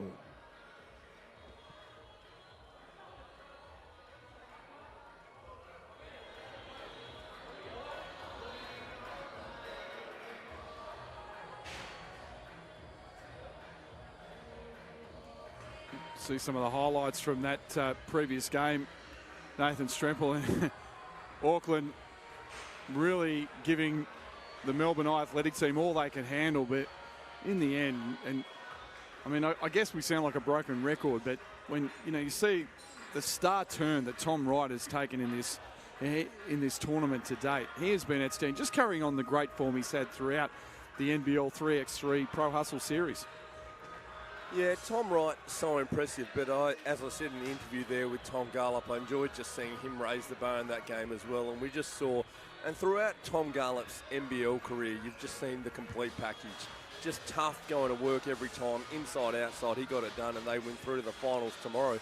As we see now our first look at Adjuntas, come from Puerto Rico, a FIBA wildcard team coming in to take the court today for the first time. Getting things underway versus Sutherland. And we see Sutherland earlier didn't have Marquis Navarre. He's in tonight as well to boost Sutherland as the Ajuntas get things underway. The Jesus Abreu knocks that one down from deep. And Van Dyke, who was so impressive in the previous game, particularly from the perimeter, can't score that time.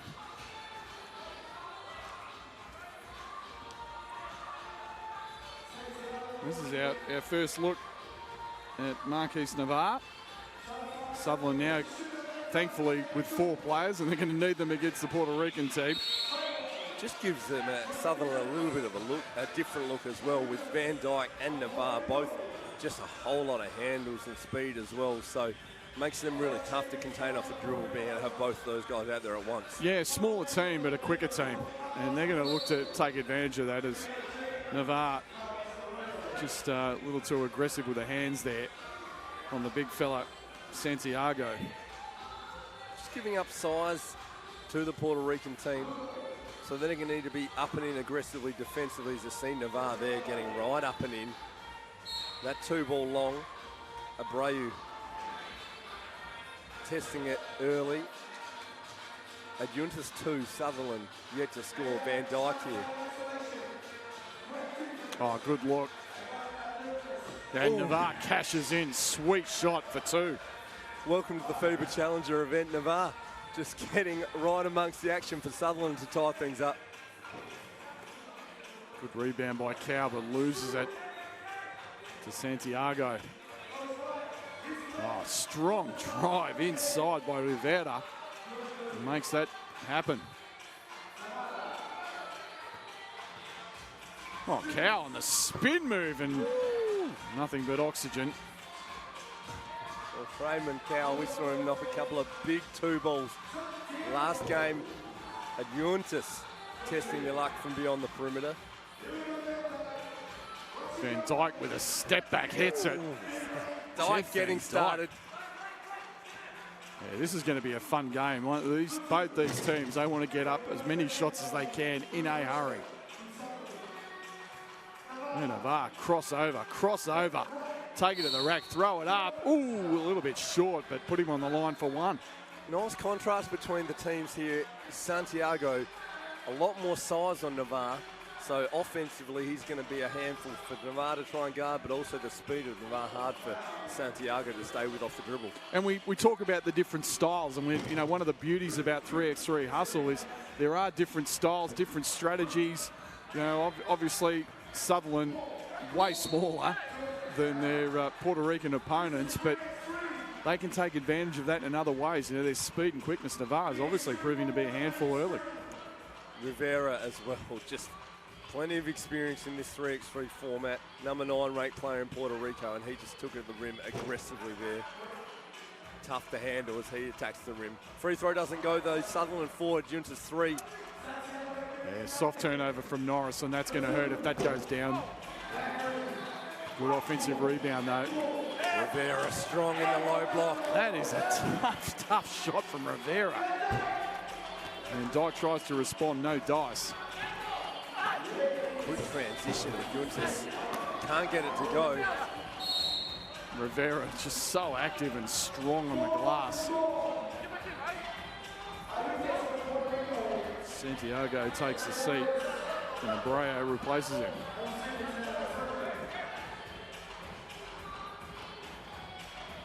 Abreu, just a nice job coordinating his wheels with the little undershirt there, just a splash of orange to go with the black uniform. Can't get that perimeter shot to go though.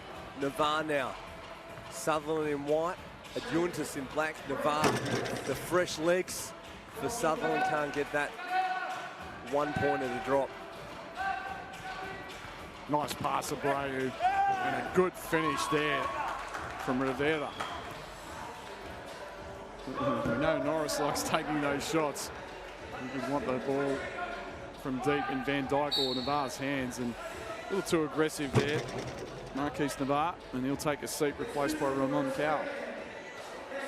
He got a little bit lucky there because he was very close to getting wiped out by a pretty significant Edgardo Rivera pick there. So the foul called just in time as he looked up and saw it coming. Timeout it is, 6:49 remaining in this one. Adjuntas 5, Sutherland 4. Yeah, interesting ball game. As we said, contrasting styles. You've got the guard play of Sutherland against the size of Ajuntas, and not to mention Abreu trying to set it all up. And, so far, Sutherland holding their own against a team that were a FIBA wildcard team coming in, looking to earn their way onto the World Tour.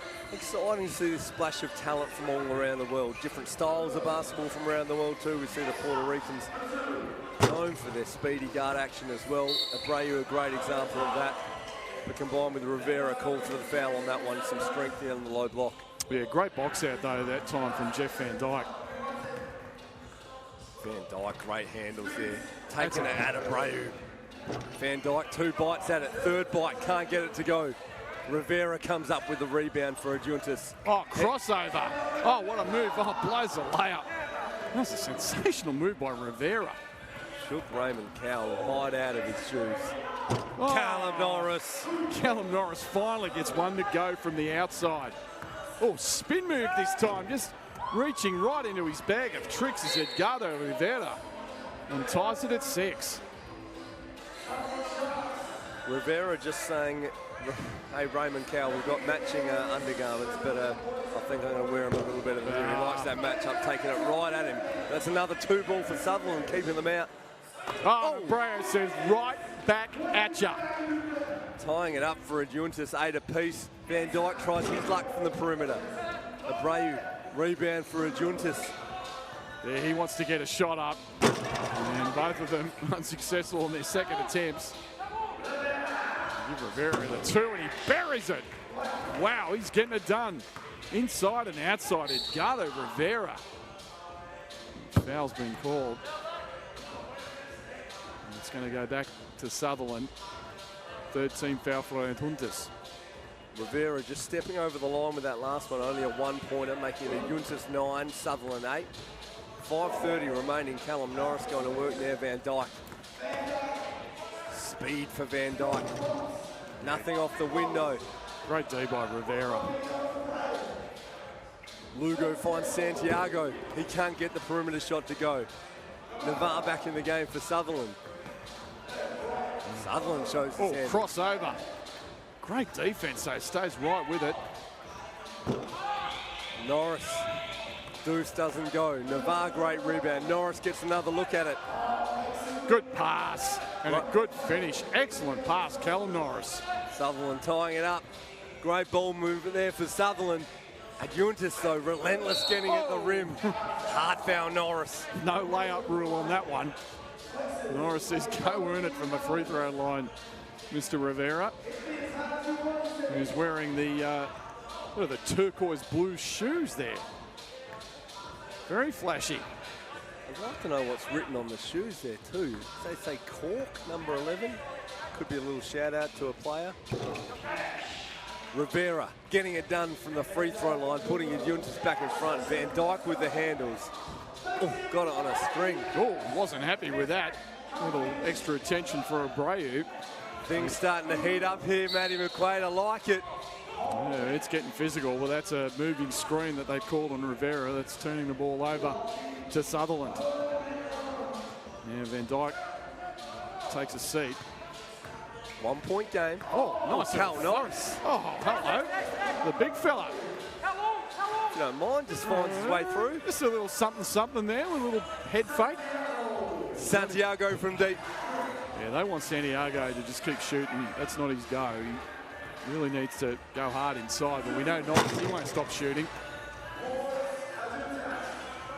Abreu. Lugo. He's got no love from the perimeter. Sutherland now with the ball again. 10 apiece, 4 minutes remaining. It is on in this one here. Navarre. Can't get it to go. Santiago cleans up the glass. Abreu now from the perimeter. Oh, that drew rain. Almost hit the roof. A great rebound, though. And big Santiago throws Norris to the floor.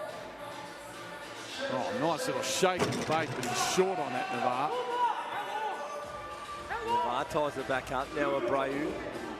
Adjuntas looking to stretch there. Oh, they do it, make it a 3-point lead. Abreu from the perimeter. Cal Norris not happy with the attention from Santiago. Yeah, Navarre just looking to go one-on-one against Abreu. Norris at the shot clock buzzer. Nothing but air. And we're going to have a TV timeout here with Ajuntas. Just that little mini break, 13-10. And you can't imagine that Van Dyke will stay out of the game much longer. They need his outside shooting. You think he's coming back now, 3:14 remaining, 3-point game. Don't forget, Adjuntas playing their first game for the day. We've seen Sutherland make their way through earlier today. So Sutherland tired of legs potentially. Navarre coming in for his first game for them though. So timeout helping them a chance just to freshen up. Here we go, Jeff Van Dyke back in the game for Sutherland.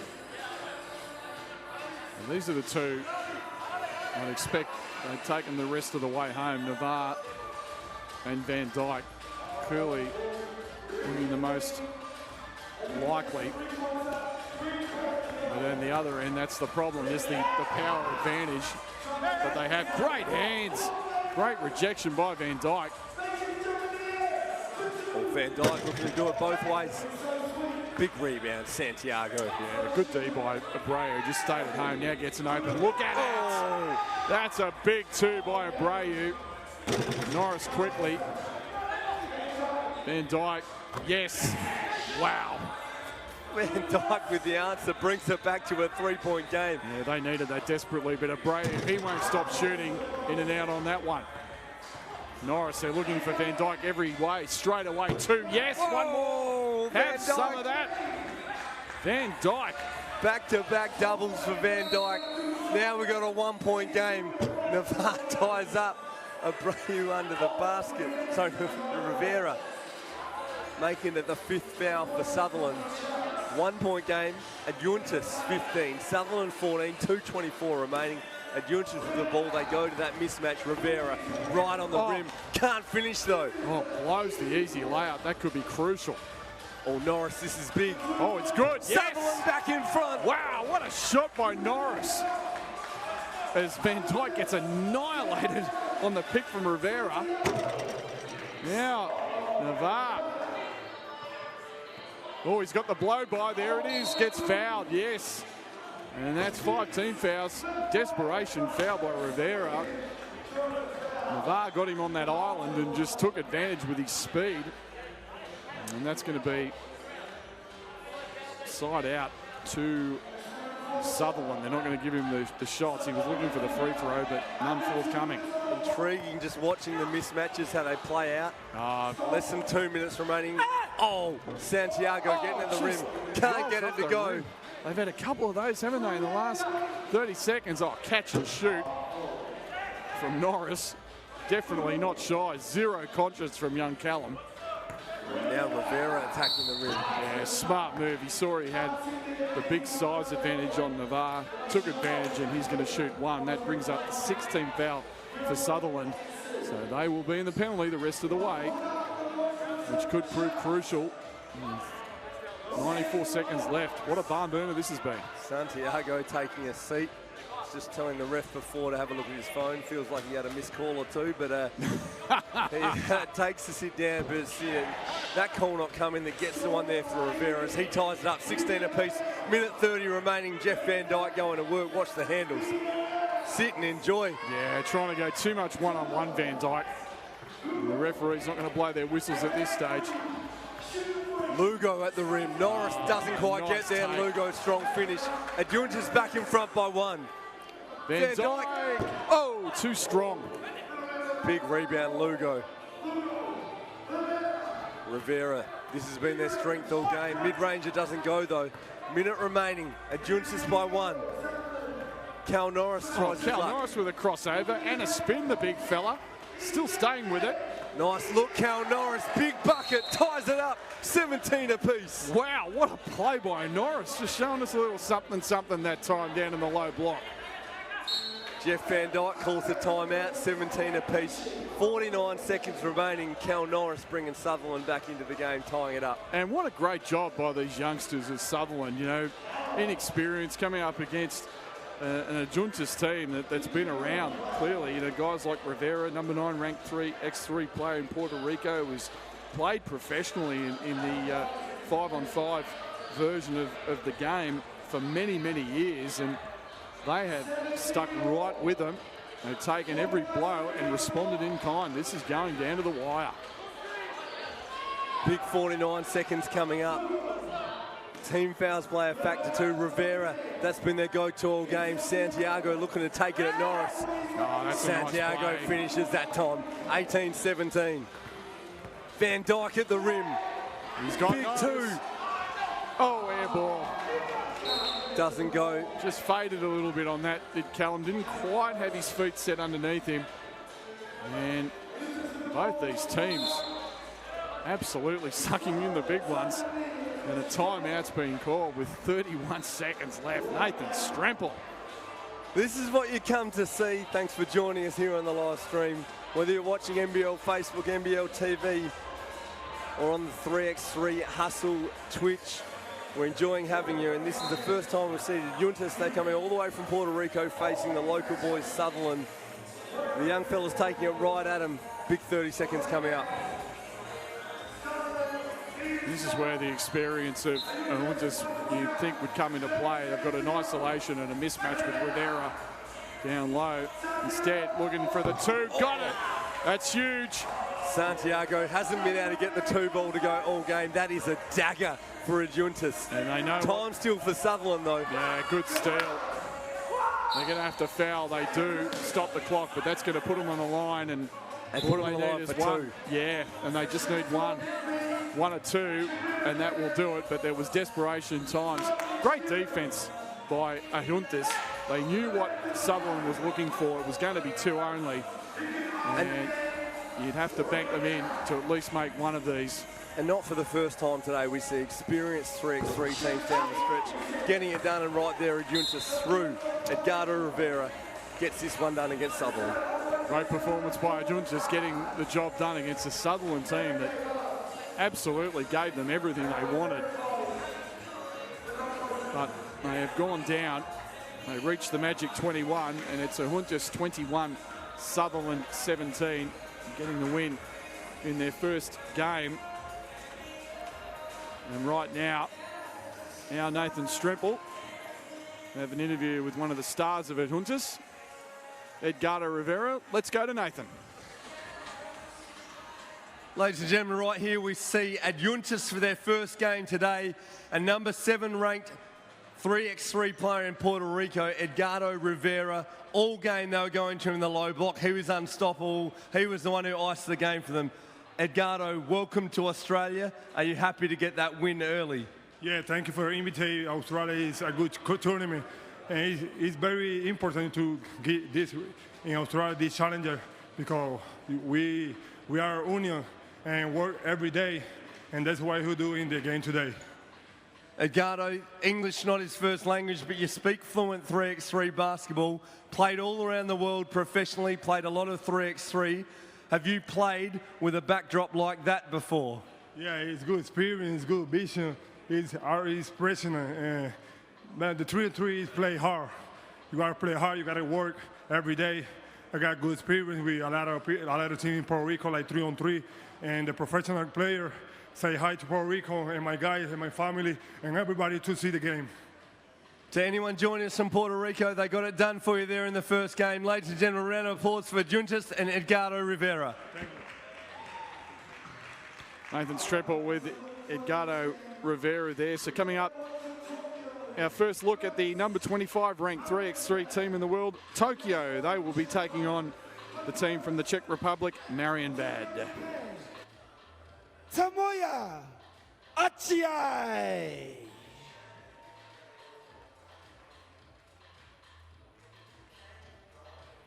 Tatsuhito Noro.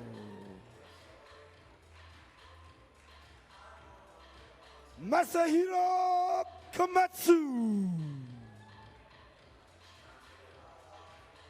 And the second-ranked player in Japan, top 3 individual player at the recent Asia Cup, Keita Suzuki. And the boys from Marienbad, Czech Republic. We got Voja Rudeski, Martin Novak, Marek Senau, and Yuri Dedek. This is the first game for Tokyo, Japan, and I am looking forward to this. So highlights from that great game between Adjuntas and Sutherland, and very impressed with the Puerto Rican team as you see Callum Norris instituting the definite no layup rule on that one, but did it in a variety of ways. They were hitting from the outside, they were identifying the mismatches, and they dealt with that quickness and speed of Sutherland extremely well, and in the end, just that experience down the stretch, and it really told the tale, Nathan Strimple. And we've seen that a few times today where games are close, and then we've seen teams with just a bucket load of 3x3 experience that when it gets tight and you're talking the difference, there might even be one play, but it's never more than 2 or 3. A few big buckets down the stretch making the difference. And I love what we're seeing today. We're seeing right now, Tokyo come in, winner of a satellite event. Their first game for the day, Marienbad coming up for, I think it's their 5th game today. We'll see how that affects them going at it. But straight away, Suzuki goes bang for 2. And you can expect to see a lot of that. Japanese excellent perimeter team. Tokyo coming in, winning a satellite event, number 25th 3x3 team in the world. So they're obviously bringing a bit to the table. Really like what this Marienbad group have brought, though. They took a hit, though, in their first game here in the pool rounds, though, so they need to get the W out. Through these players, Suzuki, Komatsu, and Nora representing Japan, actually all 4 of them, I should say, representing Japan at the 3x3 FIBA Asia Cup, where the Japanese team came away with the bronze medal. Of course, once again, Australia, we have to throw that in, getting the W. And what was a tremendous performance in Mongolia. And we see 3 of the team for Japan, for Tokyo there, ranked around the top 100 3x3 players in the world. So some significant talent going at it, but from Marienbad, if you don't mind it, Yuri Dedek getting them on the board. They are going to be physical with these Japanese, and that's what the Japanese, Ochiai responds with a big 2. They're going to see plenty of that. On the other end of the floor, just a wild shot there from Radicki. And Radicki off balance, doesn't get it to go. No love on the perimeter shot though for Tokyo. Subs coming in. Tokyo 4, Marienbad 1. Marienbad, a long day so far. Just a grueling battle to work your way through the FIBA 3x3 Challenger event here. And obviously with a massive size advantage, they try and take advantage, but can't get it to fit. And you'd have to think tired legs, that's where it comes down. They're not going to get shorter as the game goes on. Oh, it's a great blow by there from Suzuki for the 1. And the speed advantage, obviously. And there's the power inside from Martin Novak. And right there, you have to think if Marienbad are going to get it done. It's right in that spot there, Martin Novak operating under the rim as he sends that one out, but he's called for the foul. Free throw coming up for Tokyo, courtesy of Keita Suzuki. It's hard to sort of talk about a slowdown game with a 12-second shot clock, but you really feel that as much as they possibly can with that shot clock, is Marienbad have got to slow the game down as much as possible. Try and find those inside power moves. Can we not let it go without mentioning Suzuki just a little behind the back there before the free throw? A little bit of sauce for us on the free throw routine. Radicki getting on the rim, can't get the finish again. Novak, as he's done all day, comes up with the offensive rebound. Finding Radicki for the 2. Didn't have the legs on it. Sainal, 2 good finishes for Marienbad, make it 6-3. That's what you said, Nathan. Sainal and Novak have got a bit of keys to this one. Suzuki doesn't get it to go on the perimeter shot. Tokyo are going to jack up perimeter shots. That's clearly their game. And they're going to look for a lot of these one-on-one blow-bys against the bigger and slower Marienbad. Yuri Dedic back in the game, wastes no time launching a perimeter shot. Sainal again, racking up rebounds at will. Oh, good hands. Great block shot by Ochiai. Ochiai taking care of business for Tokyo. Ochiai now going to work on Radicki. Oh, draws the foul. And Radicki got in the mouth too. Radicki copped an elbow in the face inadvertently, but I think they're going to give Ochiai 2 on this. They are.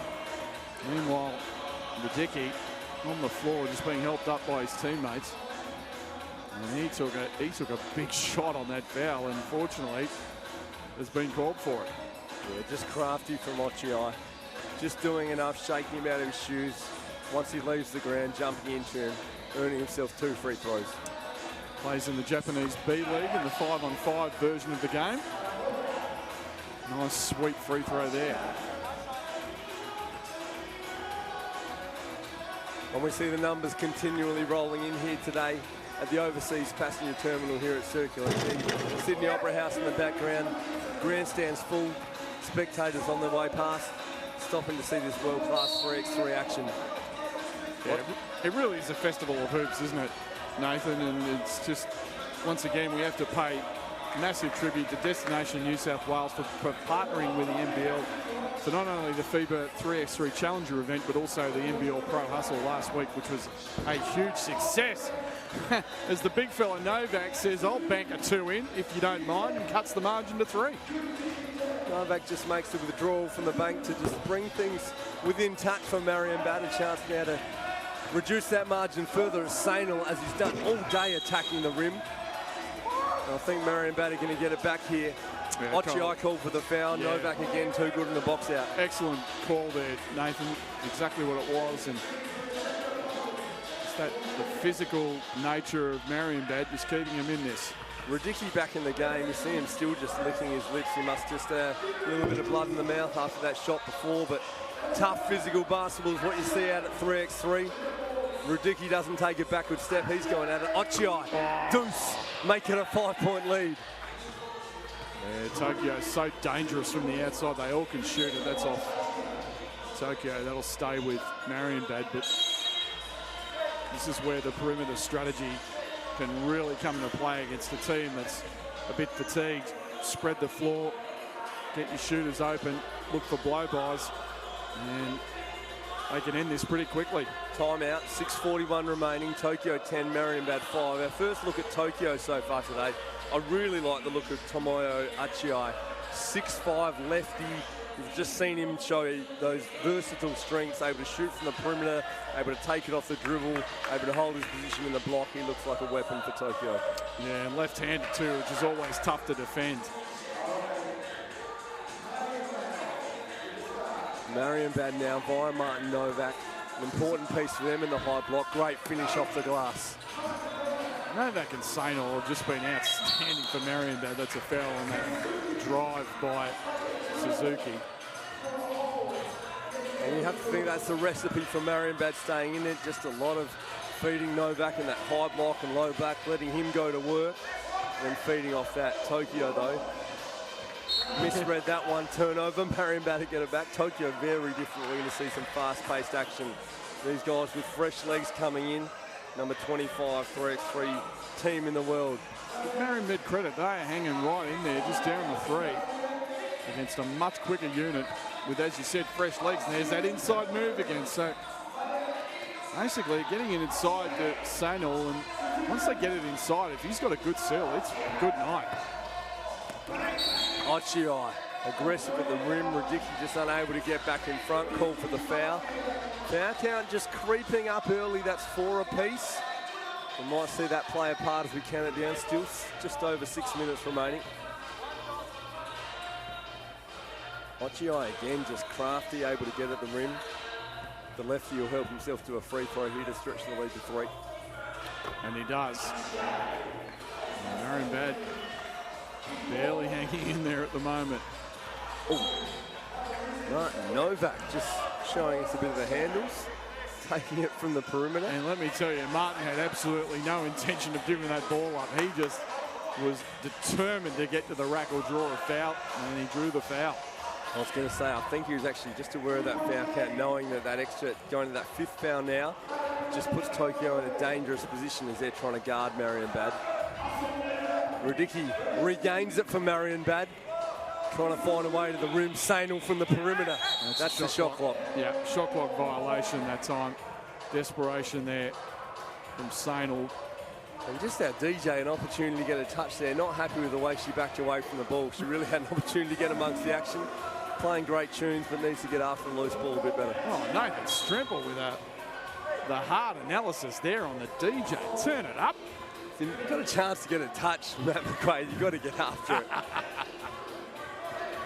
Tokyo with the ball now and a 3-point lead. 5:43 to remaining. Oh, Suzuki getting at the rim. He's fouled. Free throw coming up for him. 5 fouls apiece for both teams. Suzuki's a danger. Once he gets that shoulders passed as he did there, it's pretty much good night nurse. It's a layup or send him to the line for 1. And Marienbad now with 6 fouls with 5:40 left, and things can get out of hand in a hurry. Suzuki with a little rip around there. Just don't want to ignore the little around the back there for Suzuki. Little hot sauce for everyone. Yep. Wasn't just a one-off. Looks like it's a regular part of the routine. Novak once again too strong.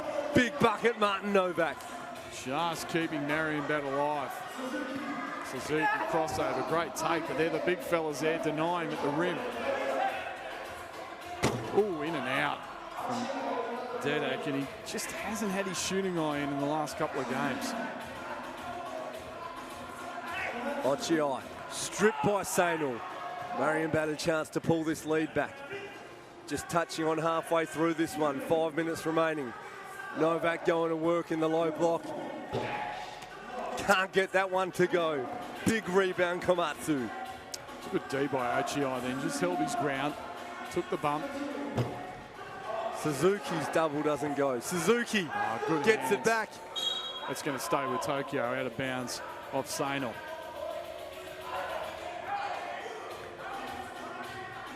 I think it's going the other way. Foul not called. Yeah, it's interesting. Ball off Suzuki. Sainal with it back. Straight at business, getting at the rim. Here's Radicki. Nice reverse finish for Marienbad. We're back to a 2-point game. Yeah, they are not going to go away. Good defense. Radicki forces a tough shot out of Achii. And Marienbad, Dedek forces one up. It's a tough shot. Can't get it to go. He's had a tough night. And good strip by Sano. It's going to go out of bounds to Tokyo.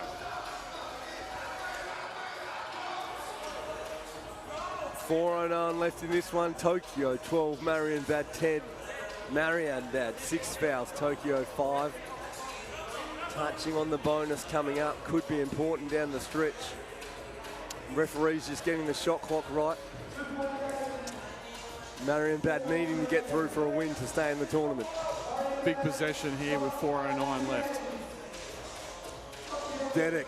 We're going to spread the floor. Trying to guard Suzuki. Look at him go to work. Tough off the dribble. Can't get the finish though. Nice work, Yuri Dedek. They isolated Suzuki and Dedek was up to the task. And straight back to their bread and butter. Martin Novak in the low block. Nice pass. Ridiculous with the finish. Martin Novak getting it done for Marienbad. 1 point game, Marienbad. Oh, nice pass. And great recovery. And they call that goaltending. Yep. Correct call too. He got it on the glass before Novak got it. Martin Novak was like, give it to me, mate. I've been playing 5 games already today. Pleading his case, but it looked like the ball was on the way down when he knocked it away. I think it was actually he got it on the glass before he got it. So once it hits that glass, it's a goal. 10 points count for Tokyo. Timeout, 3:38 remaining. 13 to Tokyo, 11 to Marienbad. Marienbad haven't been able to make one from the perimeter for quite some time, but I just feel like if Dedek can just get his shooting eye in and knock one down and get a little bit loose, that they can put some real pressure on Tokyo. Right now, Tokyo looking to isolate their quick guys at the top of the key, try and run Marienbad off their feet, try and get them into these one-on-one situations where they feel like they've got an easy take to the basket for a layup. For Marienbad, I just want to see this one right here. Martin Novak with the lunch pail and hard hat. The 2, the other man. Sainal with the 2. Sainal ties it up at 13. 13 apiece. 3:23 remaining. Taking it at the rim, Tokyo. Tough finish for Komatsu. Yeah, great finish by Komatsu. Here we go, Martin Novak go to work. Too strong, but he just left it short. Great job, Suzuki. Great job tying him up. See, for Marienbad, I just like Martin Novak, lunch pail, hard hat, down in the low block, go to work. It's proven the best recipe for them all game. Yeah, especially with a foul count as it is. You know, they want to get Tokyo that 6th foul. That's going to be crucial. Right now, 16 fouls to Marienbad, 5 to Tokyo. Here we see Suzuki off the dribble. Tough to contain. That's a travelling ball. 3 seconds. Call it either way. 3-second violation has been called on Ochiai. Going down the wire in this one again, Matt. 2:58 remaining. Tokyo 14, Marienbad 13. Yeah, we've seen some thrillers. This one is going to be no exception. Yuri Dedek going to work off the spin. Doesn't go. Comes up with the rebound. Heads up. Marienbad ball. Nice work, Yuri Dedek. Heads up play from Yuri Dedek. Throw it off the Tokyo player out of bounds. And that's going back to Ochiai saying, oh, that's our ball. No, it's not. Did a nice job there, Ochiai, just trying to earn good it. defence. Ochiai stayed right with Sainal, forced it out of bounds. And it's going to be Tokyo possession. 1 point game, Tokyo with the lead. Martin Novak back in the game for Marienbad. Marienbad from Czech Republic, Tokyo representing Japan. International 3x3 action coming at you. Here's Ochiai going to work. 3 on the shot clock's got to get it up. Step back doesn't go. Oh, good fight on the glass. And draws the foul.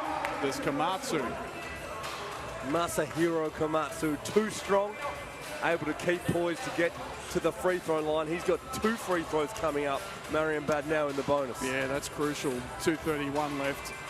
And a 1 point lead, giving them that opportunity to extend it out to 3. Komatsu, no mistake on the first from the charity stripe. Kind of an unusual shooting action, almost like a slingshot, if you like. A little unorthodox, but we'll take it. Effective. There you go. 2 from 2, 3-point lead to Tokyo. Doesn't matter how they look, as long as they go down. Oh, Radicki for 2. Doesn't go. 2:20 remaining. Tokyo now looking to extend that 3-point lead. Ochiai going to work in the low block. Bullying Radicki. Offensive fouls called. Yeah, Radicki played that really, really well. Ochiai getting his forearm into his chest. And right in front of the official. I'd love to have a look at a replay. I don't know if there's a little bit of Radicki, just a little veteran move where you grab that arm bar, but either way, the call goes Marienbad's way, and they're coming back looking to reduce that lead straight into Martin Novak. Well done, Martin Novak. He looked off Sainal and took the smaller Suzuki to the rack, and Suzuki goes right back at you, but misses it. Oh, my. Sainal now in the low block. Oh, that's an easy Make catch. it a 1-point game. Oh, what have we got here? Didn't clear it. Didn't get 2 feet. Only the 1 foot outside the perimeter. It's got to be 2 foot outside the 2-point line. You've got to clear it. And now the timeout's been called. Tokyo ball, 1:49 remaining. Tokyo 16, Marienbad 14, and then a crucial moment there for Marienbad. A chance to make it a 1-point game. Martin Novak just not able to get 2 feet outside that perimeter line there. We've got looks like a supply ship's pulled up blocking our view of the Opera House. Don't they know? We're going around the world on FIBA's YouTube channel. Once again, good evening to everyone here who's watching us around the world. I hope you're enjoying the action. 1:49 remaining, back into live action. Suzuki for Tokyo. Gets it over now to Noro, attacking the rim. Step back. Big bucket to make it a 3-point lead. Oh, Yuri Dedic. There you go. What did I say? There you go. Makes it a 1-point ball game. Dedic brings it back to 1. Suzuki now going to work for Tokyo. Tough cover for Martin Novak. That's what they want. Oh, great rejection. The length of Novak, too good. He's pumped up about it. Tracked him all the way and said, no, sir. 1:23 remaining, 1-point game. Tokyo will get it back. Novak takes a quick breather. Way to stay with Suzuki off the dribble. Ochiai likes the perimeter shot. Knew the time was running down. Big 2-pointer by Ochiai. Dedek, one more off the line, unfortunately. Oh, Decky just copping it once again in that mouth. Keita Suzuki just going to work off the dribble, finds Ochiai. Can't get that 2-pointer to go. 3 points the difference. Now Yuri Dedic getting at the rim.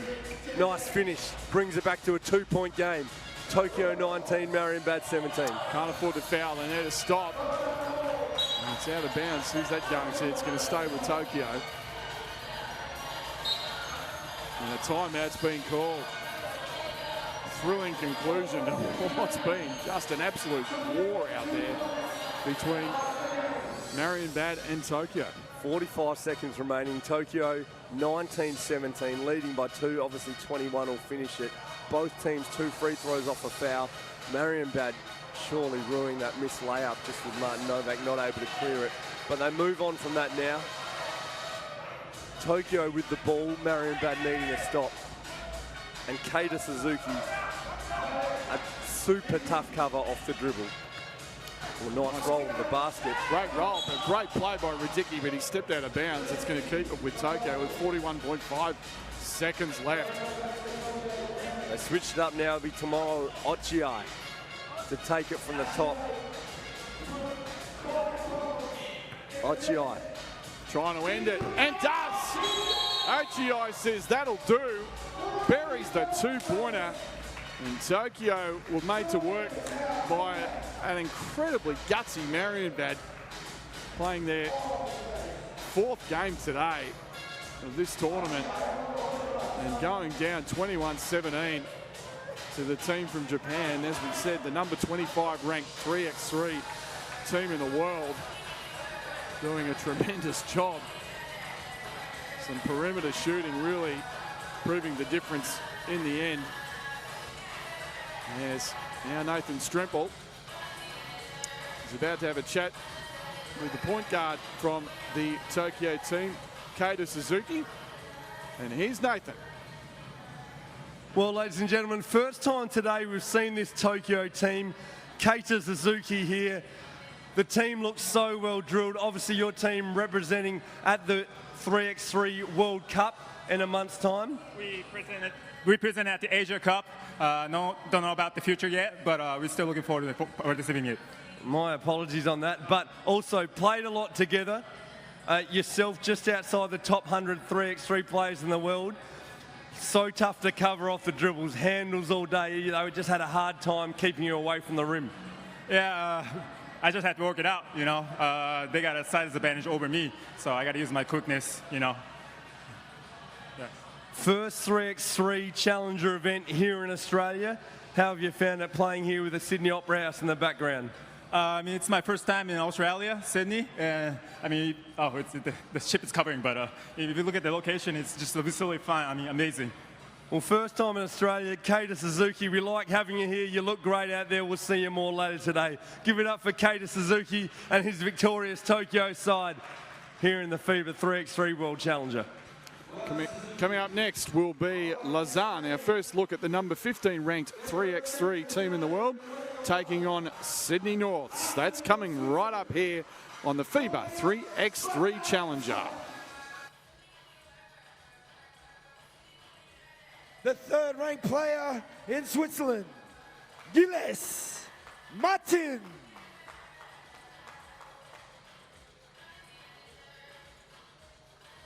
Eric Fong. The number 2 ranked player in Switzerland, Marco Lehmann. All right, now we've got the boys from North Sydney, Nick Wormersley, Mike Golding, Jaden Prakash, and the man causing the most damage for North Sydney with their 2-hand slams and everything else, Cooper Wilkes.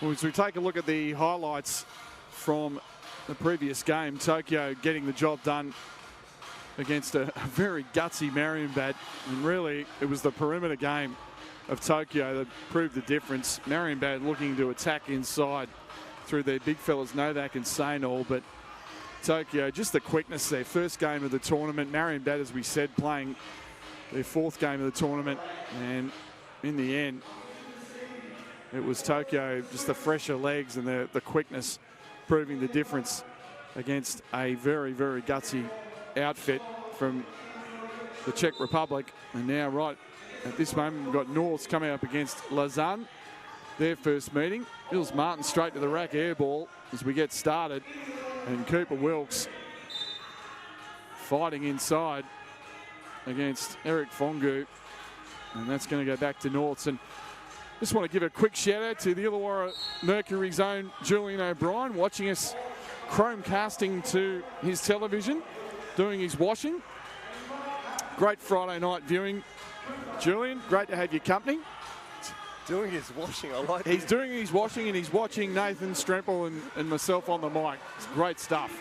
Well, as the big fella goes up, doesn't throw it down this time. I think he's broken enough rims for one day. Cooper Wilkes. Matty, thankfully he's not watching us, he's just hearing us. He's watching this world-class 3x3 action. Cooper Wilkes, the big dog, getting it done under the basket for Sydney North. And once again, that's been their success. Has been Wilkes inside. As Martin gets it to Lehmann. No dice. Now Fongu. Ilse Martin hits it. And interesting story, Ilse Martin played for Sydney University a couple of years ago and played against the number 1 and number 2 draft picks in the NBA, Markel Fultz and Lonzo Ball. University of Washington and UCLA coming to play Sydney Uni in a couple of exhibition games last year, and Ilse Martin lacing it up, and he can say he played against a couple of future NBA superstars. And not bad names to drop in there. You know, not that you want to drop names. That being said, the only person to ever dunk on me was Joe Ingles, but we play on. As Lausanne gets things going, great to see Lausanne for the first time today, taking on Sydney North 4 apiece. Sydney North, again, similar to last game where we saw Marienbad played a lot today. North, a bunch of games to get here. Lausanne, fresh legs. We'll see how that one plays out down the stretch. And just quickly, getting dunked on slow-mo, Joe, that is something to be proud of. The great man, dude, doing an absolutely fantastic job for the Utah Jazz in the NBA. So, my friend, to the end of time, you can bring that up anytime you like. I got dunked on by Joe Ingles. Yeah, it was just a young guy just starting out at that point, but he got me a good one, and thankfully he's gone on to do great things. It's great to see him representing us over in the NBA as back in the local action. Michael Golding with the finish. But and then Martin right back at you. Woo! Nice to see, by the way, you'll see on the screen there that Tanker just knowing that photobombing the Opera House is not acceptable, so starting to make his way out. We'll get that view of the Sydney Opera House back in the background any moment now as Martin continually attacking here for Lausanne. Yeah, it's amazing when you see these fresh legs. Oh, good strip by Prakash, though, on Martin going to the rack. He's a real live wire, Martin. And they're listed about 175 centimetres, 5'9" in the old language, but he holds his own underneath. Whole heap of energy to start, though. Lausanne, though, paying for that in the foul trouble. 3 team fouls early for Lausanne. Could be a factor as we go on. Sydney North opening up a lead 7-5. Yeah, great start by North. They've certainly got the size advantage. Martin off the dribble, finding Lehman. He's off on the perimeter shot as they go to Cooper Wilkes, looking to take advantage of that size. Just says, get out of my way, and lays it in. Power move. May have actually told him about it afterwards, I think, too, Matty. Just had a few words. Oh, great play by Martin. It's shot clock violation, wave it away, but great hustle and energy by Gilles Martin. He's going to take a seat, replaced by Eric Fongu.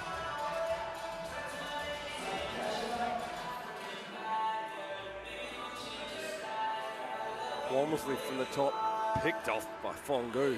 Launches it, perimeter shot goes. Eric Fongu making it rain, 8-7. Wilkes looks at the basket, likes what he sees. Nice D there from top to contain him. Oh, Golding tries to tip it up, doesn't go. Lyman got a piece of that shot from Wormsley. Golding quick to pick off the post entry pass. Looking for the continuation at the rim. Tied up by Fongu. Call a foul, I believe, on Fongu. A little bailout. I think Golding had anywhere to go on that one. Timeout's been called. And North's really holding their own early against this Lausanne team that, as we've said, ranked number 15 3x3 team in the world. Fongu, though new to the group, only played 2 3x3 tournaments prior to this. Well-established professional career in 5x5 format, so it'll be great to see how he adjusts to it. Obviously a bunch of talent, a bunch of length, the kind of prototype player we're talking about, that long 6'6", a versatile player, so it'll be great to see how he goes in this format, new to this Swiss team though. Womersley, Golding gets wiped out coming off that pick. He's slow to get up. Womersley doesn't waste any time though, attacks the rim. They'll get the ball back. And Michael Golding looking the worst for wear. He got absolutely crushed on that. And he's really struggling to shake it off. He's going to have to sit down. Like he's holding his neck there. Hope he's okay. Looks like he just might have copped one in the back of the head. Yeah. Looks somewhat with it though. I think we'll see him back soon. That's a shot clock violation. Wilkes not aware of that counting down. So Lausanne to take the ball from the top via Martin. Prakash guarding him. Lehman, top likes what he sees. Perimeter shot puts Lausanne back in front. It's a big, big jumper by Marco Lehman. Oh, good hands in there. Is Lehman doing it on offense and defense. Martin, top again, same spot. Doesn't get it this time. Look at the speed of Martin, straight to the rack, can't make it count.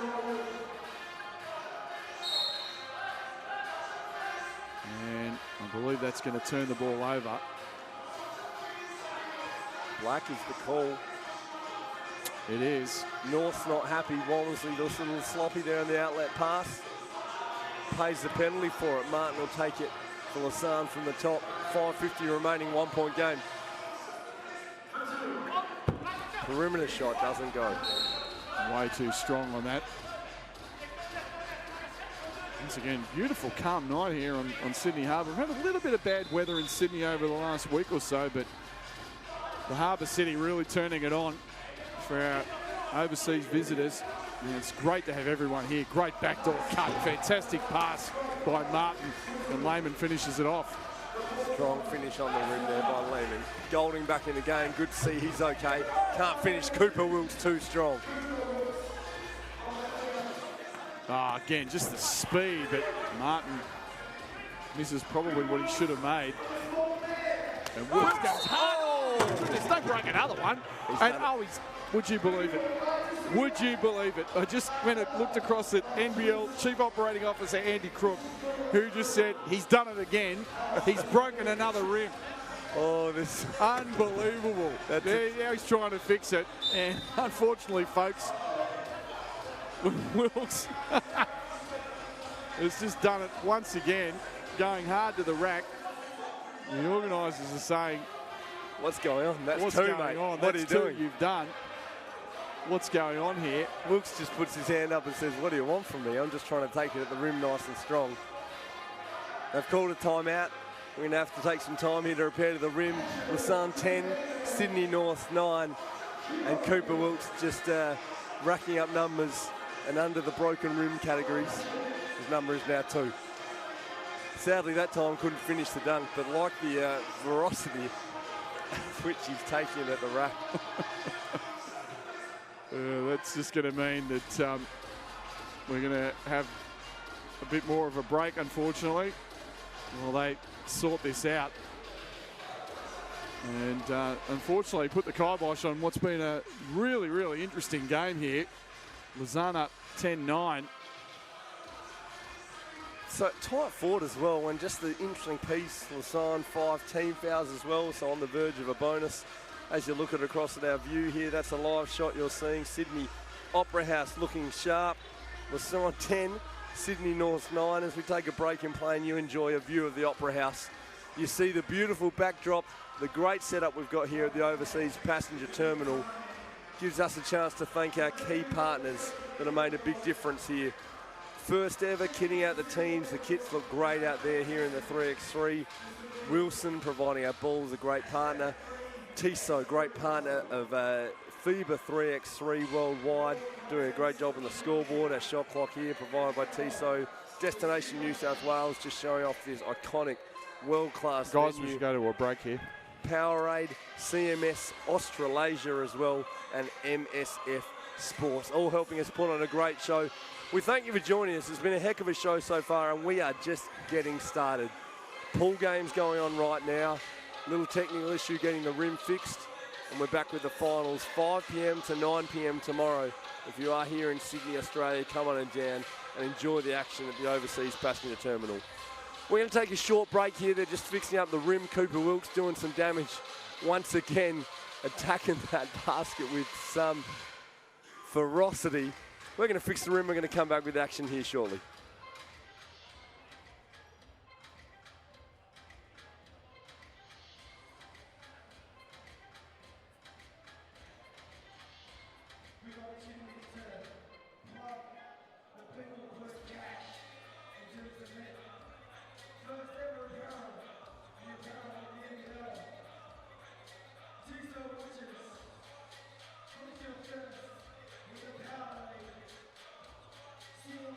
Australasia.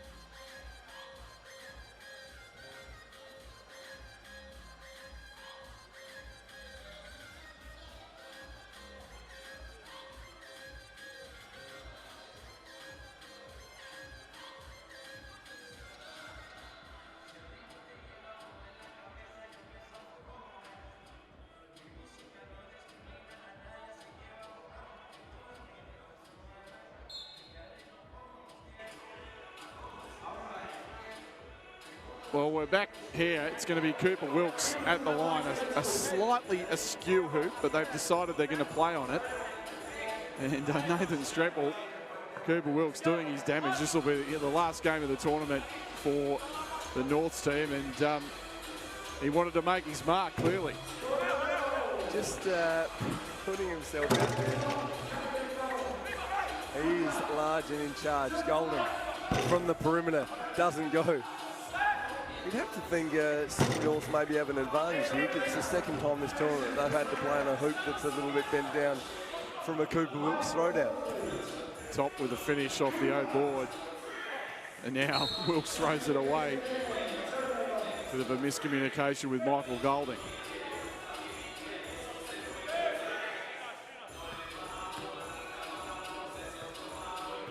Lehman.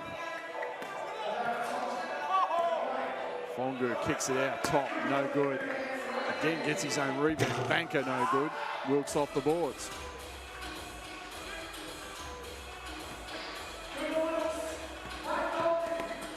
Oh, Golding, and will that end up in Sydney Harbour? No, one of the fans there, one of the many fans that have cycled through watching the action. Great hands, just a fan walking past. That one outstanding, sign her up. That one almost did actually end up in Sydney Harbour. Great hands to stop it there. Martin back in the ball game with that speed. Oh, Prakash gets wiped out on the screen. That leaves Martin open. Bang. Plenty of time to have a look at it. Martin knocking that down. Make it a 3-point lead to Lausanne. North assessing their options, 4:20 remaining. Golding on the fadeaway, doesn't go. You see how quick that transition is when Martin's on the floor. He's just looking to go every single time. There he goes, straight to the rack. Good take and a good finish.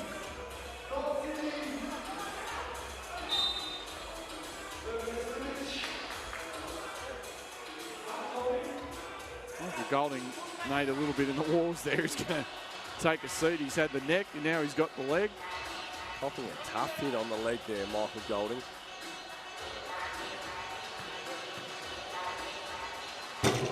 Lausanne can't get it to go. Loose ball. That one's going to go to Sydney North. North's now down 4, fighting to stay in at 3. 51 remaining. Been a long day for Sydney North, fighting to stay in the tournament. Done a good job to qualify to get to this point, the open draw. One of the two teams, along with Marienbad. Fongu tries his luck from the perimeter. None to speak of on that one. Cooper Wilkes now going to work on Fongu. Fakes him out, attacks the rim. Nice finish, Cooper Wilkes. Fongu going right back at him. Finds Martin on the perimeter. His double doesn't go. Look at Fongu attacking the glass. Coming from the clouds, forcing that rebound, but unfortunately Lehman can't make it happen. And now off the ball, Martin and Walmsley come to blows, and Walmsley just shoves Martin to the floor. A little bit of frustration there. Nice to see things getting a little physical out there. The boys going at it, subs coming in for both sides. 3:12 remaining, Lausanne with a 3-point lead. Prakash finds Golding. Golding at the rim. Little up and under, gets it to go. And what's interesting, Nate, look at the foul count, 6-0. So Lausanne with 6, North with 0. And North's looking to take advantage. Lehman, all ball on Prakash. So it's only a 2-point game, and it's quietly North's staying alive. One more foul, they're going to be shooting 2 the rest of the way. And North get a win here, they just keep themselves alive in the tournament. And there's the foul. There they're it going is. to call Martin, and that's going to put Michael Golding at the line for 2 to tie it up. Martin not happy about it. Michael Golding just walks to the free throw line. Pool play here, 3 teams in the pool. North lost their first game in the pools to Amsterdam, but a win here against Lausanne keeps them alive. We'll bring it down to that last game in the pool competition. Lausanne taking on Amsterdam later tonight. Oh, 1 or 2.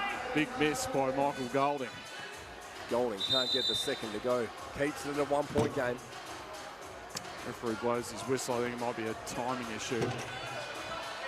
Saying reset the clock. Lausanne possession. Martin to get things underway for Lausanne. Barking instructions at Fongu.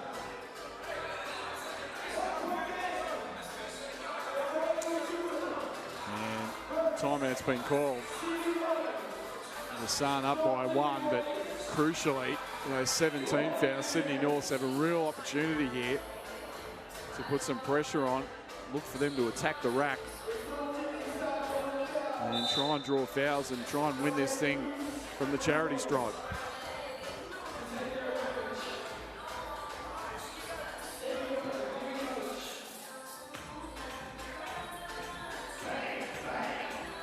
Oh, top nice move, draws the foul. It's amazingly enough, Nate, the first team foul on Norths, and it's taken a bit over 7 minutes of this game. It doesn't always work out completely evenly in basketball, but it is surprising when you see it at both ends of the scale like that. But nice timing, Lausanne getting to the line, chance to bring it back out now to a 2 point game. North, though, going to 2 free throws each time's a foul. You've got to think they want to attack the basket by Golding off the dribble, the size of Wilkes inside. Yeah, it's probably the wrong shot there by Golding. Oh, Martin, too quick. Yeah, that was, Walmsley can't believe it. No, Walmsley got caught. That one was pretty clear. That was obvious. And Martin's speed just causing havoc out there, and there's an opportunity to extend this out to 3. And does. Oh, Walmsley attacking the rim. That's the right play. Basket to North brings it back to a 2 point game. Yeah, Lausanne are going to try and run this down as much as possible. That's an Fongu. opening. Oh my, Eric Fongu, hello, sir. Oh, it just says, coasterized. Said, look, take a taste of your own medicine, friend. Exactly. You want some? You can have some. Oh my goodness. And the foul. Fongu to the line for the bonus free throw as well. Well, if the crowd wasn't pumped up before, they sure as heck are now. That's they've thrown that away out of bounds, and Martin's still yelling at Fongu for that one.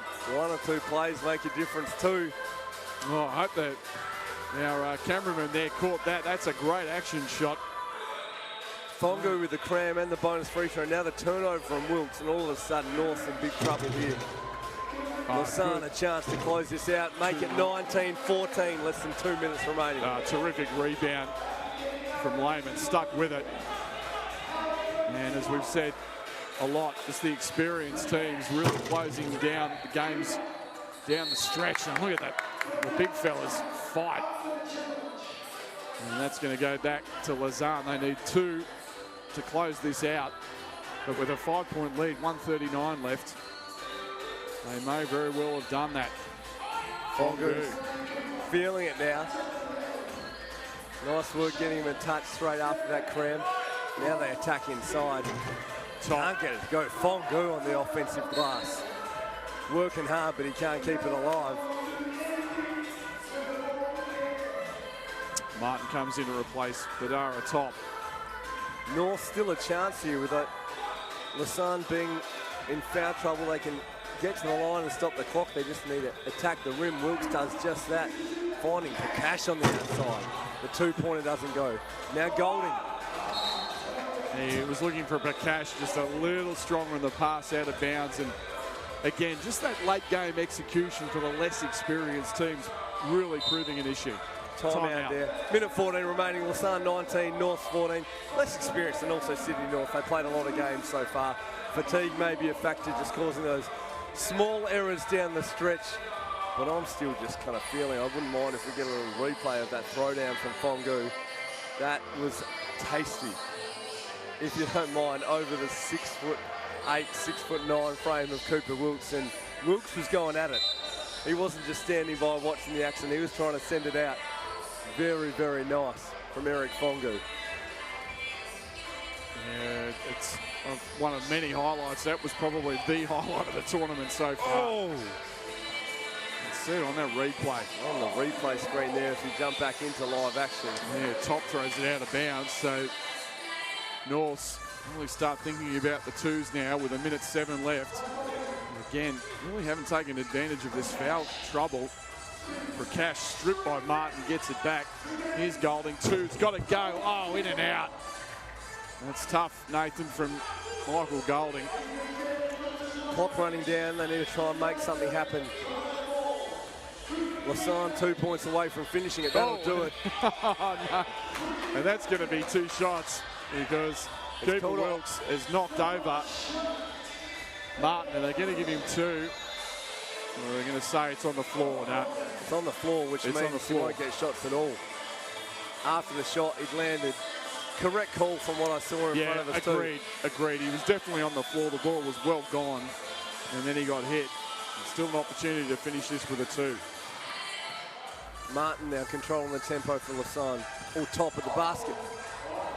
Good strip, Michael Golding. Top, just too long and athletic. Go inside. Great pass. Excellent dump off to Lehman. And that should pretty much do it, you would think.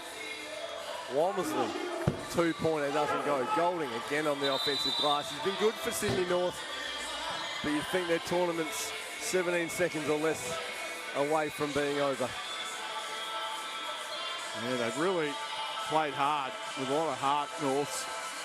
But in the end, just the experience and just the quickness of Jules Martin. And it's the little guys, you know, we've talked about in this tournament so far, this 3x3 Challenger event. It's been the guards. You know, Tom Wright, we've spoken about him, Jules Martin in this one. They've been absolutely terrific, and Walmsley keeps them alive, but running out of time, 20-15, and it's going to be too late for North's Nathan Stremple. Great job by Lausanne. Yeah, Walmsley just a little farewell to the tournament there. As we mentioned, him though, finds himself with a tech foul just for not allowing enough time on the ball check.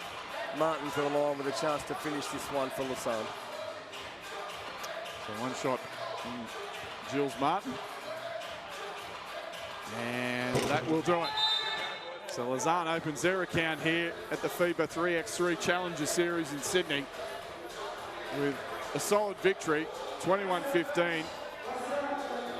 Highlighted by a monstrous posterised dunk by Eric Fongu on Cooper Wilkes. Highlight of this event to date. And I'm sure we're going to see plenty of highlights for the rest of the tournament, both tonight and tomorrow. And Nathan Stremple is about to ask Eric about that very dunk. But right now, let's head to Nathan with Eric Fongu. Well, folks, first time we've seen Lausanne go at it today. Eric Fongu, represented Switzerland. Bedara top, that's me.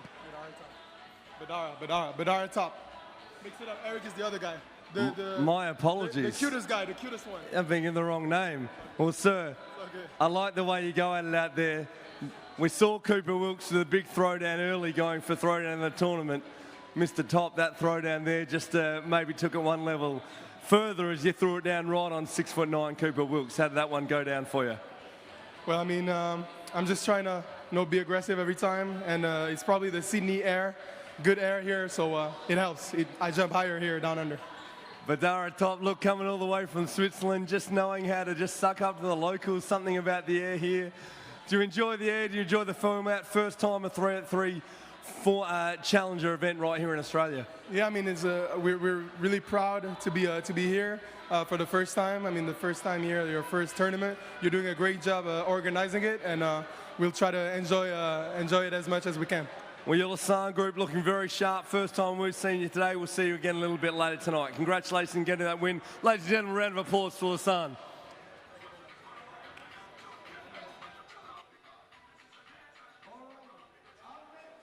We take a look at the highlights of what was a great win by Lausanne over Norths at the time, and highlighted by Mr. Spectacular Jam by Lausanne player And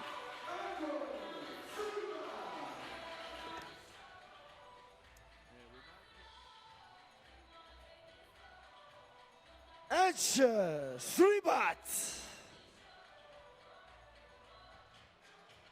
Adin Kalgic.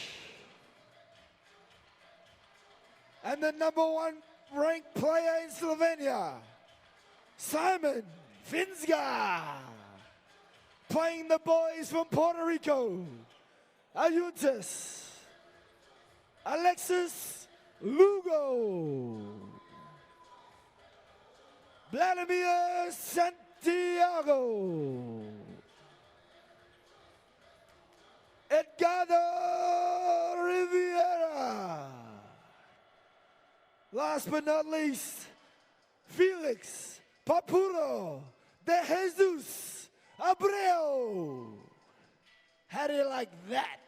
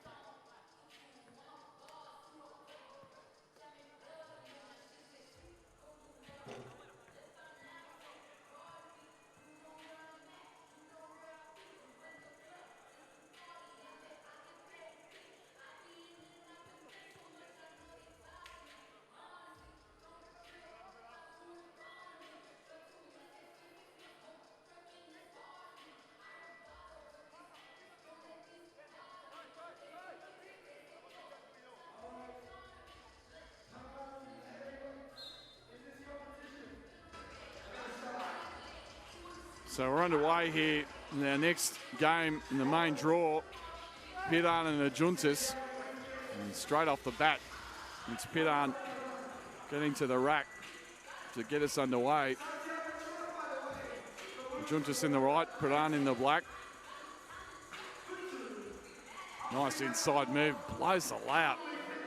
There's Kabjic.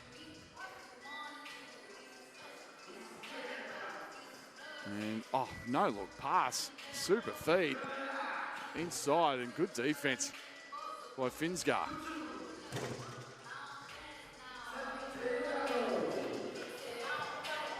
Second time we've seen both of these sides. Nice to see Piran back in action, #4 ranked team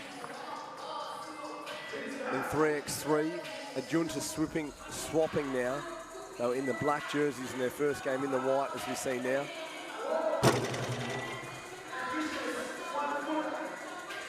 Oh, good hands there by Kabjic. And now they've thrown it out of bounds. Finsgar a little too strong. There's Erxel in the game for Piran. Quick subs early. Again, we see two contrasting styles here. Piran, the strong, long veterans. Adjuntas, we saw that first game of speed, as you see right there from Abreu. Now, this one, you expect fireworks. Santiago, we saw him just starting to warm up a little in the first game. Nice to see him just showing some passion early. There's that great cut off that pin down screen, and he scores the shred bot. 3 bots, just as he was in his first game, so strong going at the rim. Erxel couldn't get it to go there. Oh, Shredbot, nice feed to Simon Finsgar. What a great look by Shredbot there.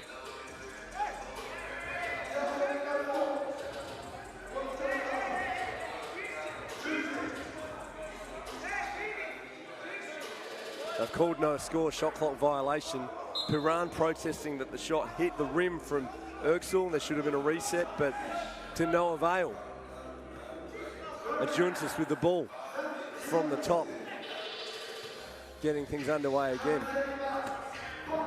Oh, no blood, no foul. And you're just looking at Santiago, and this is going, yeah, here we go. And now he's gone for the foul. This is going to be, the referees really have to take control of this, and rightly so. Santiago and Shrebrot there, sort of Santiago very fiery, clearly, and as Nathan Stremple pointed out, we saw signs of it in the previous game for Ajuntas. Plenty of passion for both sides. Two young referees doing a great job. All of our referees and officials today here at the 3x3 Challenger event doing a great job of taking control. But this is the first time we've seen guys this passionate this early. We'll see how this one plays out as we go along. Nice pass inside. Good defense, though, from Rivera. Forces the tough shot. Get it back somehow, and he misses.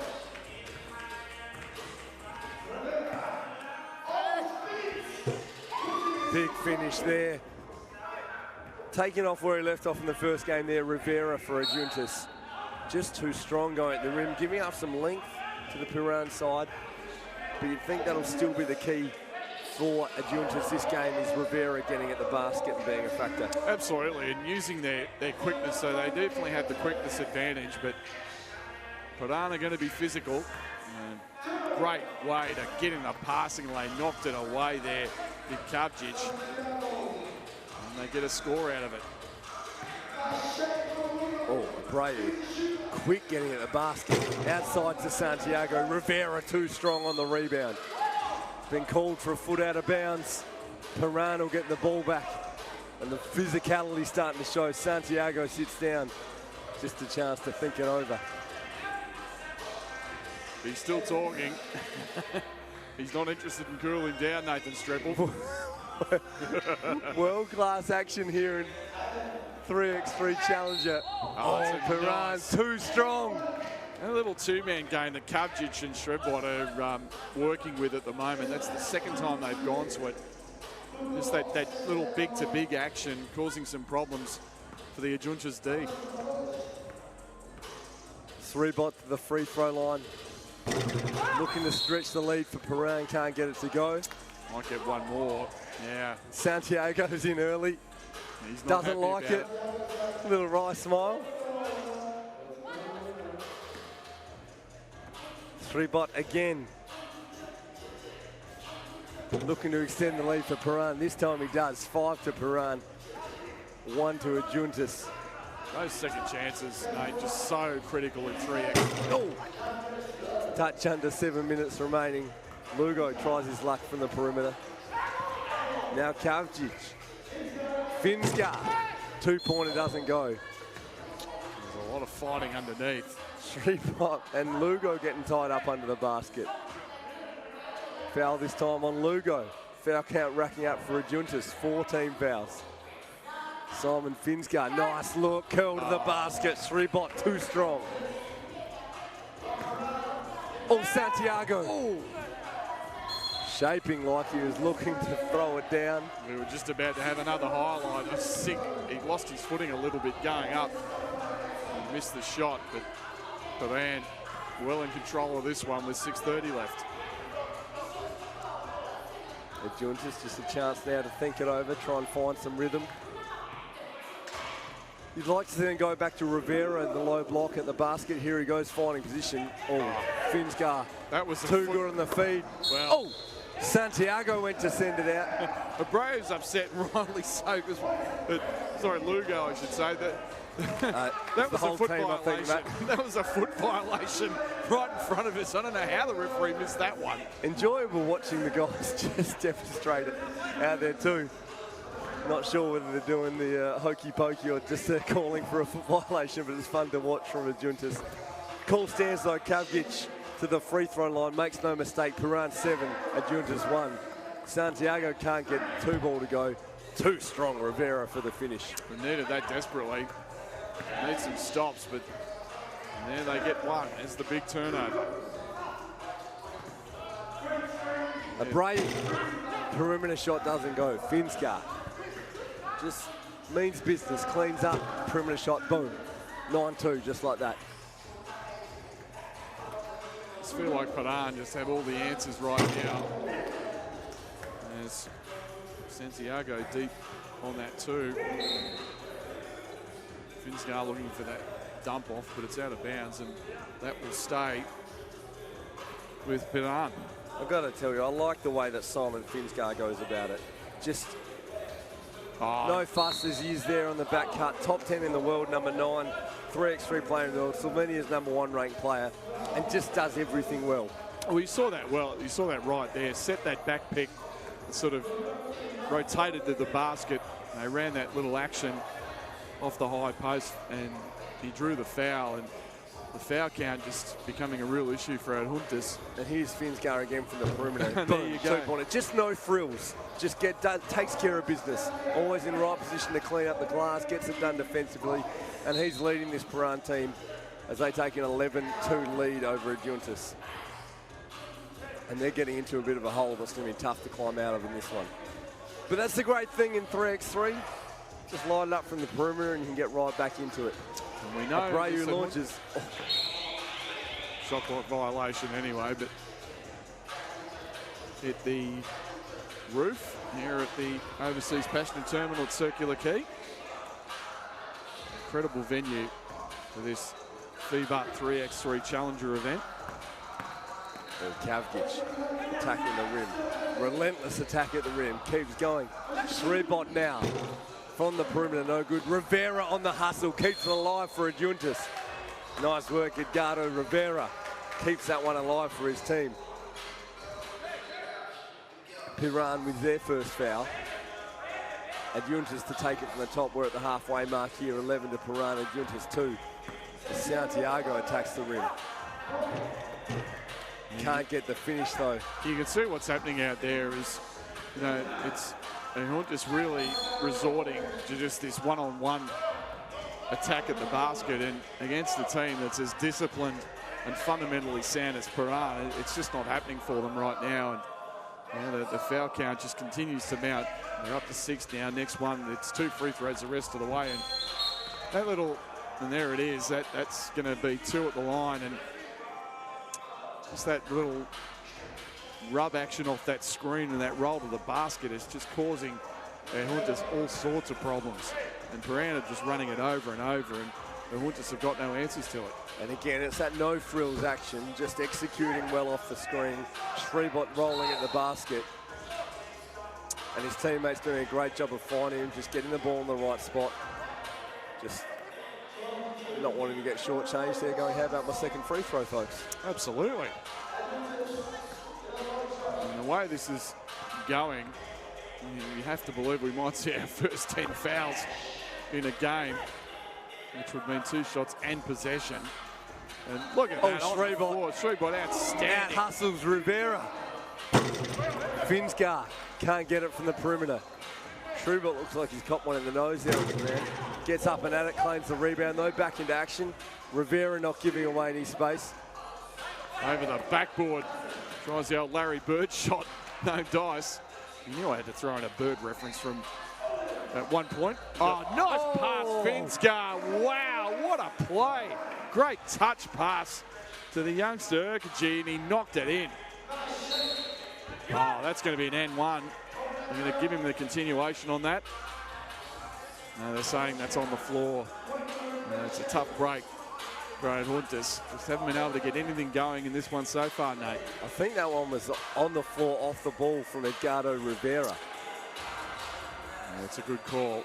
Edgardo Rivera just raising the physicality out there, going at it. Whole heap of passion in this Adjuntas team. The Puerto Rican team, you know, they play with fire, they play with fashion. So the boys continue to go at it, even though staring down the barrel of a tough one. Piran 14 leading Adjuntas 2. Such a great basketballing nation with an unbelievable tradition. There you go, finally knocks one down. And is that going to wind up in the harbour? And no, it was saved. Oh, another one saved by one of the fans. Nice hustle from the young fan out there. Great really job. had to move to get a hand on that one. Yeah, that looked like that was going to be wet instead. We saved ourselves a basketball. Timeout, 3:44 remaining, 10-point game, Piran 14 and Adjuntas 4. As you say, Puerto Rico, a great history in basketball, and these guys represent their team with pride. And we heard Edgardo Rivera earlier in the post-game interview talking about representing the fans back home. Shout out to back home, and you see the despite the fact they're down, still playing hard. Well, they're playing against the number 4 ranked 3x3 team in the world. And, okay, they're down 10 and they haven't been able to deal with the physicality. And really, more so, not so much the physical play, it's just been the execution. Piran's execution has just been outstanding. And, they've had a couple of those plays that we've talked about that they've gone to that well several times. Ajuntas just haven't adjusted to that. And this is what can happen. But say what you want. These guys, they're going to fight it out to the end. And giving up size at every position, they're able to force a turnover there. And Ajuntas now, fresh off a little timeout. Rivera able to get to the basket. Sorry, Santiago can't get the finish though. Oh, and Santiago, here we go. And just the boys getting a little bit frustrated. Not appreciating the extra contact. It's going both ways out there. A little bit extra flavour. It's what we like to see, Matty McQuaid. Yes. We've got a replay coming up. Here we go. Just watching the action. Santiago goes to ground. Shrebock joins him. Santiago doesn't like it. What's the family jewels there, Mr. Santiago? A little bit of how you're going. Now we're back to live action with Abreu. Santiago. Oh, nice find inside to Rivera. That's a great pass inside. Would have up-faked the shot. Oh, good spin move. Tough for Abreu to handle. Yeah, Shrebock in the too post. Big. Oh, nice look. That's a great seal, and it's going to be 2 shots coming up to Kavjic. Just fun to watch this Piran team. Take care of business, fundamentally really sound. Yeah, certainly don't have the athletes of some of the other teams, but they've got the size and they've, more importantly, just got that fundamental now set. So well drilled. Shout out to Kavjic too, just getting it done with the Jays. Nice little sharp pair of Jordan 11 Space Jams. Appreciate your work there, adding Kavjic. The free throws go. Nathan Strimple bringing the shoe knowledge. I don't just appreciate a nice set of wheels. You've got to give credit where it's due. Subs coming in. Piran 16, 3 minutes going. Ajuntas 5. Abreu handling the ball for Ajuntas. Nice look there. Doesn't go though for Lugo. Oh, great pass. Simon Fisgar. Piran again with that seal. Just that quick transition from defense to offense. Oh, good spin move inside there from Ricardo Rivera.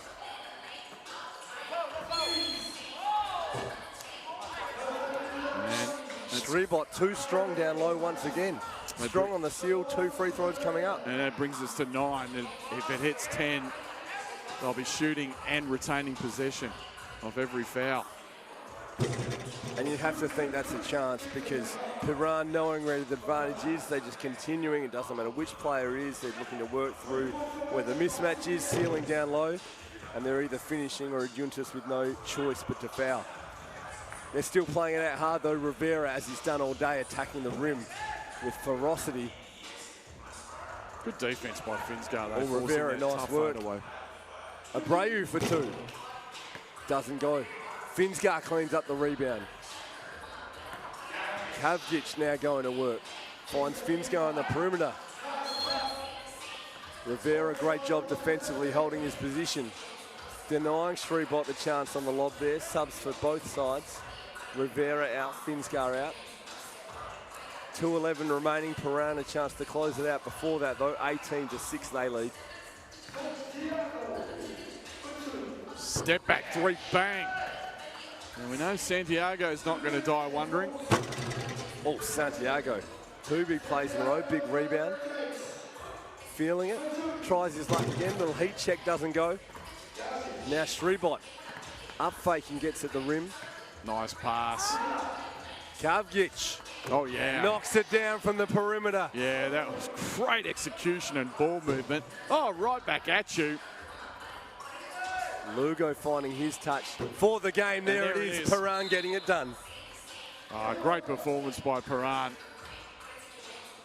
over a very game Ajuntas team, but in the end, just really good execution from the men from Slovenia.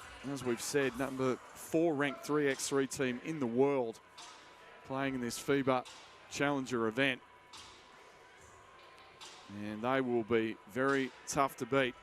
And the finals commence tomorrow, starting at 5 p.m. here, Sydney time. So wherever you are watching around the world, make sure you tune in. It'll be some outstanding 3x3 action coming to you here from the Overseas Passenger Terminal in Sydney. Right now, Nathan Strempel is going to have a word with Angie Shredbot. Here's Nathan. Even in Slovenia, it's hard. So. The number 4 ranked 3x3 team in the world, Piran, right here. I'm just talking with Anže Šribot, asking how to pronounce his name. He said even in Slovenia it's hard to pronounce, so I'm glad he's given a bit of leeway. But I tell you what else is hard to contain out there is you rolling to the basket. Fundamentally very sound. Yourself and Simon Finskar, a great two-man game. We play together, I think, 5th year this year. So we know each other and this is much easier. And 3x3, very physical. You copped the hit in the nose. Great job to play through that physicality and take care of business. Yeah, I like physical play, and this game was physical, so we win by much points, so many points, so it was okay. Anže, it's great to have you here in Australia, undefeated so far today. We look forward to seeing you again. Ladies and gentlemen, a round of applause for Piran taking care of business once again.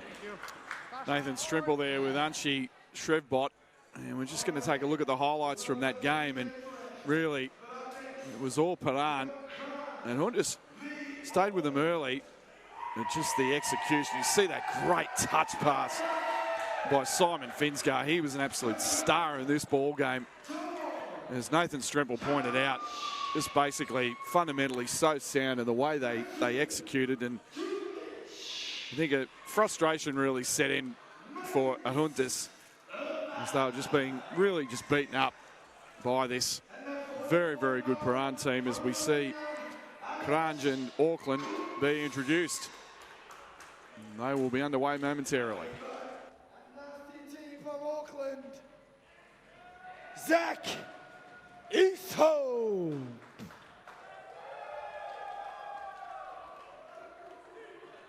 Causing a lot of problems for opposition, Mr. Ben Fraser.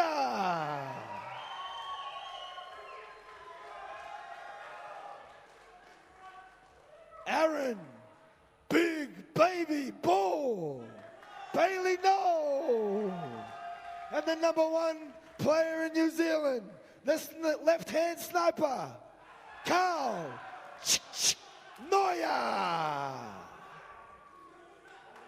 I feel we've got a great game coming up.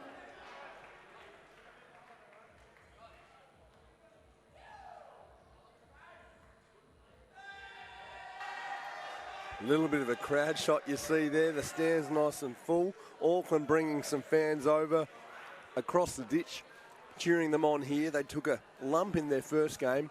Big game now coming up against Kranj. Auckland a chance to bounce back. Kranj coming here from Slovenia, number 7 ranked 3x3 team in the world. 3x3 huge in Slovenia. We just saw Piran there taking care of business. Now we're seeing New Zealand's finest in Auckland going right at them. We saw some physicality last game. There's no doubt that's going to continue this game as we see the strength and size of Auckland going to take it right at Kranj. But they will not take it backward step, Nathan Strempel. This Auckland team, and we saw that in the previous game. The likes of Carl Neuer and Aaron Bailey now. But this Kranj team. And Auckland starting with their big lineup too. Just so much size to deal with there. Bailey now getting in the rim. Kranj can't stop that. Auckland open the account. 1 to Auckland. Kranj yet to score. And the Auckland contingent in the crowd happy about that score early on.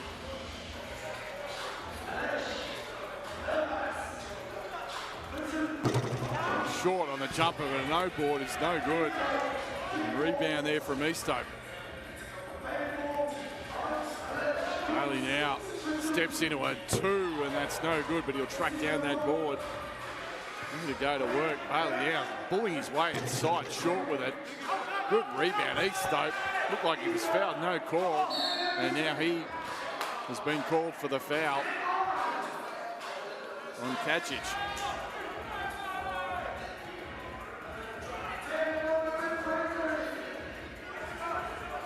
Now firing away from deep. No good. Bailey now on the boards. Looking to attack. Trying to find the dump in, but it's a 3-second violation and a turnover.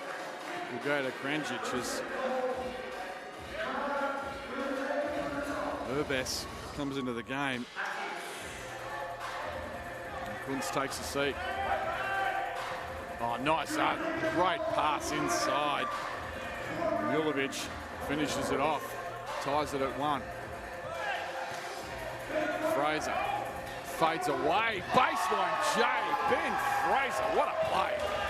Knocks it down and Auckland have a 1-point lead. And now looks like he didn't clear the 2-point line.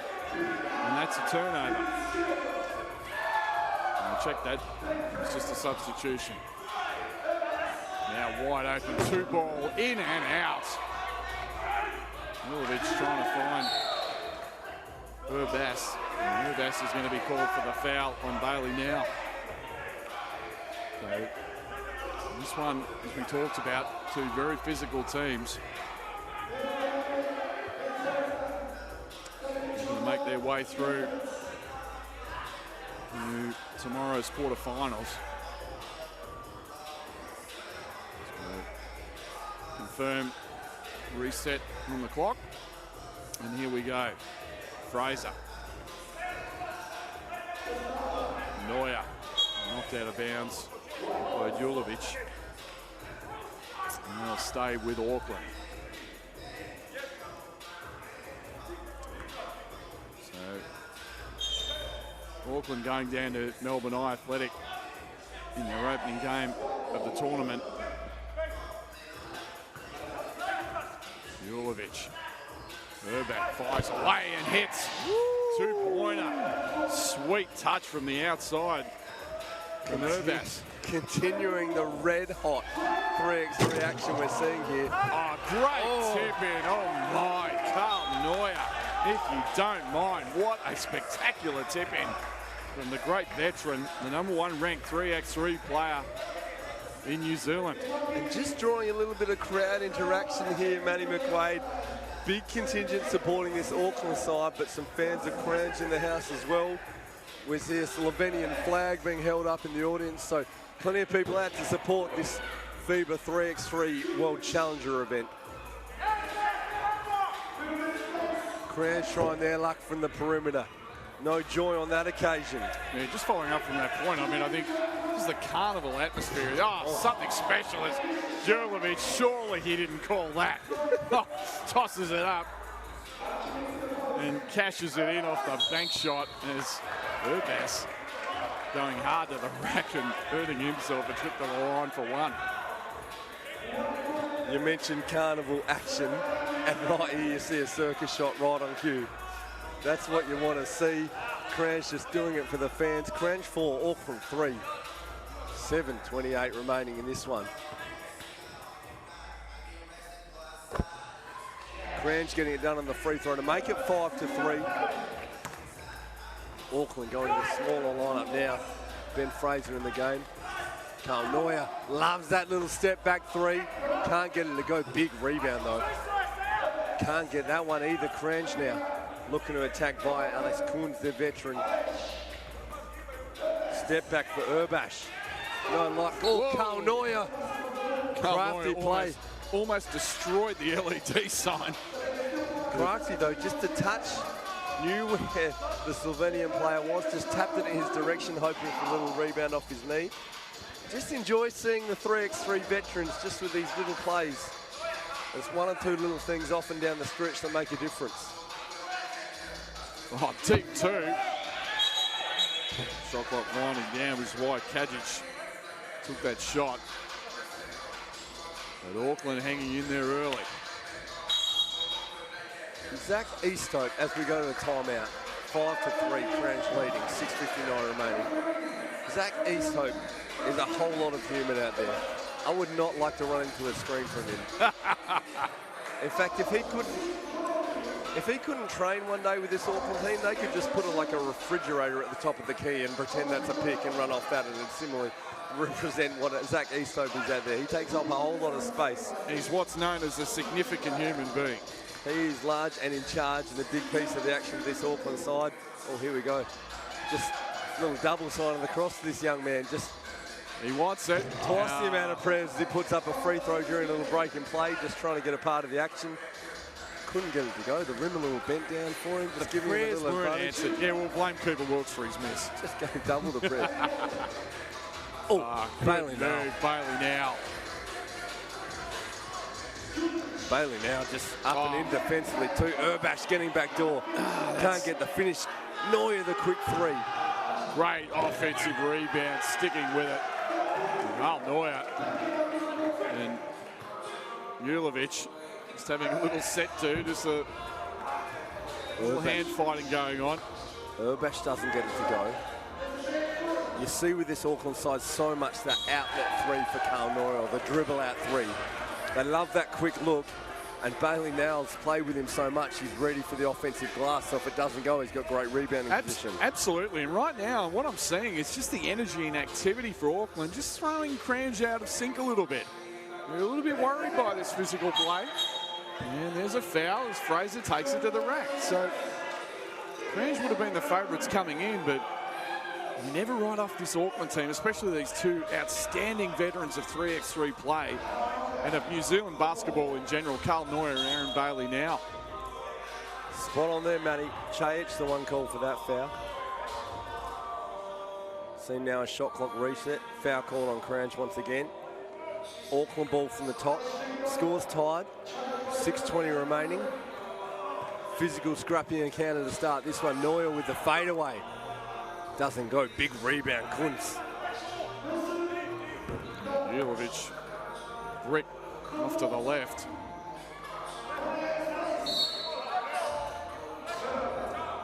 I believe that's going to stay with Auckland. It looks like it's going over to Kranj. Once again, the Slovenian team, number 7 ranked 3x3 team in the world, is a great pass, and we've seen a little bit of that action today from a couple of teams. Bailey now falls down. Fraser again, really like his aggression. I'm going to call that on the floor. And Fraser certainly not afraid of the moment, looking to put maximum pressure on the Kranj D. And I like the point of difference he gives to the Auckland side. When he's out there, just speeds things up a little bit, creates off the dribble, changes up the look, makes it tough cover. Oh, that's an excellent move by Bailey now, once again, earning himself a trip to the line. Bailey now, when he gets a shoulder past you, when he turns here and gets at the rim, super strong and tough to handle once he gets a step on you. Bailey now to the line for a free throw. 1 point game. Now a chance to tie it up. And he does. And oof, just off the play. Now that's the thing to watch with 3x3. You've got to check it out beyond the 2 point line, but that sometimes can be a great opportunity to really, get a turnover, force a mistake.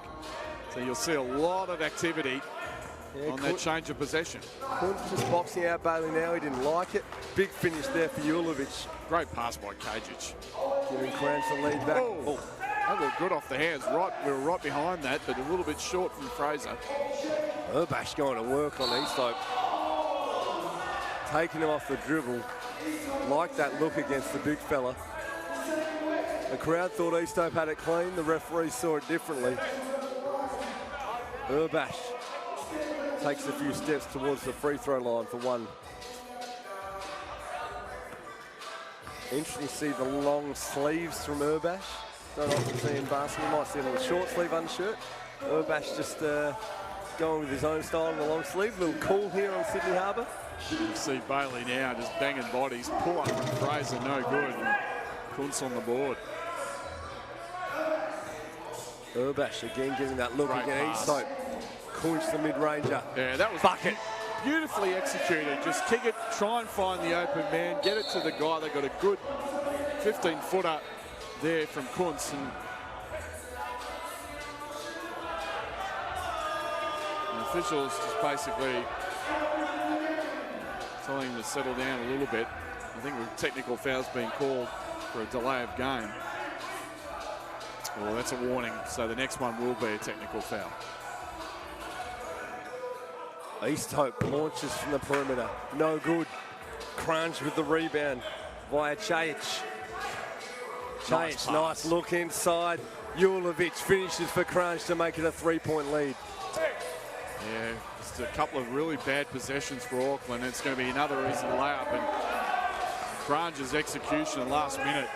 And Auckland just really struggling as it's knocked away there by Urbash.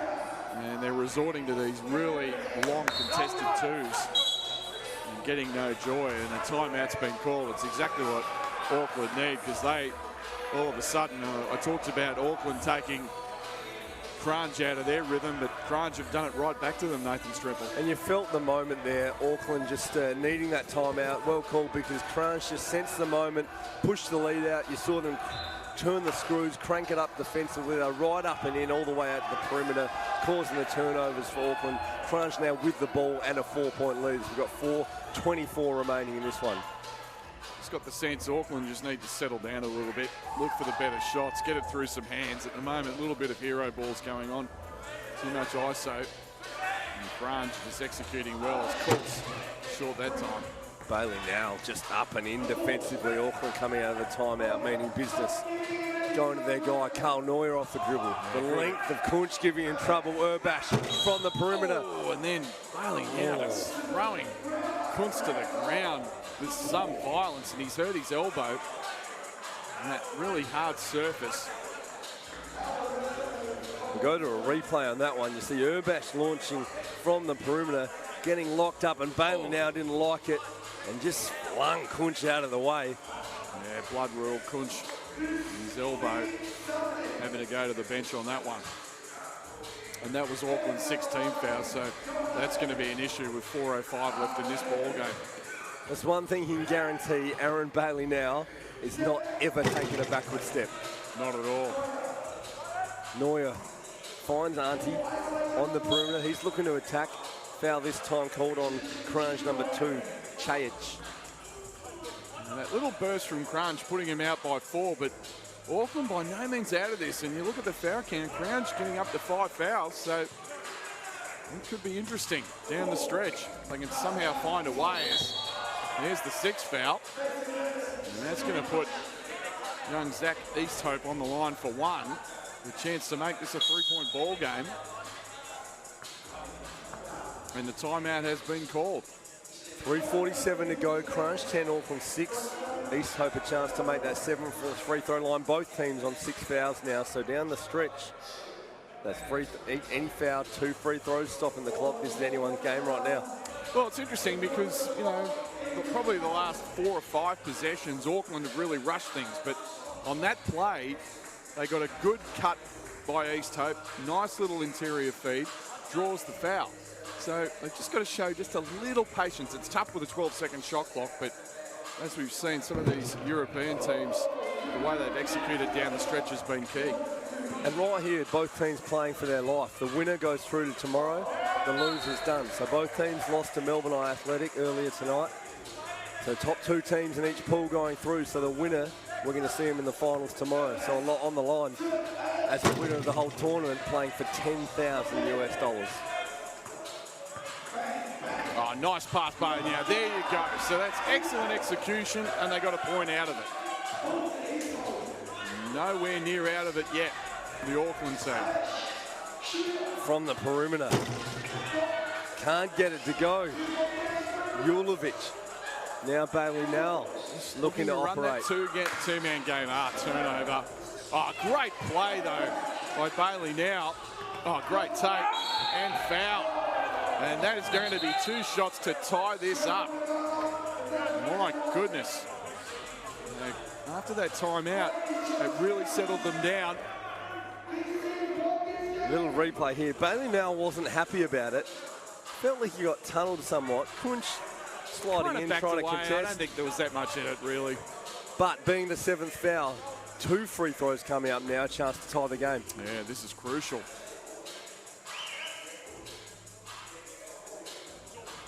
Aaron Auntie Bailey now. No luck on the first. One more opportunity from the charity stripe.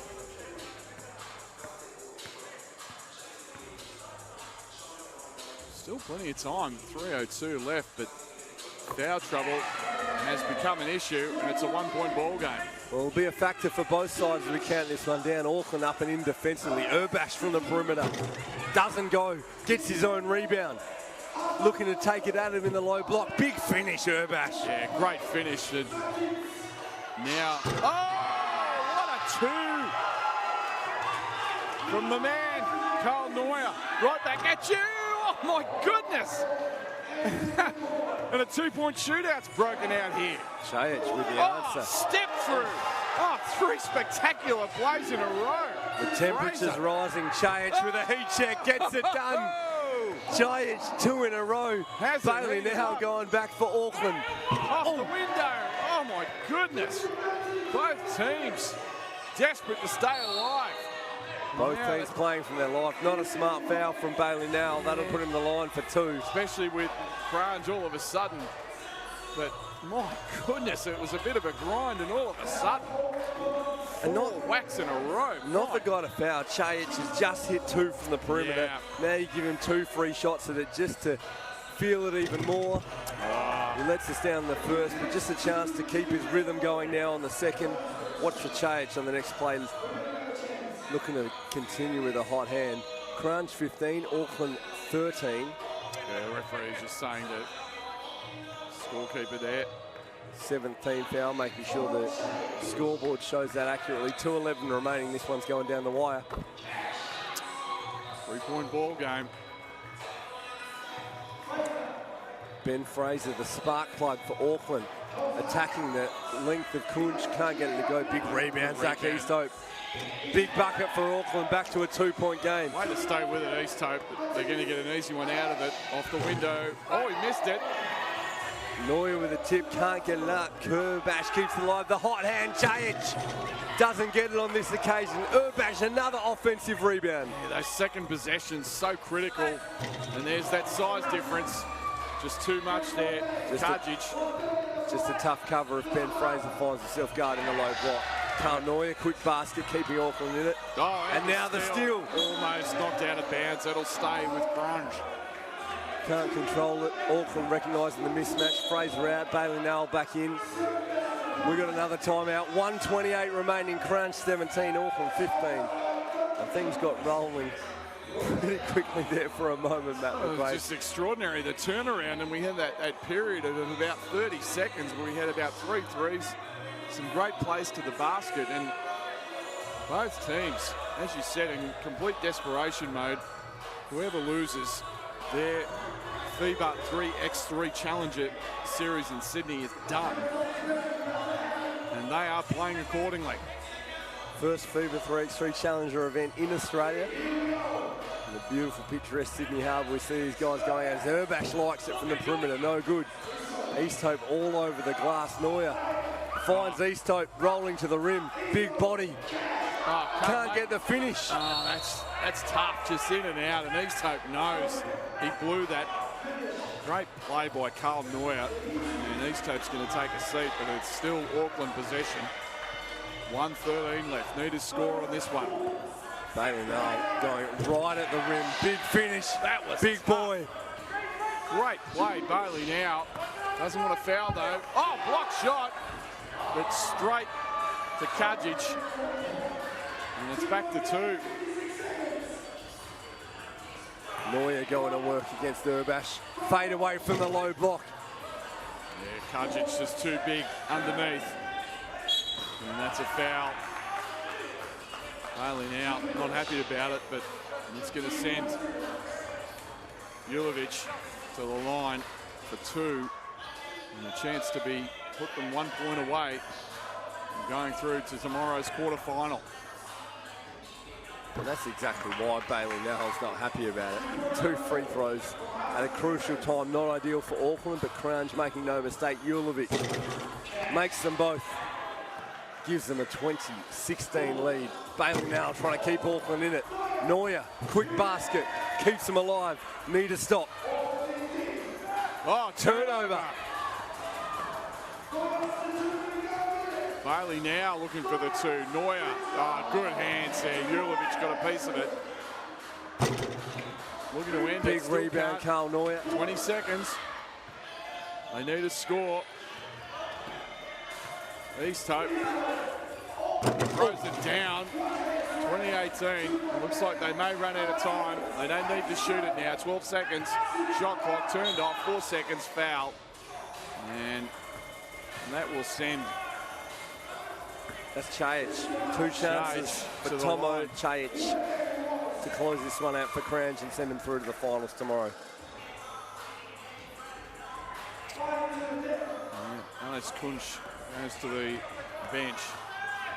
Probably won't matter. There it's short.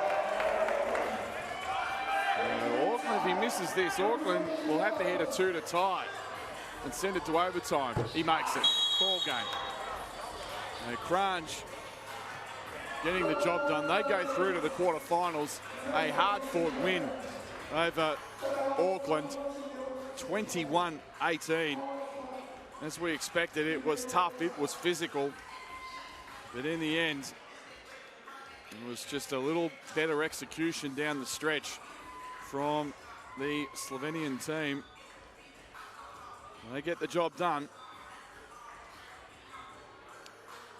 And right now, it'll be out Nathan Strempel.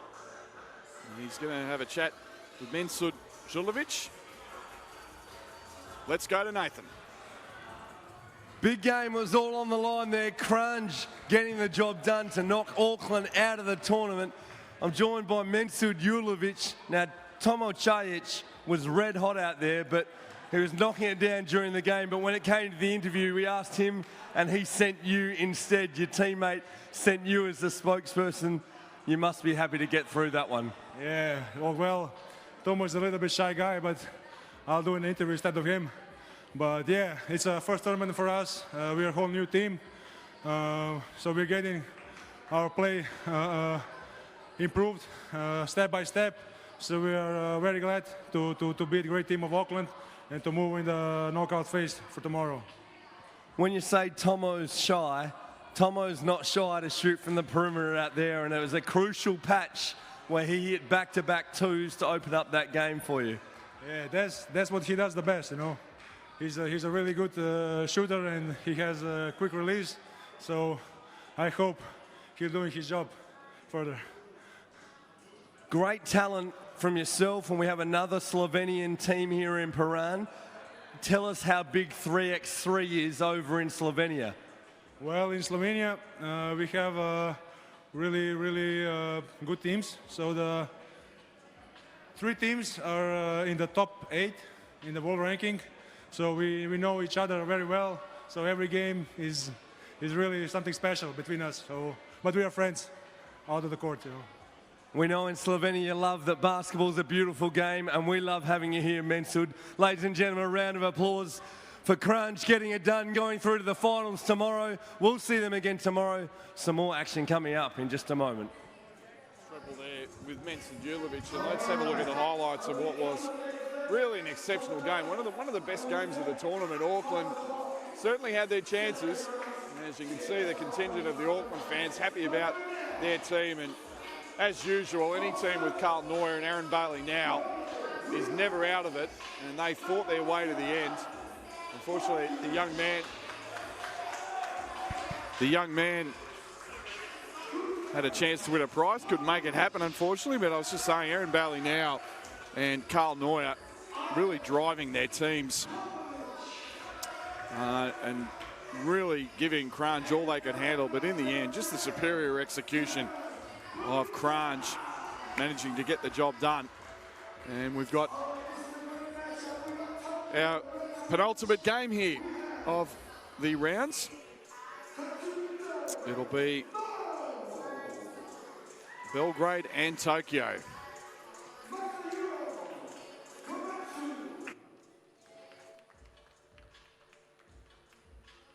Keita Suzuki.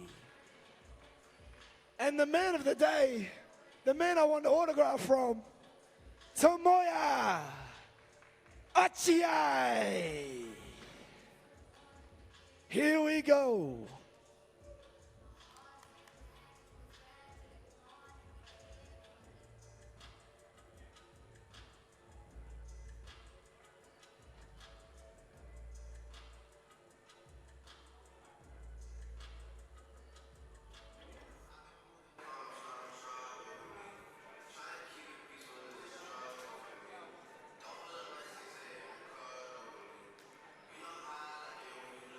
Nathan Stremple, a great opportunity for us to have a look at Mr. Crossover once again. Dragan Belica, who really turned it on in the opening game for Belgrade, but this one is going to be fought out with some speed. Both teams extremely quick. We've seen Tokyo in their previous game, and it's getting a bit chilly out there for the boys, but the action is well and truly on fire here at the Overseas Passenger Terminal. Well, I really like that Marienbad team, but both of these teams took care of business. And we mentioned Dragan Belica, and he has just got handles all day, but giving him a run for his money in terms of the best cars in the tournament. Keita Suzuki, also great handles, great balance. So this matchup, seeing the two number ones go at each other, is going to be worth the price of admission alone. As we get underway, Tokyo going at the basket via Oche, but that man Belica causing the turnover. Straight away, it's just remarkable, isn't he? He's got such quick hands. Here's Mr. Crossover. And as you see, matched up against Suzuki, you talked about it. That is definitely the one to watch. Just going to be great to watch both of them trying to contain the penetration. Belica there just setting his man up. Bošković straight off the bat, knocking down the perimeter, Jay. And here comes Ivan Popovic, or Popovic as we called him. Oh, Suzuki from the perimeter, looking to answer, can't get it to go. That one's off Bošković's knee. Tokyo will come up with the ball. Quick subs, as you see, is the norm. Every opportunity, getting guys in and out, keeping it fresh. Long wait between games for both of these teams, relatively, compared to a number of the other teams. So both of them playing their second game for the day. Nice move inside by Ochiai. Thanks, Belica. Little no-look dime, tasty inside to Bošković. Fadeaway jumper doesn't go. Interesting for these guys too. Both have already won through till tomorrow. So they're just playing for a bit of pride and obviously team chemistry. So it's always interesting to see how that affects the way both teams go about it. With any luck, it means Belica just adds a little bit of extra hot sauce for us. Yeah, I think he'd be looking to put on a show, no question about it. Ochiai's got the mismatch against Belica, but Belica holds his ground. Ochiai's staying with it, but Belica, there's too much underneath. Belica gives up a bit of length, but makes up for it with some extra strength. Nice roll to the rim. Unfortunately, blows a layup that deserved better. Well executed there. Suzuki able to get the rim. Ochiai cleaning up on the O boards. Tokyo opening their account. Ochiai's been impressive so far. Oh, in and out. Oh, good off the hands from Popovic. Ochiai really getting the job done. Plenty of time there for Nolan. Too long as it turned out. They left him open and he couldn't make it happen. Bošković all the time. He likes on the perimeter. He can't get it to go. So as you said earlier, they've been sitting for a while and finding it a bit difficult to get their rhythm, at least from the perimeter. Count again. that and one. There's that man Ochiai again. So they're isolating him on that switch with Belica and taking advantage, and he's going to shoot one for Tokyo to give them the lead. Tomoya Ochiai, just like what he brings to the table, inside, outside, tough to handle on the left, and just too strong there for Dragan Belica. Chance to put Tokyo in front. We'll get another look at it. Dusan Popovic in early. So he's had the cider, Ochiai. Should be able to make the adjustment. and knock this thing down. And does. Tokyo 3-2. Again, it's those little mistakes sometimes that can turn into really big ones. That's a great drive inside. Dusan Popovic. Too strong at the rim. Now the whistle, warning for the delay of game. Subs both sides. Suzuki back in the game for Tokyo. Yeah, it's interesting now. Ochiai sitting on the bench. He's been their most effective player.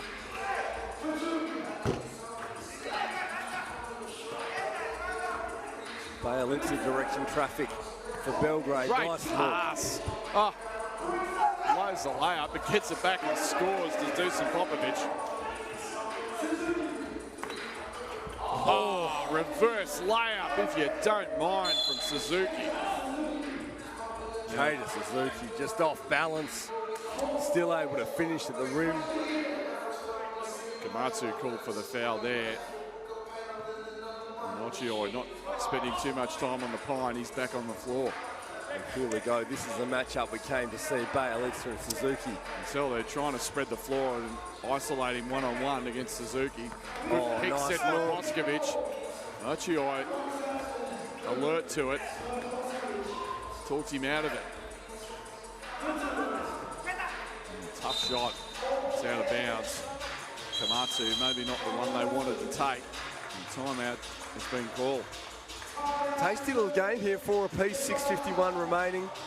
As we said, both of these sides already qualified for our finals tomorrow. It's going to be red hot, 5 to 9 p.m. Eastern Standard Time here in Australia. Make sure you tune in wherever you're watching.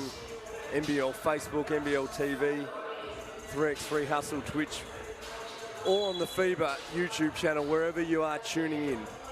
Make sure you join us tomorrow, 5 to 9 p.m. for the finals. You'll see these two teams, plus a bunch of other talented teams from all around the world in the 3x3. Not to mention a 2-point shootout and a dunk contest. So 7:40 p.m. for the dunk contest, particularly. Bjelica this time just getting the rim. Let's hope they've reinforced the rims this time for the dunk contest just quietly. Oh, nice look inside. Oh, and Popovic says, no way. Get that out of here. Ivan Popovic just says, no thank you, my friend. Not in here. Tokyo getting the ball back. Bjelica right up and in on Ochiai. Still finds room to get the two up. Tangle up on the rebound, foul's been called. Foul's been called on Belgrade. Tokyo to get the ball back. Still at 4 apiece. Ochiai directing traffic. Noro now. Inside to Komatsu, looking to operate in the low block. Takes it to Bjelica. Foul's been called. Masahiro Komatsu. I actually don't think Bjelica did much wrong there, and he's pleading his case to the official. No dice. He'll go to the line for one. As we look at the replay right there, Bjelica saying, look, I held my position. He beat me, but did I move?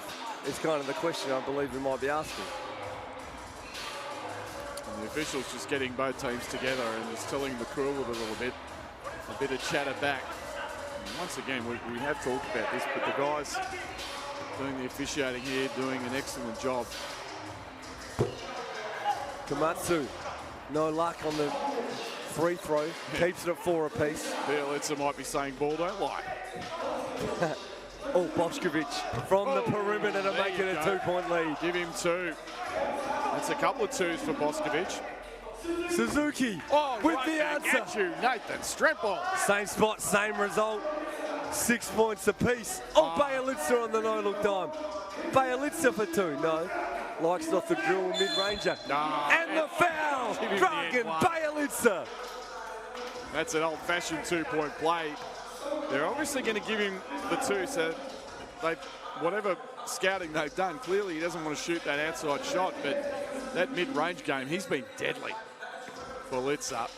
And again, just so intelligent, Nathan Strempel. Just looks like one of those guys you'd love to play with, looking to get his teammates involved first, and then if that's not there, taking what comes. No luck on the free throw, but Belgrade coming right back at it. Ivan Popovic from the perimeter doesn't go. Suzuki right inside to Ochiai. Bošković guarding him closely. Suzuki again with a step back to Ochiai from the mid-range. Ivan Popovic cleaning up the glass.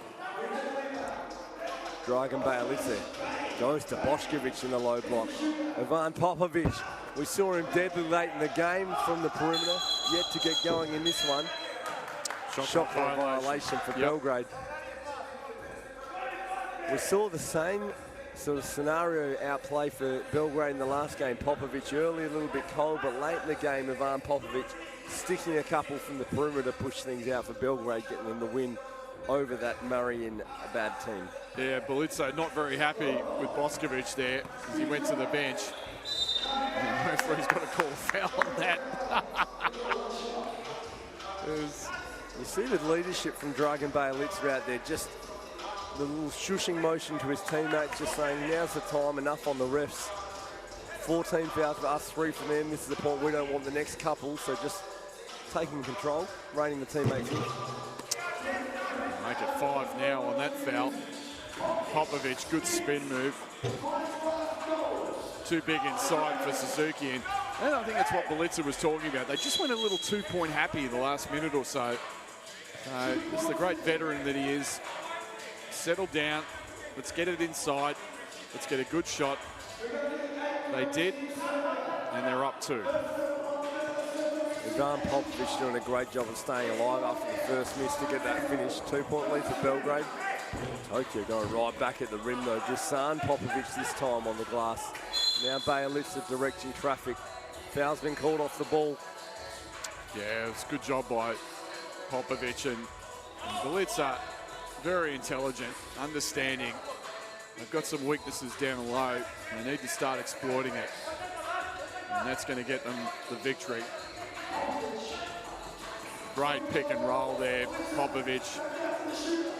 They lose it. Good D, good recovery by Tokyo. Nice look from Ochiai, finding Noro slashing to the basket. He'll get a free throw for his trouble. You talk about the just the wisdom and court presence of Dragan Bajalica. As we look at a replay here of Noro slashing the basket, Dusan Popovic there with a foul. Noro to shoot the bonus free throw. Bajalica's cousin playing in the NBA with the Minnesota Timberwolves. Geez, you'd like to see the family rivalry on Christmas Day there. Their hoops in the backyard. Would have been high class.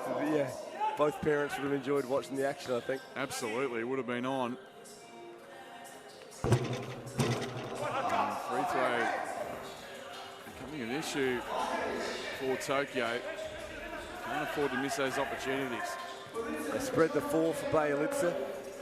Nice little running hook shot. Oh, that's just tasty touch from Bajalica there. That is class at the shot clock buzzer. And right back at them, but unfortunately Ochiai can't make it fit. Exactly like he said in his interview. I'm looking to find my teammates. Look at that. Foul called. They'll get it back from the top. Bajalica says, I'm looking to find my teammate here. Second, third, then after that, if it's not there, maybe a little running hook shot. That's my little translation of taking out what he had to say in his broken English. But Dragan Bajalica putting on a show for us here. Belgrade now out to a 3-point lead. Bošković looks to make it 5, can't get it done. Popovic from the perimeter. Great Ivan Popovic again on the glass. And that's the issue, just too many second chances, and they get away with it though. The team from Tokyo, and you just get the sense they're barely hanging on here. Keita Suzuki. Oh, he just threw that up, didn't even look at the basket. Great rebound there by Ochiai, and keeps Tokyo alive, down 2. Dragan Bajalica not happy at all with his teammate Nebojša Bošković. And he is letting him know all about it. He's not talking in English, so I can't understand anything he's saying, but the body language is telling me, you know what, Bošković, I'm not happy with how you're operating right now. I'd say that's a fair call. I don't think you need to know Serbian to understand what he's trying to get across to his teammate. And this is what you like to see, the best 3x3 players in the world. Nothing riding on this game. They're both through to the finals. But so much pride when you play at that elite level. It doesn't matter what game it is, you're out to play, get it done. And the other thing is, you know, you want to maintain the standard. And you want to take that through because the really tough games, the quarterfinals, are sudden death. as Boskovic gets fouled underneath by Suzuki and really starting to win that matchup. And that's what it's all about. You know, you don't want to drop your bundle because tomorrow it's a quick turnaround, and starting at 5, the quarterfinals that are absolutely those sudden death, win or go home.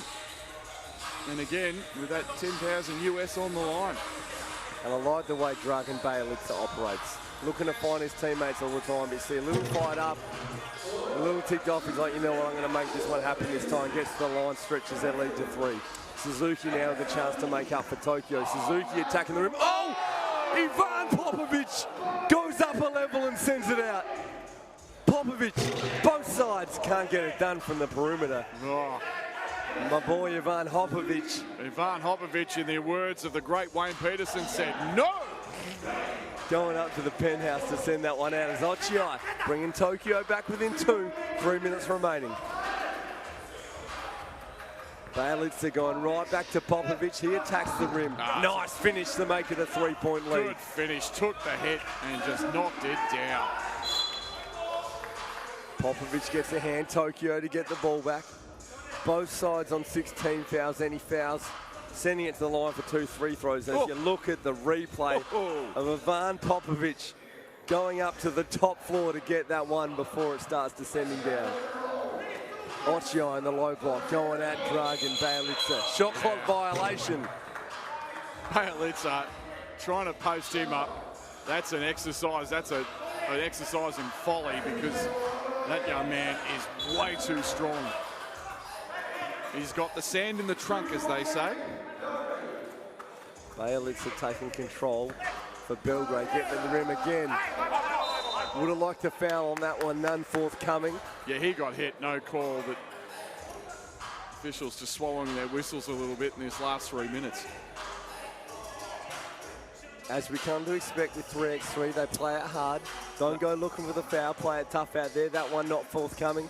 No, you've got to earn it, no doubt about it. Suzuki now looking to take it at Boskovic. Boskovic good with the hands. Bjelica asks for the screen. Finds Boskovic on the perimeter. Nothing forthcoming. Suzuki for Tokyo takes control. He goes inside to Komatsu. Again looking to take Bjelica in the low block to no avail. Big rebound, Dusan Popovic. Just that strength of Bjelica.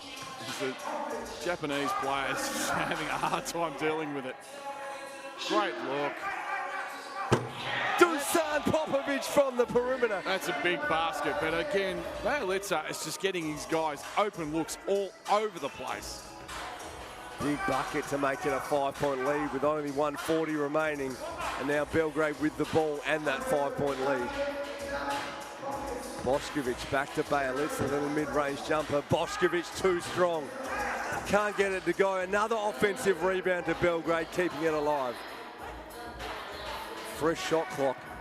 Dusan Popovic back into Boskovic. 3 on the shot clock, needs to shoot. Shot clock violation. Tokyo to get it back, but we only got 1:14 remaining. Tokyo running out of time.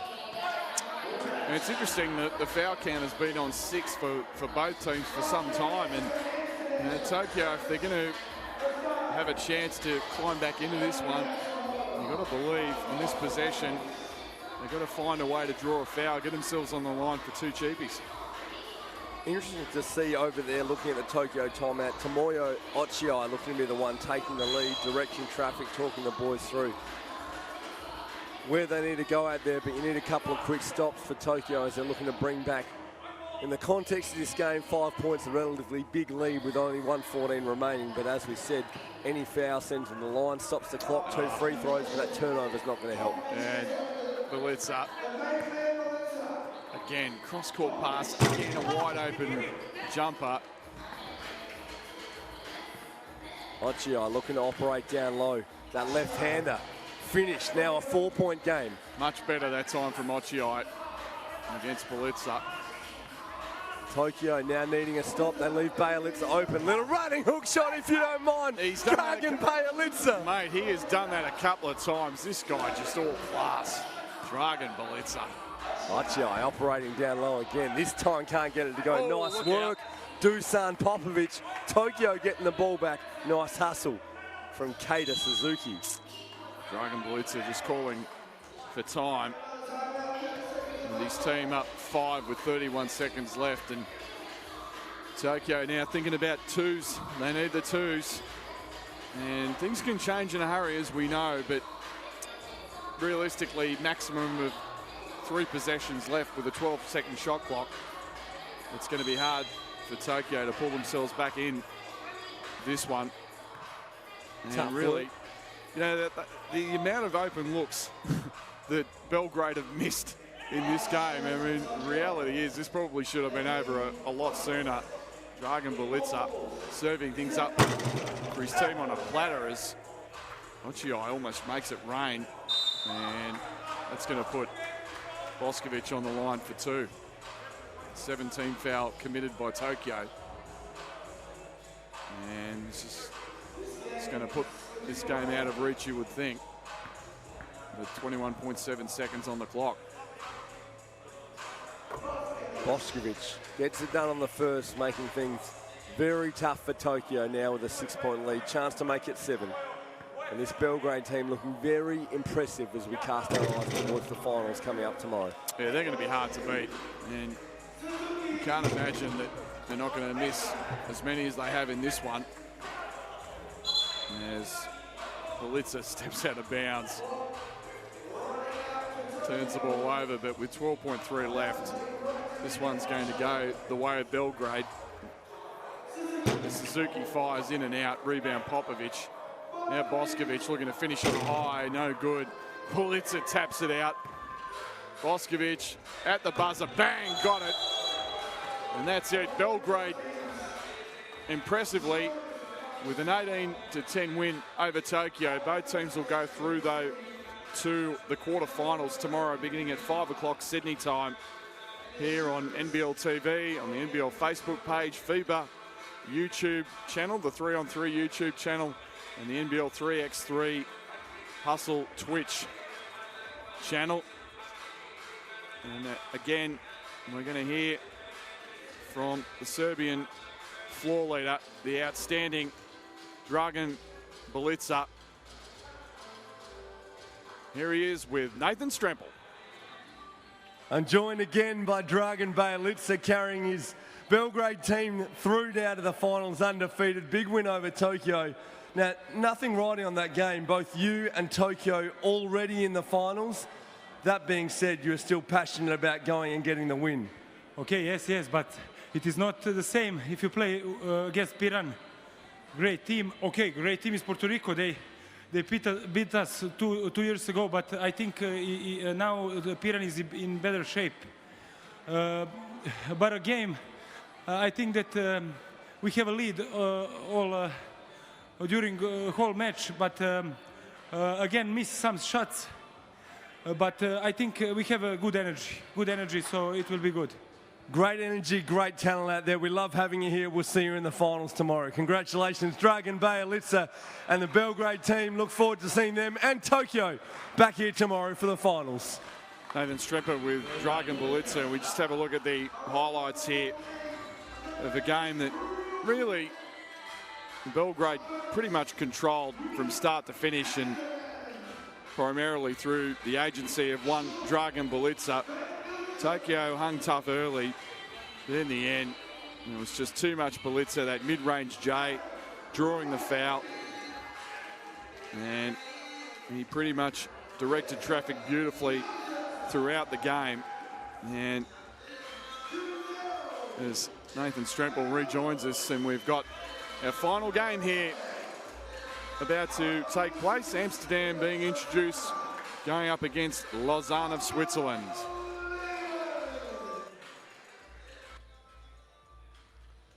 Gilles Martin, Eric Fong, and the man that will catch anything if it's in the air, Badara Top. Last game of the day, and we'll be back for finals. Cannot wait for that.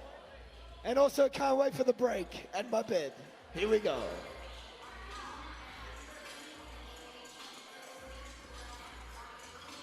So the final game coming up, Nathan Stremple, of this main draw of what has been an exciting start to the FIBA 3x3 Challenger Tournament. And again, like we see last game, both of these two teams qualified for tomorrow's finals already with a win over Sydney North. So nothing in particular riding on this game, but like we saw that last game, that doesn't mean we're going to be minus any passion out here. We saw in their first games, Jesper Jobsy getting things done for Amsterdam out there. And Badara top, super athletic for the Lausanne team. So it's going to be great to see both of these guys going at it. Yeah, a couple of bigs, Badara top, just with the highlight throwdown of the tournament so far. Spectacular. And some power and athleticism that he undoubtedly has. And Lausanne, the other player to watch, is the little guy, smallest player at the FIBA 3x3 Challenger event here in Sydney, won Jules Martin. And he's going to be matched up initially with Aaron Rogie. And speaking of matchups, nice to see Jesper Jobsy and Badara top going straight at each other as Jobsy gets things underway. Oh, that was beautifully executed. executed For Amsterdam. Beautifully executed, and now Martin throws it away. And getting that big to small on the switch. And it's such a key, you know, isolating and getting those mismatches. You can see a lot of big pick action, and there it is right there. And the great block shot though. Getting a hand in there. Nice. Lehman. Really nice work getting that hand, because great ball movement from Amsterdam. And what you thought was going to be an open layup, and Lehman just there with the chance to get the hand in. Top. Well, that's going to be off Van Vistelrooy's knee. Out of bounds. Back to Lausanne. I'll check that to Amsterdam. Van der Horst gets it on the way. Jesper Jobsy paid close attention to by top. Van der Horst too strong under the rim for Amsterdam. Again, that's what they'll do. They will attack Jules Martin, and this is what he's got to do, is use his quicks the other way and make him pay that way. Nice to see the diversity of the matchup. Martin opening the count for Lausanne. Nice long break for Amsterdam compared to Lausanne. A little bit of a chance to refresh.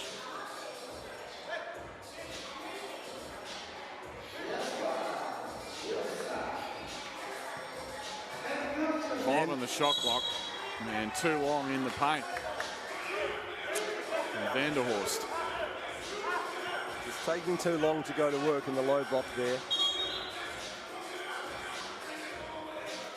Subs coming out. Martin to get things underway on the restart. Nice back cut for Lausanne. Beautiful big finish on the rim, Lehman. Outstanding find by Martin. Yes, for Jobsy. Oh, that's just outstanding ball movement. Oh, that deserved it too. From Van Vistelrooy. Unselfish play by Amsterdam there.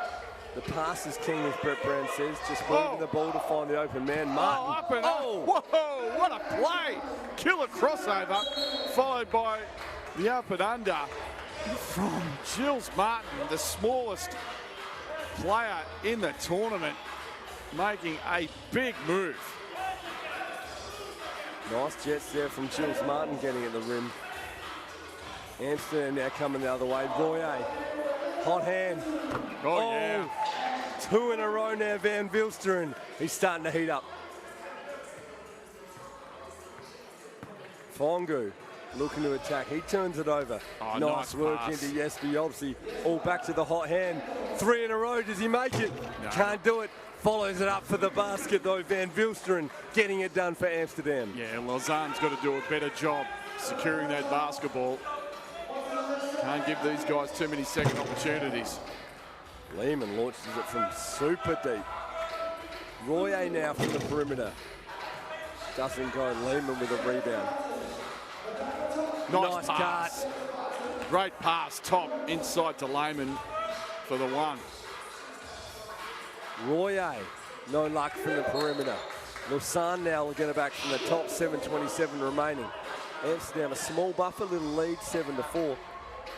Yeah, just last couple of possessions, Amsterdam going away from what was so successful for them, that ball movement. Just a little too much ISO ball. Hand in the lane for Amsterdam, causing the turnover. The hot hand of Sjord van Bilsteren. Able to get a hand defensively. Doing it at both ends.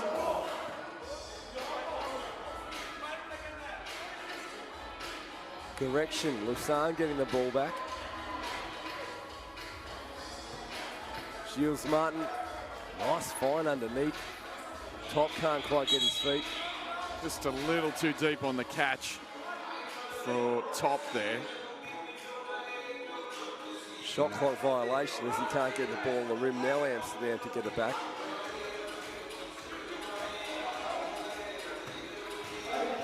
Royer exploring his options. Double team, can't find the open man though.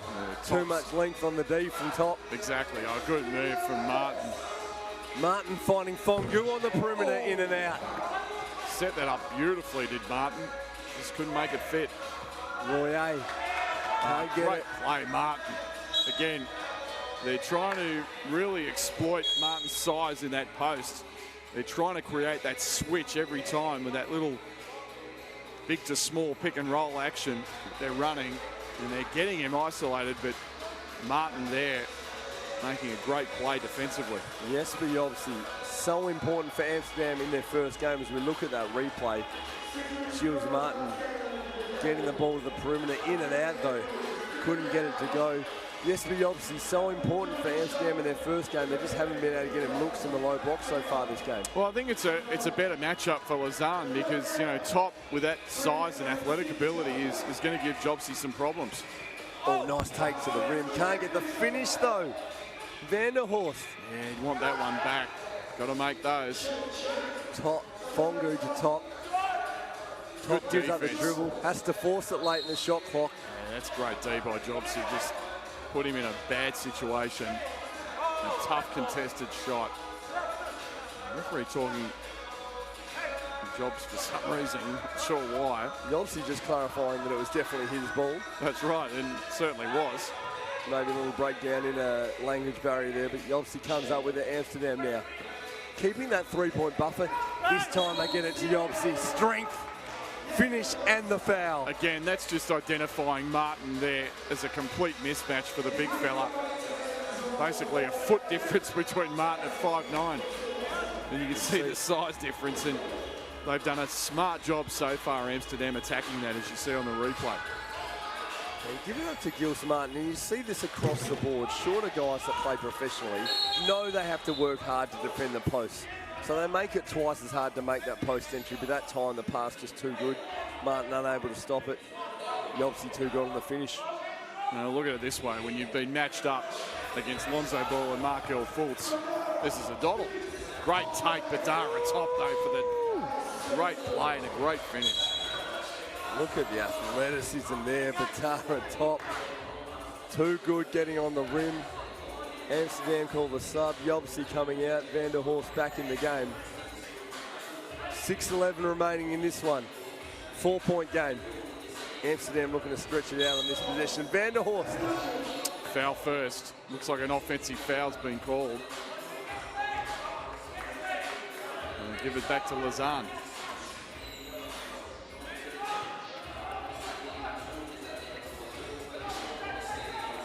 Fongu, Badara Top now from the top. Oh, no luck from the perimeter.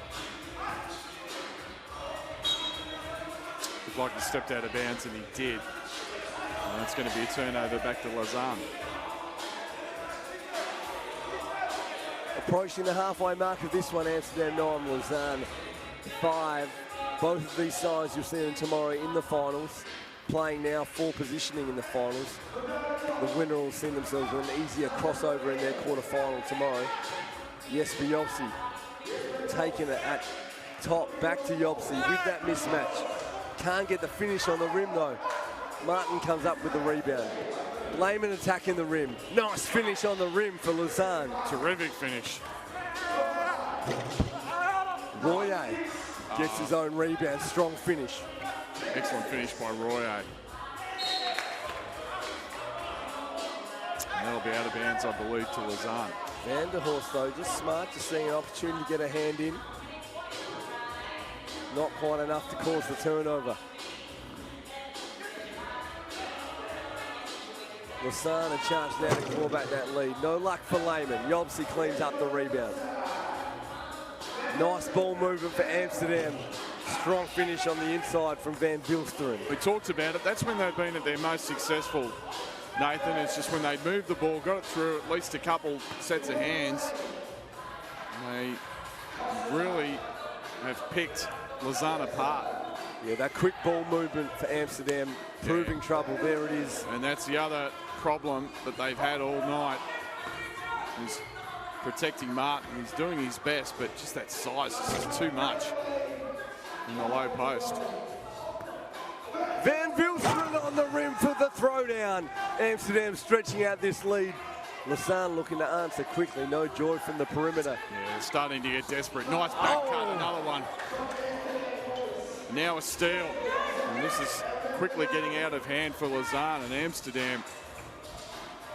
Yobsy from the perimeter. No joy this time. Martin slowing things down, going to Badara top. Good hands from Van der Horst there, stopping that post entry. Looks like a timeout's been called by Amsterdam. And really, Nate, the last couple of minutes, there's too many breakdowns by Lausanne, particularly defensively. Yeah, Amsterdam, as you see, a lot of 3x3, just small patches in the game, just the opportunity to get a mini break. It can open up so quickly. Amsterdam looks super tight as a unit there. You see it's the timeout. They played a lot of 3x3 together, a bunch of experienced number 11 ranked team in the world, and you see it in those moments there. And how great has this been, you know, calling these teams from around the world. I mean, what a great opportunity we've had to see all these teams from Belgrade and from Slovenia and from Tokyo, and here we've got Amsterdam and Switzerland, and it's just incredible. It shows you how much of a global game basketball is. Badara top finishes there on the O board. Just the athleticism on that rebound. Yeah, I agree with you, Matty. Like, it's great to see here the number 11 team versus the number 15 team in the world. Netherlands versus Switzerland. It's great to see them right here in Sydney, Australia. Royer for Amsterdam takes stock. 3 seconds from the key that time on Van Vilsteren. 3:40 remaining. You're obviously back in the game. Amsterdam looking comfortable in this one. Royer, Van der Horst not happy with him, telling him to let that thing fly. We got a timeout. 3:40 remaining. Amsterdam 14, Lausanne 7. As we said, both teams through to the finals tomorrow, but playing for an easier crossover. The winner here qualifying top in their pool, so that'll give them an easier crossover game for the quarterfinals when they get underway from 5 p.m. tomorrow. You consider some of the teams that have gone through, there are going to be some absolutely mouth-watering matchups.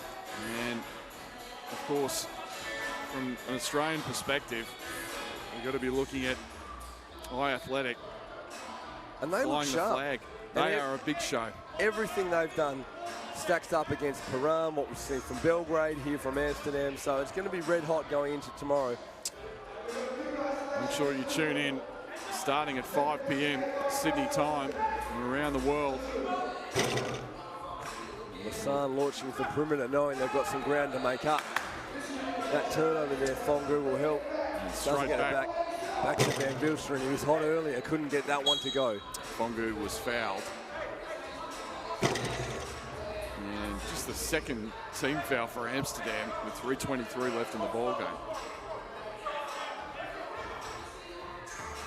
Great to see so many joining in the conversation. Facebook, Instagram and Twitter at 3x3 Hustle. Martin with kind of a desperation toss at the shot clock buzzer. Nice pass, and that's an easy one. Van Vilsteren's been too good for Amsterdam this game. He really has. He's been active, he's been aggressive, and he's taken his opportunities when they presented them. And really, Amsterdam just finishing with a flourish here. 9-point lead. Oh, great little move by Martin. Reverse layup, and just falls off the rim. They were looking for Yobsey on the back cut. Couldn't find him, but they'll retain possession.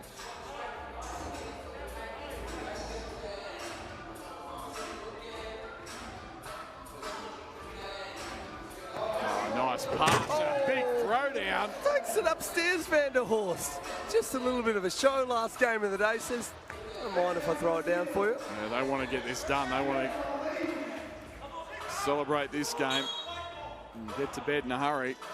With a 10-point lead, they want to get this to 21 as quick as they can. Finishing strong, this Amsterdam team. Probably not as heralded as some of the Eastern European teams that we've seen, but they are a big chance. Fongu going to work. Oh, nice turnaround by Eric Fongu. As the shot clock expires. Van Vilsteren going to work. Nice floater in the lane. About 3 crossovers and then finishes with the floater. Super play by Van Vilsteren. Badara top turning over Jesper Jobsey. Goes back to that hot hand of Van Vilsteren. Good nice pass. Little two-man game, finds Jobsey inside. Oh, in and out. Top talked him out of it. Jobsey cleans up the glass. Again back to Van Vilsteren. They're operating that two-man game, looking for Jobsey once again. Good D there from Fongu. Just able to stop Jobsey on the cut to the rim. And they had Van der Horst wide open on the perimeter, trying to force it inside, turned it over. Royer defensively locking up Lehman. Oh, that was great hands by Royer. Van Vilsteren from the perimeter. Oh, he's been red hot in this one. Splash. Red hot Van Vilsteren making it a one-point game. Oh, Badara top, right back at you. But they only need a point to end this. Van Vilsteren, he's done it all game for them now. Royer looking to finish. Pass. There it is, Van der Horst. Yeah, put him on the line to end this. Final game here, day one of the FIBA 3x3 Challenger.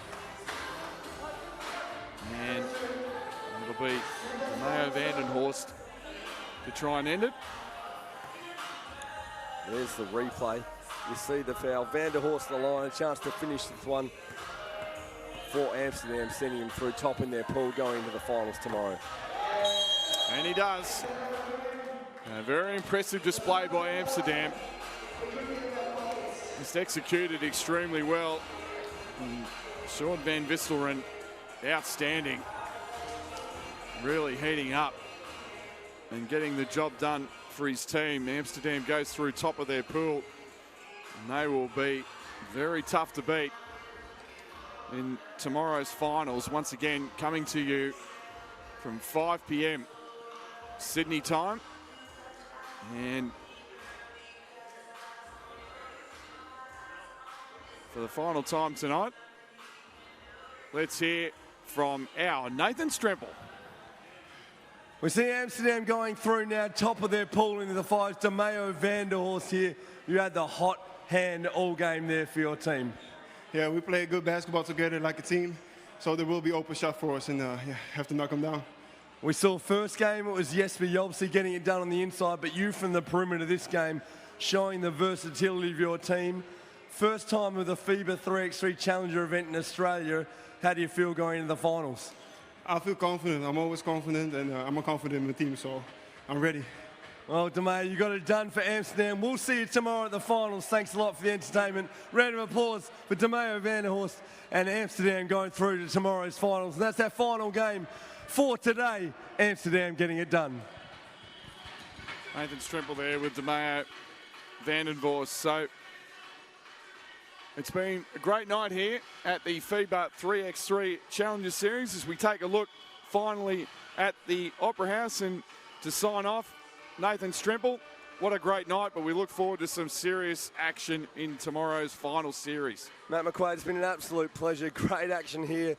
Beautiful backdrop. You see there the view of the Sydney Harbour. That'll be right back tomorrow, whether you're watching on the NBL Facebook, NBL TV, or on the 3x3 Hustle Twitch. Join us tomorrow from 5 p.m. Eastern Standard Time for the finals here of the 3x3 Sydney Challenger event.